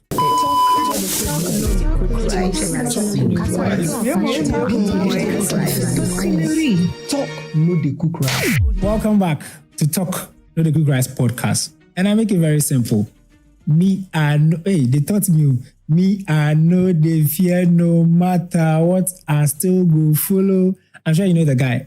Adam Evangelist. Charlie, welcome to Talk No the Cook Rice podcast. Bless you. Thank you. I'm excited to have you on. Thank you. Finally. I mean, it takes a lot to get Adam, you know, because Charlie, I like what is happening because he's put in a lot of work, and now like his work is getting known, and so he's not as too free as he was, you know. And so thank you for making the time to be here. I mean, it's been a long day. I had to. And I really appreciate your persistence. Like, it's been 3 months. Yeah. Yeah, you've been for 3 months. Yeah. I nearly rescheduled this one. Oh, Jesus. My PA, wow. We have to come. We have to do it. I'm glad. Thank you. I'm so grateful. I mean, let's get started the conversation. And it's simple. Adam, when we look at the track records, if there was a top 100 young people in Ghana who were making a difference, your name would pop up in there, not in small letters, but in caps, because you are doing so well. There's no young person on Instagram who perhaps has not chanced on your content. Recently, one of your videos did so well. Yesterday was 1.2 million views. And of course, people just tend to think that it's a microwave thing. Oh, it's intomes. There's something called intomes. Or yeah, bakubi tome. But when we go down, and I kept scrolling down to some of your last posts. I went to your last post. I think it's a woman. Yeah, who's your last post? And I just realized that you've been putting in the work. You've come a long way and you are doing so well. I think even before we get into all the successes and everything, we want to know, did you grow up as a regular Ghanaian and now you're at the Bauco International School? Baby, Charlie, run us through your upbringing and all of that. Now, I don't know. Why you know be DV or what? They look like one though. You be full DV. They look like one. They look like one. Yeah. You're not a street. Are you a street boy? But like I grew up like regular family background. Yeah. Average, I would say. Yeah. We did a middle inside, but we've been good. First, second, third one. Which of you are? I'm the first. We're two. Yeah. The second is a female. Okay. Yeah. Great. Adam, meaning you are Eber. Yeah. You speak Eber? Yeah. A dwarf Bogba. I beg. Sharp. But I like how you build on the brand Mr. Segbefia. Segbefia is your surname? Or it's just one of the... Yeah, one of the characters. You got to be kidding me. All this I thought was your surname. No. I just like pick characters based on like what I'm doing at the time. Wow. So Mr. Segbefia is like a quiz master. Okay. Yeah, just to give a very, strict... Okay. Very upfront kind of personality. So it just stems from personalities I... Wow. We all know Edem Evangelist. What's your full name? Oh, Edem Wolali Tedoku. Edem Wolali. So you have two names. Yeah. I am Derek Elon Ashilevi, so just one Elon. But you have Edem. Yeah. Wow.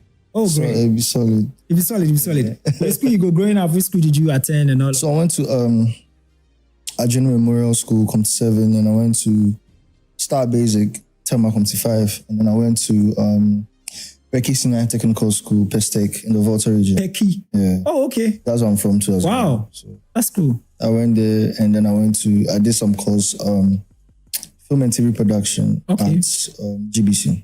Oh, wow. That's after. So you didn't go to the university? No. Why? You know how our system is. Math, I'm very bad at math. No, math misunderstands me. I like that. You cannot be bad at it. Oh, wow. I realized the level of my intelligence is articulate in the creative space. Wow. Yeah, so God just come up with I really try. It got to a point, it's like the third, I tried writing off deck like 3 times. You got to. Oh, no, 2. Yeah, I do the first one, Poppy say make I try again. I don't say I no go fit, but I had to. So I do the second one. The second one, I came back home one time and I told my dad, I think I want to organize classes. It was just specifically math and science, I guess, yeah. But I started getting it. I was like, I should have met this math teacher a long time ago. Where has it been all my life? So what it means that you are not fully to blame. The teacher plays a role in the... So we started, we were going.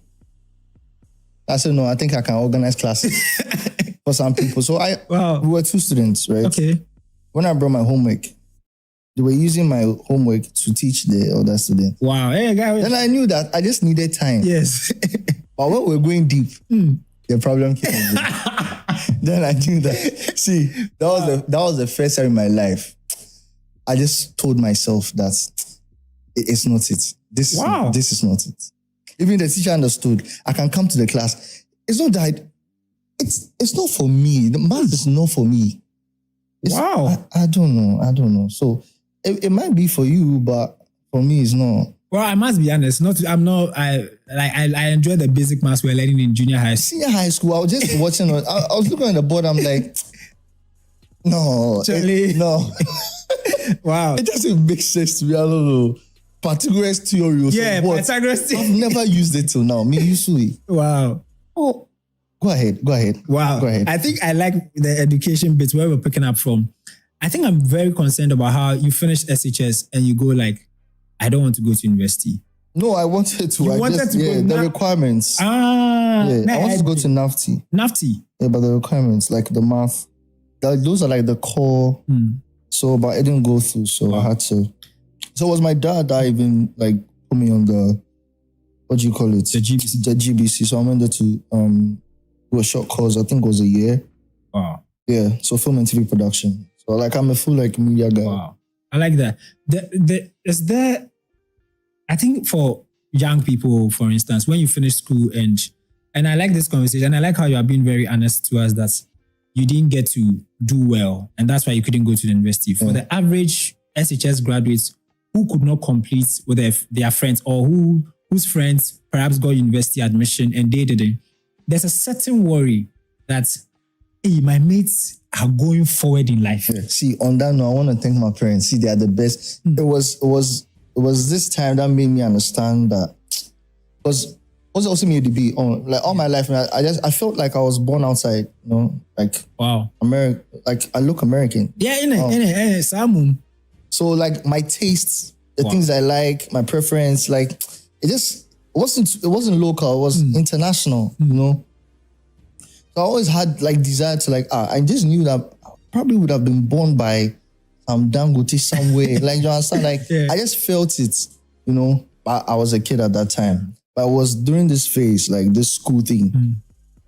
See, my like really, like it was that moment I knew that these are truly my parents. Wow. Like God gave me to them and he chose them to be the right people to raise me.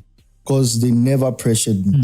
Sometimes I was feeling bad for them, like, are they not worried? I was like, what are they thinking? Like their firstborn, they're hoping that, because my sister went to university. Wow. She went to university, she went to UPSC, I guess. Wow. So like, can you imagine like my sister passing by, going to university, completing, I was at home. Because when I came, I just quickly went into graphic design. So I started learning myself because I did visual arts in school. Okay. So I was getting really worried, but like they never discouraged me. They weren't discouraged.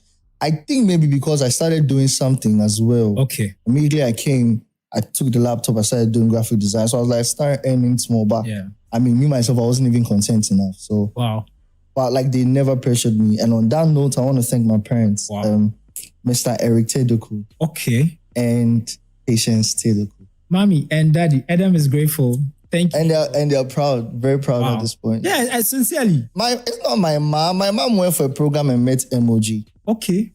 Like Emoji. I was like, obviously, Emoji wouldn't know who that is. Like, so just like a random. Yeah.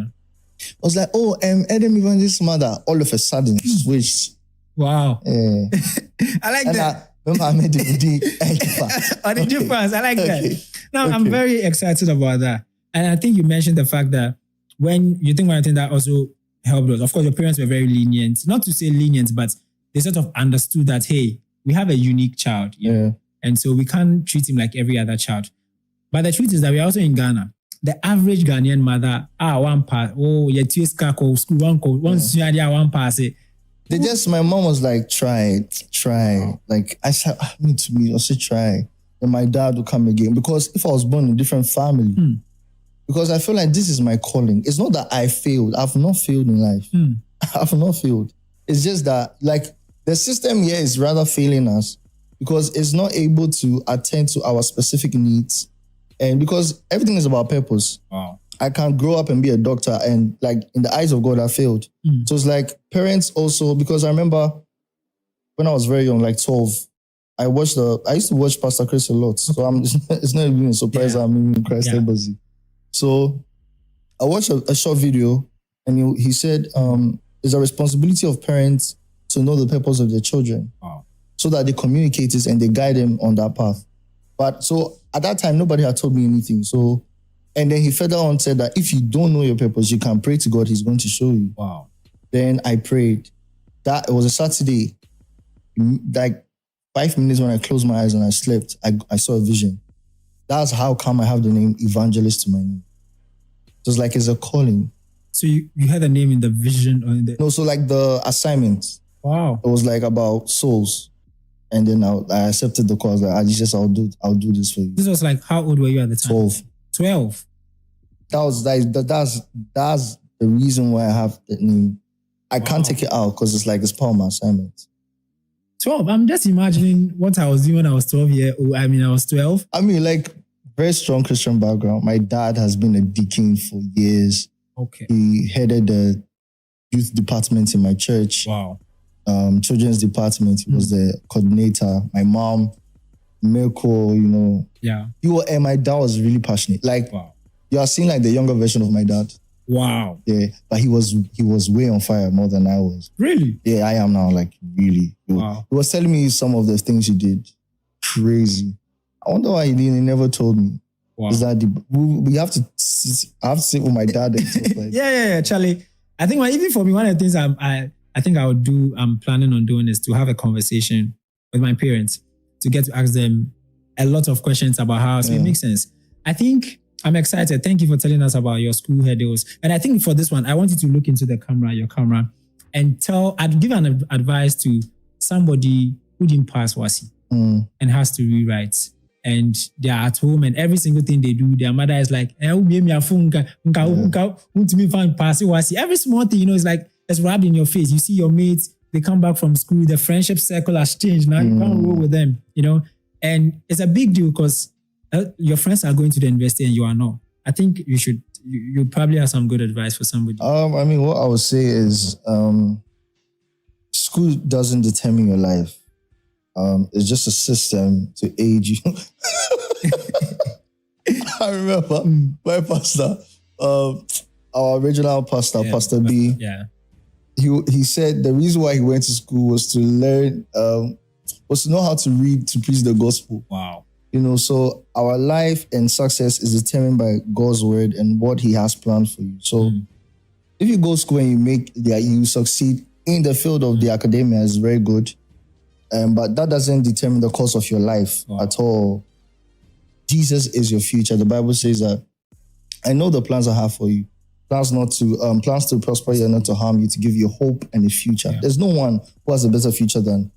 So your parents might have a very good plan. It's not bad, but you need to know why you're here. And if your parents are not able to discover that, you can pray, and then God will also give them that grace to understand. And that's what he did for me. He allowed them, let me do what I wanted to do. Because I asked myself so many times, if I was born in a different family, and I was to be Edem like this, first off, my name wouldn't have been Edem in the first place. And probably I would have been on the line of becoming a lawyer. Yeah. That's not it's prestige and all that, but that's not my assignment.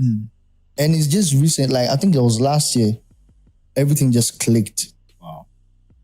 The reason why I'm very artistic, creative, visuals, I'm like, makes sense. So now that's why I'm able to be efficient in the content creation.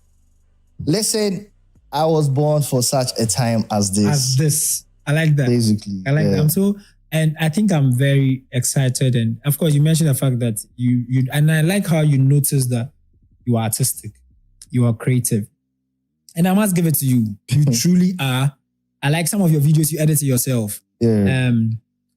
Even your style of writing, your outfit. I like how you show up, you know. I think you've got it.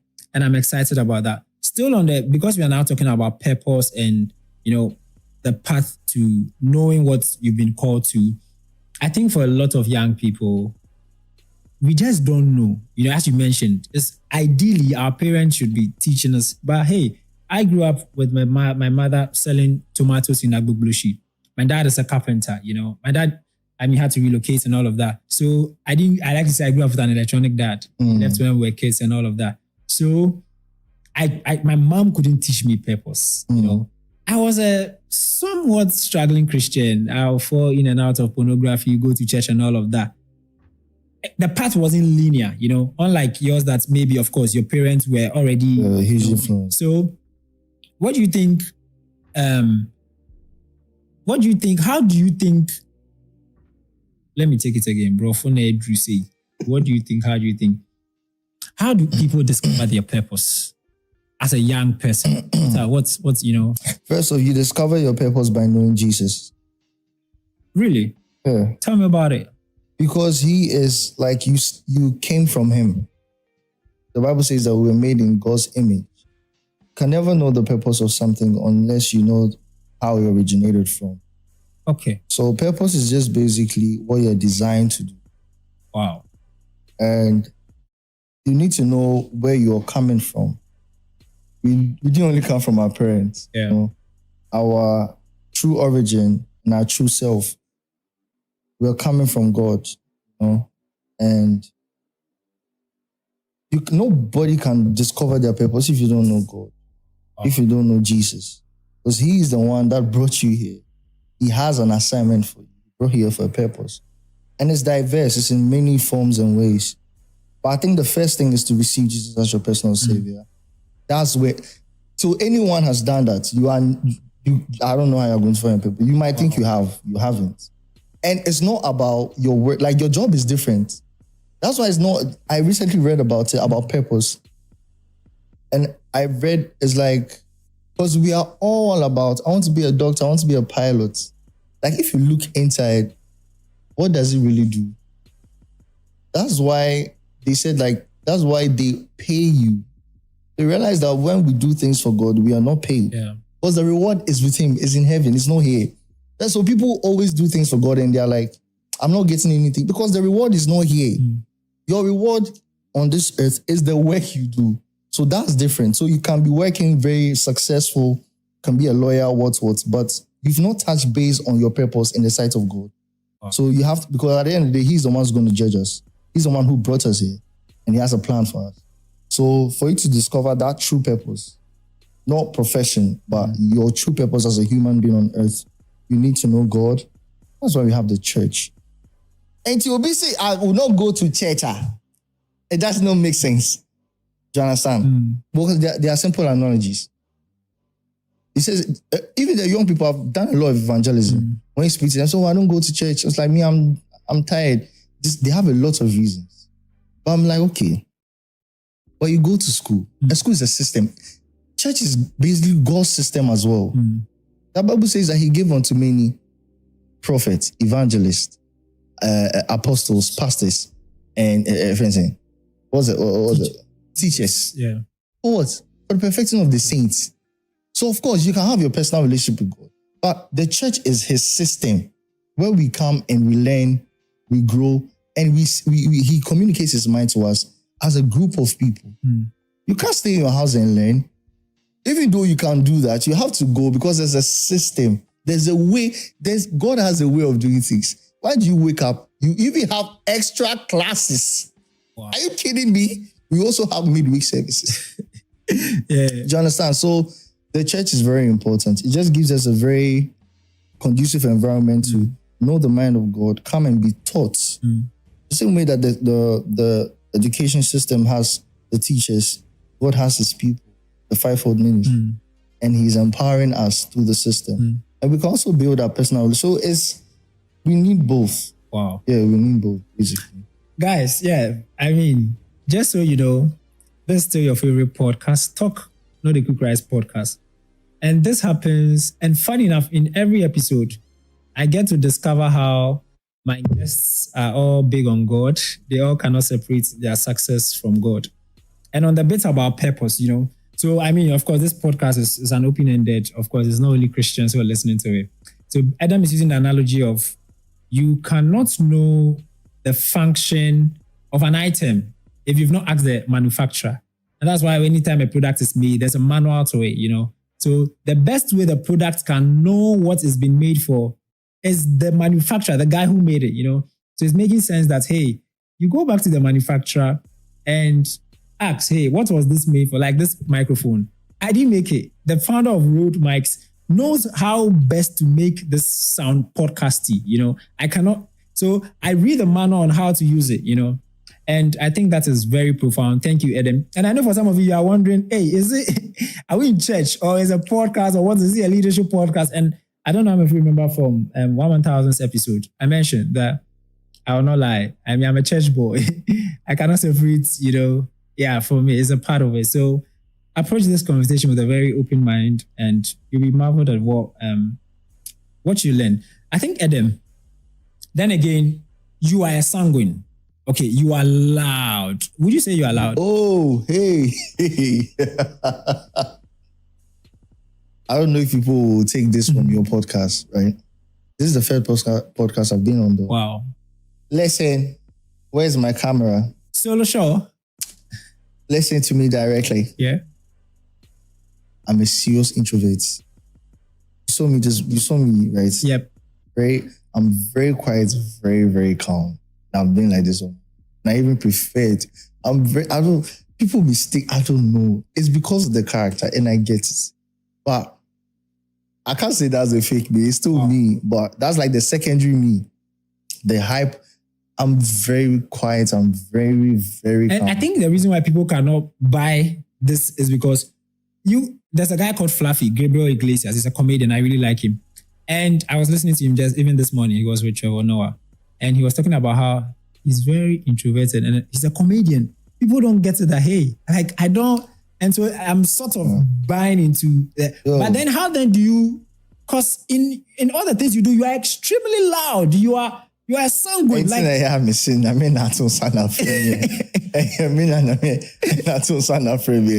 yeah, because I remember when I was doing a video with one of my guys, I was so not in the mood.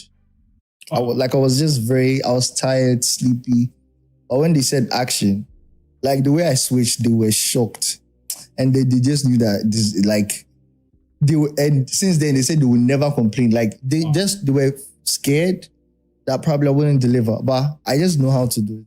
I think I must even let our audience know. I went to pick them. He was very laid back in the car, near your red. I said, when he came, I said, Charlie, why? You know bed or assignment. When it's down one, I will deliver. Wow. I just know how to do it. But people don't believe me though. Yeah, so then how do you manage people? Because when people meet you in town, they're expecting their skits. I can say a lot of people have been disappointed. Yeah, so what do you do? Do you not have to explain or how do you go about that? I mean, like, I do it for a purpose. I do it for something. I don't wake up and just, I'm a very happy person. But all this thing, like, I've been like this ever since though. I've been like this, but I think it's like, maybe the people are now getting to know. Wow. But yeah, I'm very laid back, very, very calm. And about sincerely, people would never believe it. They think I'm like, they think something is wrong with me. Because I also felt, but funny enough, we started the conversation and the conversation already taking off. Yeah, because I know what I can do. That's great. I like that. I like that fact that you know yourself and that's beautiful. So can I then imagine that when you're at home, you're always indoors, you're quiet, like you're in your... Yeah, mostly I'm always indoors. I think it's now that because of the work demands, like I have to be coming out, for example, like this. Yeah. But I prefer to be home all the time. It's also me to be this come to be Charlie. Yeah. Wow. I think I want us to delve into the skits. How I don't know how the whole idea starts. Of course, you hinted that you said you don't even know. No. How did the genesis? How did it, Okay, so the character you're seeing, every content, every personality you've seen out there, the super energetic Adam, that's me. Like, that's naturally me. Okay. But I was bold enough to publicly display that because of my pastor. Okay. Yeah. Pastor Enoch. I'm like, whatever I see outside, like, that's how I enjoy myself. That's me. I started by talking like Prophet Odro. Yeah. Yeah. I like his personality. So my mom was even tired. Like, that's how I make myself happy. I just imitate people. Wow. So it's been like that. And when I came to church, I did one or two content and like, pastor liked it. Wow. So that encouraged me. So listen, I don't play with my man of God. Wow. I do not pick pastor not to be my pastor. He was given to me. I don't want to preach on your podcast. I'll give you pastors according to my heart. Thank you. He will give you pastors who will feed you. So he has specific people that he wants them to feed you. Hold on. I'm not done. Sorry. If you reject something God gives you, what happens? You will not benefit from it. That's the same way people reject Jesus and they are condemned. Because for God so loved the world that he was, he gave his words only begotten son, Jesus Christ. If you reject Jesus, you know what? Enjoy eternal life. So if they be rejected like that, be there in your house that you can serve God by yourself or your own. He has to give you someone who is yours. Reverend KKB, the founder of Things Allowed, is my spiritual father. You are safe. He literally brought me to this job. But you hear it on their way to a club, a party. Someone is driving the car carelessly. It will affect you who's in the car. So you can also meet some people and you just discover purpose. Some people, to God bring their people, they sack them.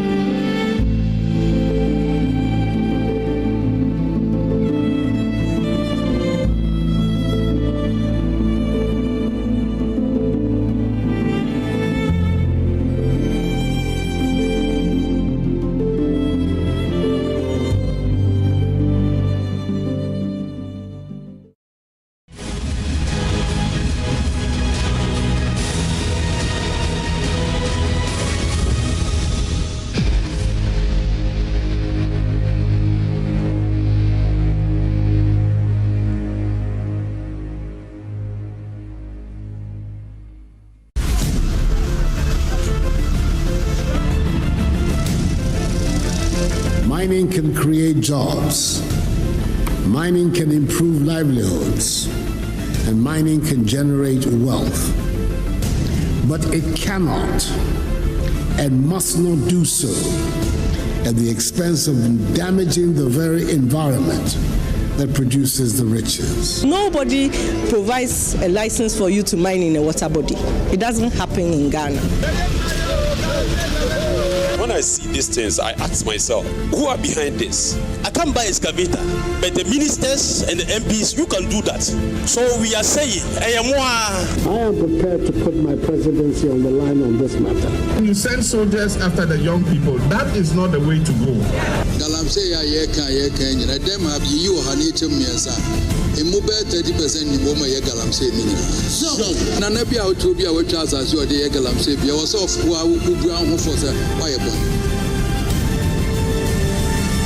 Destruction for gold.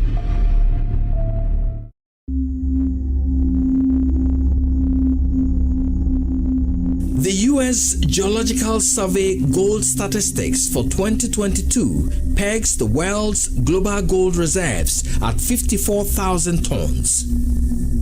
Ghana's reserves, estimated at 1,000 tons, has been the country's good and bad omen in the past 15 years. The large-scale exploitation of Ghana's gold has been fairly controlled. But the small-scale or artisanal mining sector has been the country's environmental headache. Highly unregulated, it is home to greed, politics, power play, and a policy dilemma. Artisanal and small scale has a long history in Ghana, but it was only in 1989 that government recognized its legitimacy through the Small Scale Mining Act, PNDC Law 218, which was later integrated into the current Mining Act 703 in 2006. The Act provided a blueprint for its formalization, reserving small-scale mining for Ghanaians. Like a farmer with arable land but no plow, the country started witnessing the invasion of Chinese into the sector, largely aided by Ghanaians. With the introduction of heavy earth-moving equipment and water-polluting gold mining technologies, the country's forests and water bodies came under attack. Regime after regime saw the pillaging of forests and the pollution of water bodies. Large tracts of forest cover, like this one in the western region, were reduced to wasteland. Contrary to mining practices and regulations, miners hid behind prospecting licenses to destroy large portions of forest reserves like the Apamprama in the Ashanti region. Between 2006 and 2016, the devastation from illegal mining had taken astronomical levels across the country with extreme environmental consequences. Our usual footpath to school and out of our homes has now been turned into pits. I've been injured today trying to find my way home. They have to drive the Galamsey people away. In 2013, President John Dramani Mahama inaugurated a 5-member task force to fight illegal small-scale mining across the country. The problem persisted, leading to a government ban by the Akufo-Addo administration on all artisanal small-scale mining activities across the country between March 29, 2017 and April 22, 2017. This was followed by a 6-month ban on legal small-scale mining. I've said it in the cabinet, and perhaps it's the first time I'll be saying it in public. I am prepared to put my presidency on the line on this matter.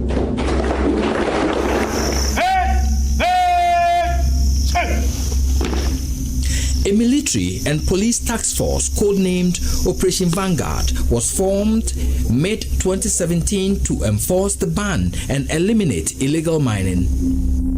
Later, an interministerial task force called Galamstop was roped in to assist and remove seized excavators from the field. But even in the midst of the ban, miners like this one were actively mining in areas like the Kobro section of the Apamprama Forest Reserve. In the Tabosere Forest Enclave in the western region, miners pillaged the forest, claiming that they received concessions from the Minerals Commission. This site was allocated to me by the Minerals Commission. They made allocations at a small-scale level. For miners like us, they don't give any certification. Though the task force made a lot of gains, a number of excavators transported to Accra by the interministerial task force under Professor Frimpong Boateng could not be traced. This medical doctor who purchased and hired excavators for hiring lost a number of them. They were seized by the interministerial task force. So I came to Accra to find out if the machines were really here. So when I came upon my search, I found out that 2 were at industrial area. So I went back to prepare myself and come for them, follow the procedure and come for them. So when I got back, I decided to check on them again. I found out that one of them was not around, was missing. Perhaps the account of this low-loader truck driver hired to move some of the excavators gives an inkling of what happened to the missing excavators.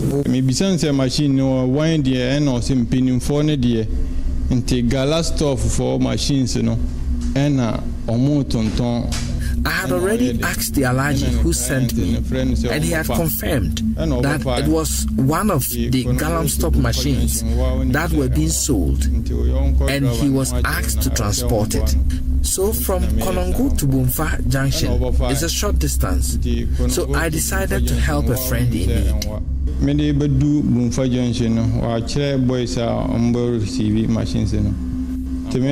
When I reached Bumfa Junction, he had told me a group of boys will receive the machine. Truly, I met them and they received the machine. Soon as they took the machine, a Land Cruiser vehicle came to the scene and took the money. How much did they sell the machine? I see 50,000. He said 50,000.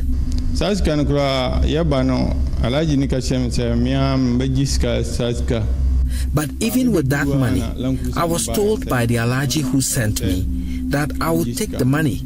But when I got to the scene, the Land Cruiser people said they are the ones to take the money. So the occupants of the Land Cruiser took the money in front of me. When the first time I work off a machine, Galam stuff for machine CZ. Have you yourself picked any of the machines seized by Galam stuff from Accra before? Yes. Myself, I have picked 3 from Accra before. I picked 1 with my vehicle and 2 of my friends picked the other 2. They transported the ones they picked to Pristia, and I sent mine to Amangwase. The one I picked from the Alhaji was the 3rd one, which I sent to Bumfa Junction.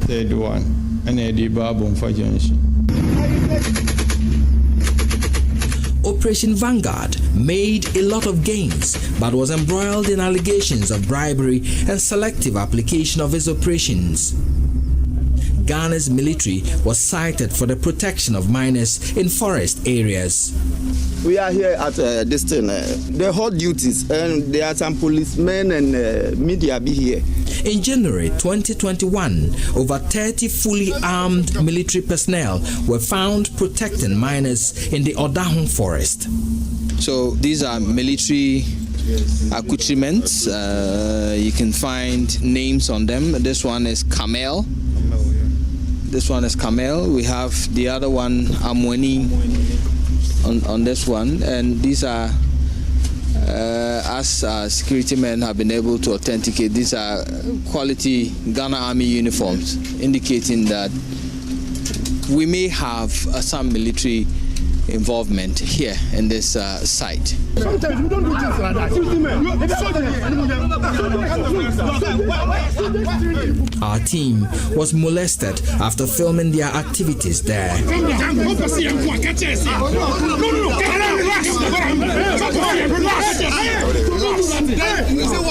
Though the military hierarchy said it was investigating, it is yet to announce the results of its investigations. I'm telling you, we have patience for that time. In May 2021, at the peak of the problem, the Akufo-Addo government organized a national consultative dialogue on small-scale mining. Mining can create jobs. Mining can improve livelihoods. And mining can generate wealth. But it cannot and must not do so at the expense of damaging the very environment that produces the riches.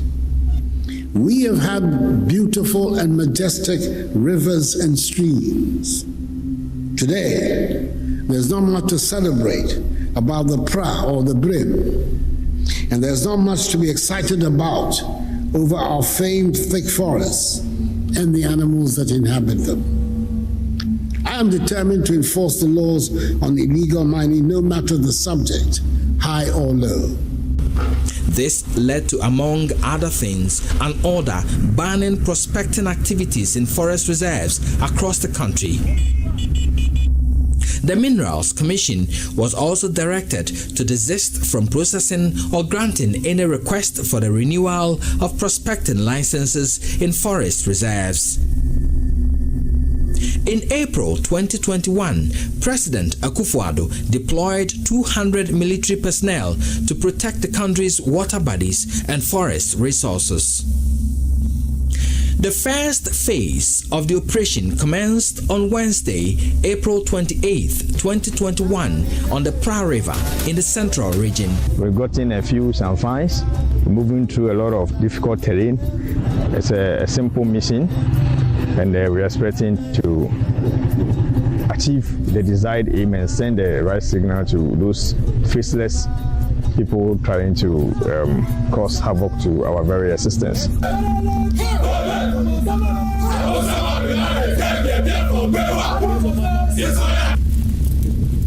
The operation in its fourth phase has seen the controversial banning of a number of excavators and other equipment seized from illegal miners and the arrest of a number of miners. The banning of excavators has received mixed reactions. We are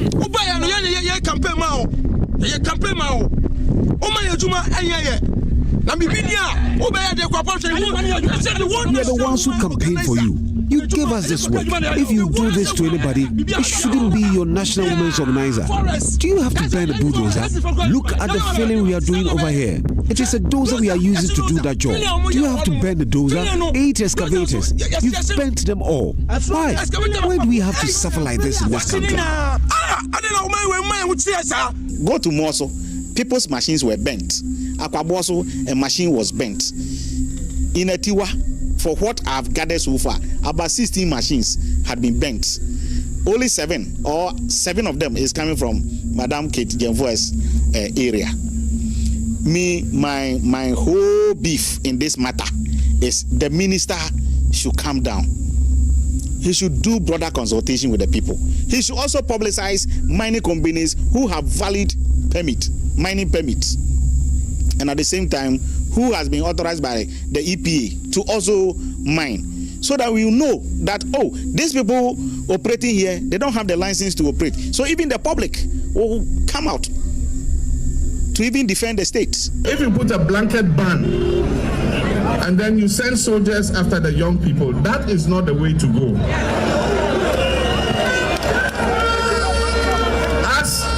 As you stop illegal small-scale mining, at the same time, you must put in place a livelihood package so that as you are displacing people from illegal mining, they have something else to do. But when there's nothing to do and you're just chasing them and shooting them, it is not the way to go. The president's pronouncement on excavators and burning of excavators in his staff, in the president's staff, we would want to summon the Attorney General to this House in accord with Article 88 of the Constitution as the principal advisor to government. Why the president should not be held in check for being in breach of the laws of Ghana and the Constitution of Ghana. Say that some evidence, material, must be provided that burning excavators is sanctioned by the laws of Ghana, and I wait to see that law. In 2017, government spent $3 million on drones to fight illegal mining. Every district committee where mining is taking place will have drone pilots. We've bought the drones, they are ready to be used. We have also acquired 16 for the Regional Coordinating Council. That will be under the direct control of the regional ministers. And the headquarters will have 10 drones. Operation Vanguard will have access to 18 drones and 15 drones for the Minerals Commission. The drone pilots are ready, the drones are there, and we are ready to move on. But the difficult question remains, what is the situation on the ground despite these interventions? It looks like there is no end to this illegal mining craze. Now, deep within the Tabosre Forest Enclave, you could see over 10 excavators within this forest, destroying it with impunity. So far, nobody has been able to show us any legal documents binding their operations here. But already, the forest is getting depleted. In 2017, the Ghana Water Resources Commission stated that about 60% of the country's water bodies were polluted. The acceptable turbidity value for drinking water is 5 nephelometric turbidity unit (NTU), while values of 80 to 150 NTU are acceptable for other water users as appropriate. The Water Resources Commission captured the turbidity levels of major rivers in mining areas as being between 504 and 3,880 nephelometric turbidity units (NTU) at the end of February 2022, 3,875 times higher than the acceptable value for drinking water. we set out on a fact-finding mission to key communities along Ghana's major rivers and streams and forest cover to assess the situation. Known locally as Tanwe, the Tano River flows 400 kilometers from Techiman in the Bono East region. The once clean fish-laden water source has now turned milky brown with little sign of life. We took a trip to Samreboy in the western region of Ghana to investigate the source of its pollution. This bridge links Samreboy behind me and Inchi ahead of me. Now this same bridge covers the river Tano in the western region. Now this is the Tano River. Milky, dirty. It looks like there is no life in it at all. Who is destroying the river Tano? Michael Inyebribi Tanoe was named after this river. He has been fishing here for about 40 years now. I've been fishing about 40 years. I used to start from 6 o'clock in the evening to early in the morning, nighttime. I'll keep on fishing, and then during the day I have to sell the fish throughout the month so that I use that money to pay my school fees. Before, the river was just clean, and even when you are using your canoe, you can see the fish moving around. And sometimes we use bottle and put gari inside, put it inside the river, stand outside, and you can see the fish going around it. And then when any of them enter, quickly you rush and take the fish out. After hours of fishing today, he only caught few fishes. This morning, the fish that I got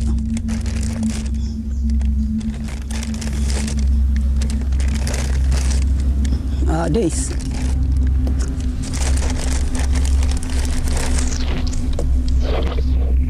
Before, the same amount of net I'm using, I can get a fish almost a basket full, very short and nice. But nowadays, the fish has become long, and the fin have been changed as if they have designed it.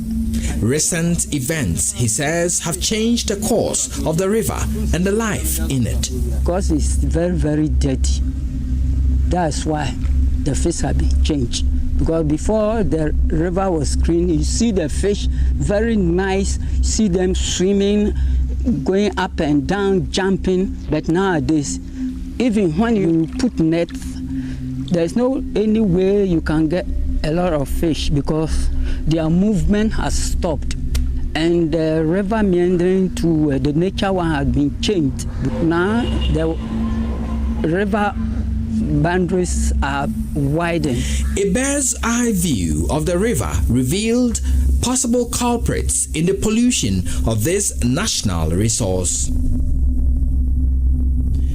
This mining site, captured by our drone, belongs to Akunta Mining Limited, owned by Bernard and Chubosiako, popularly known as Chairman Wuntumi, the current Ashanti Regional Chairman of the NPP.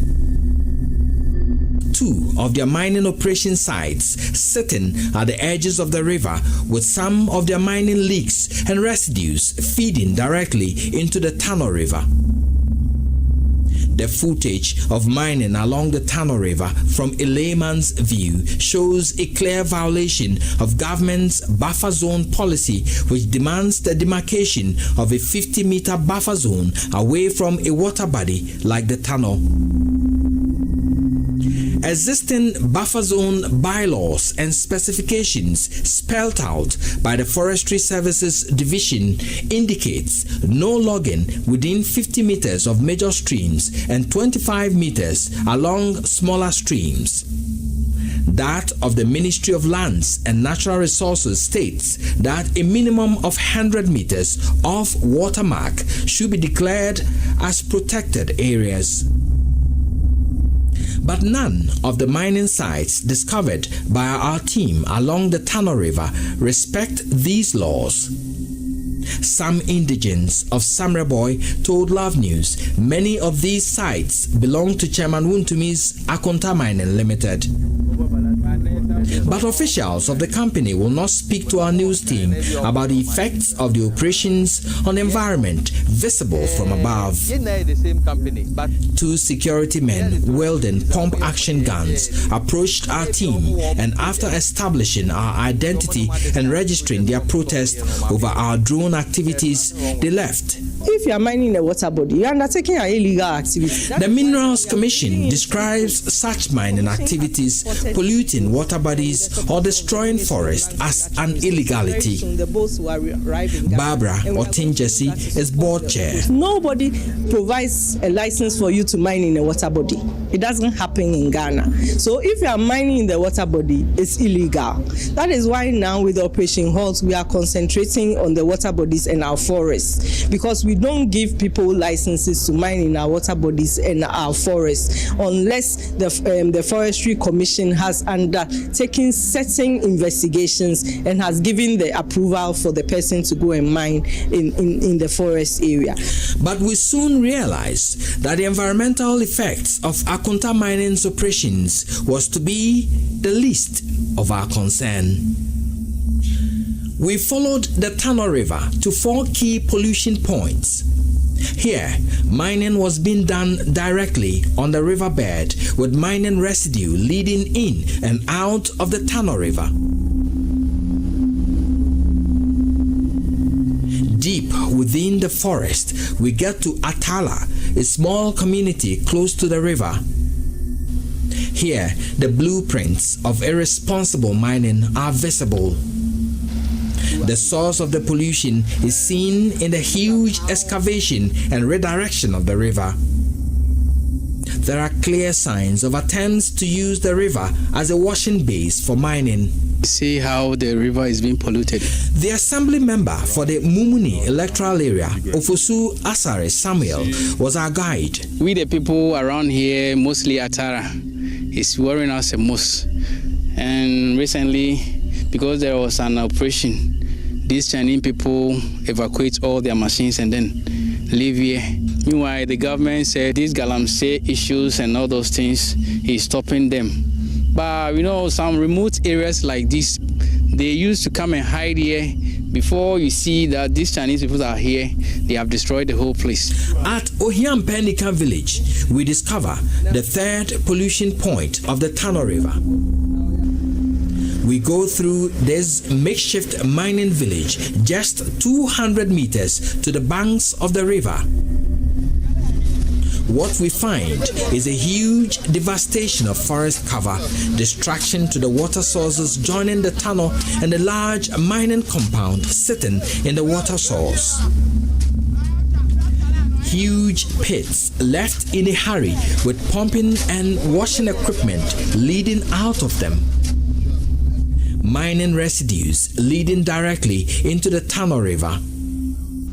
This is the Tano River, and I don't need to tell you. The pictures will give you a description of dirty, muddy river. A river that once used to be very clear and full of fishes. Now you can see the expanse, the pits, the degradation done by the illegal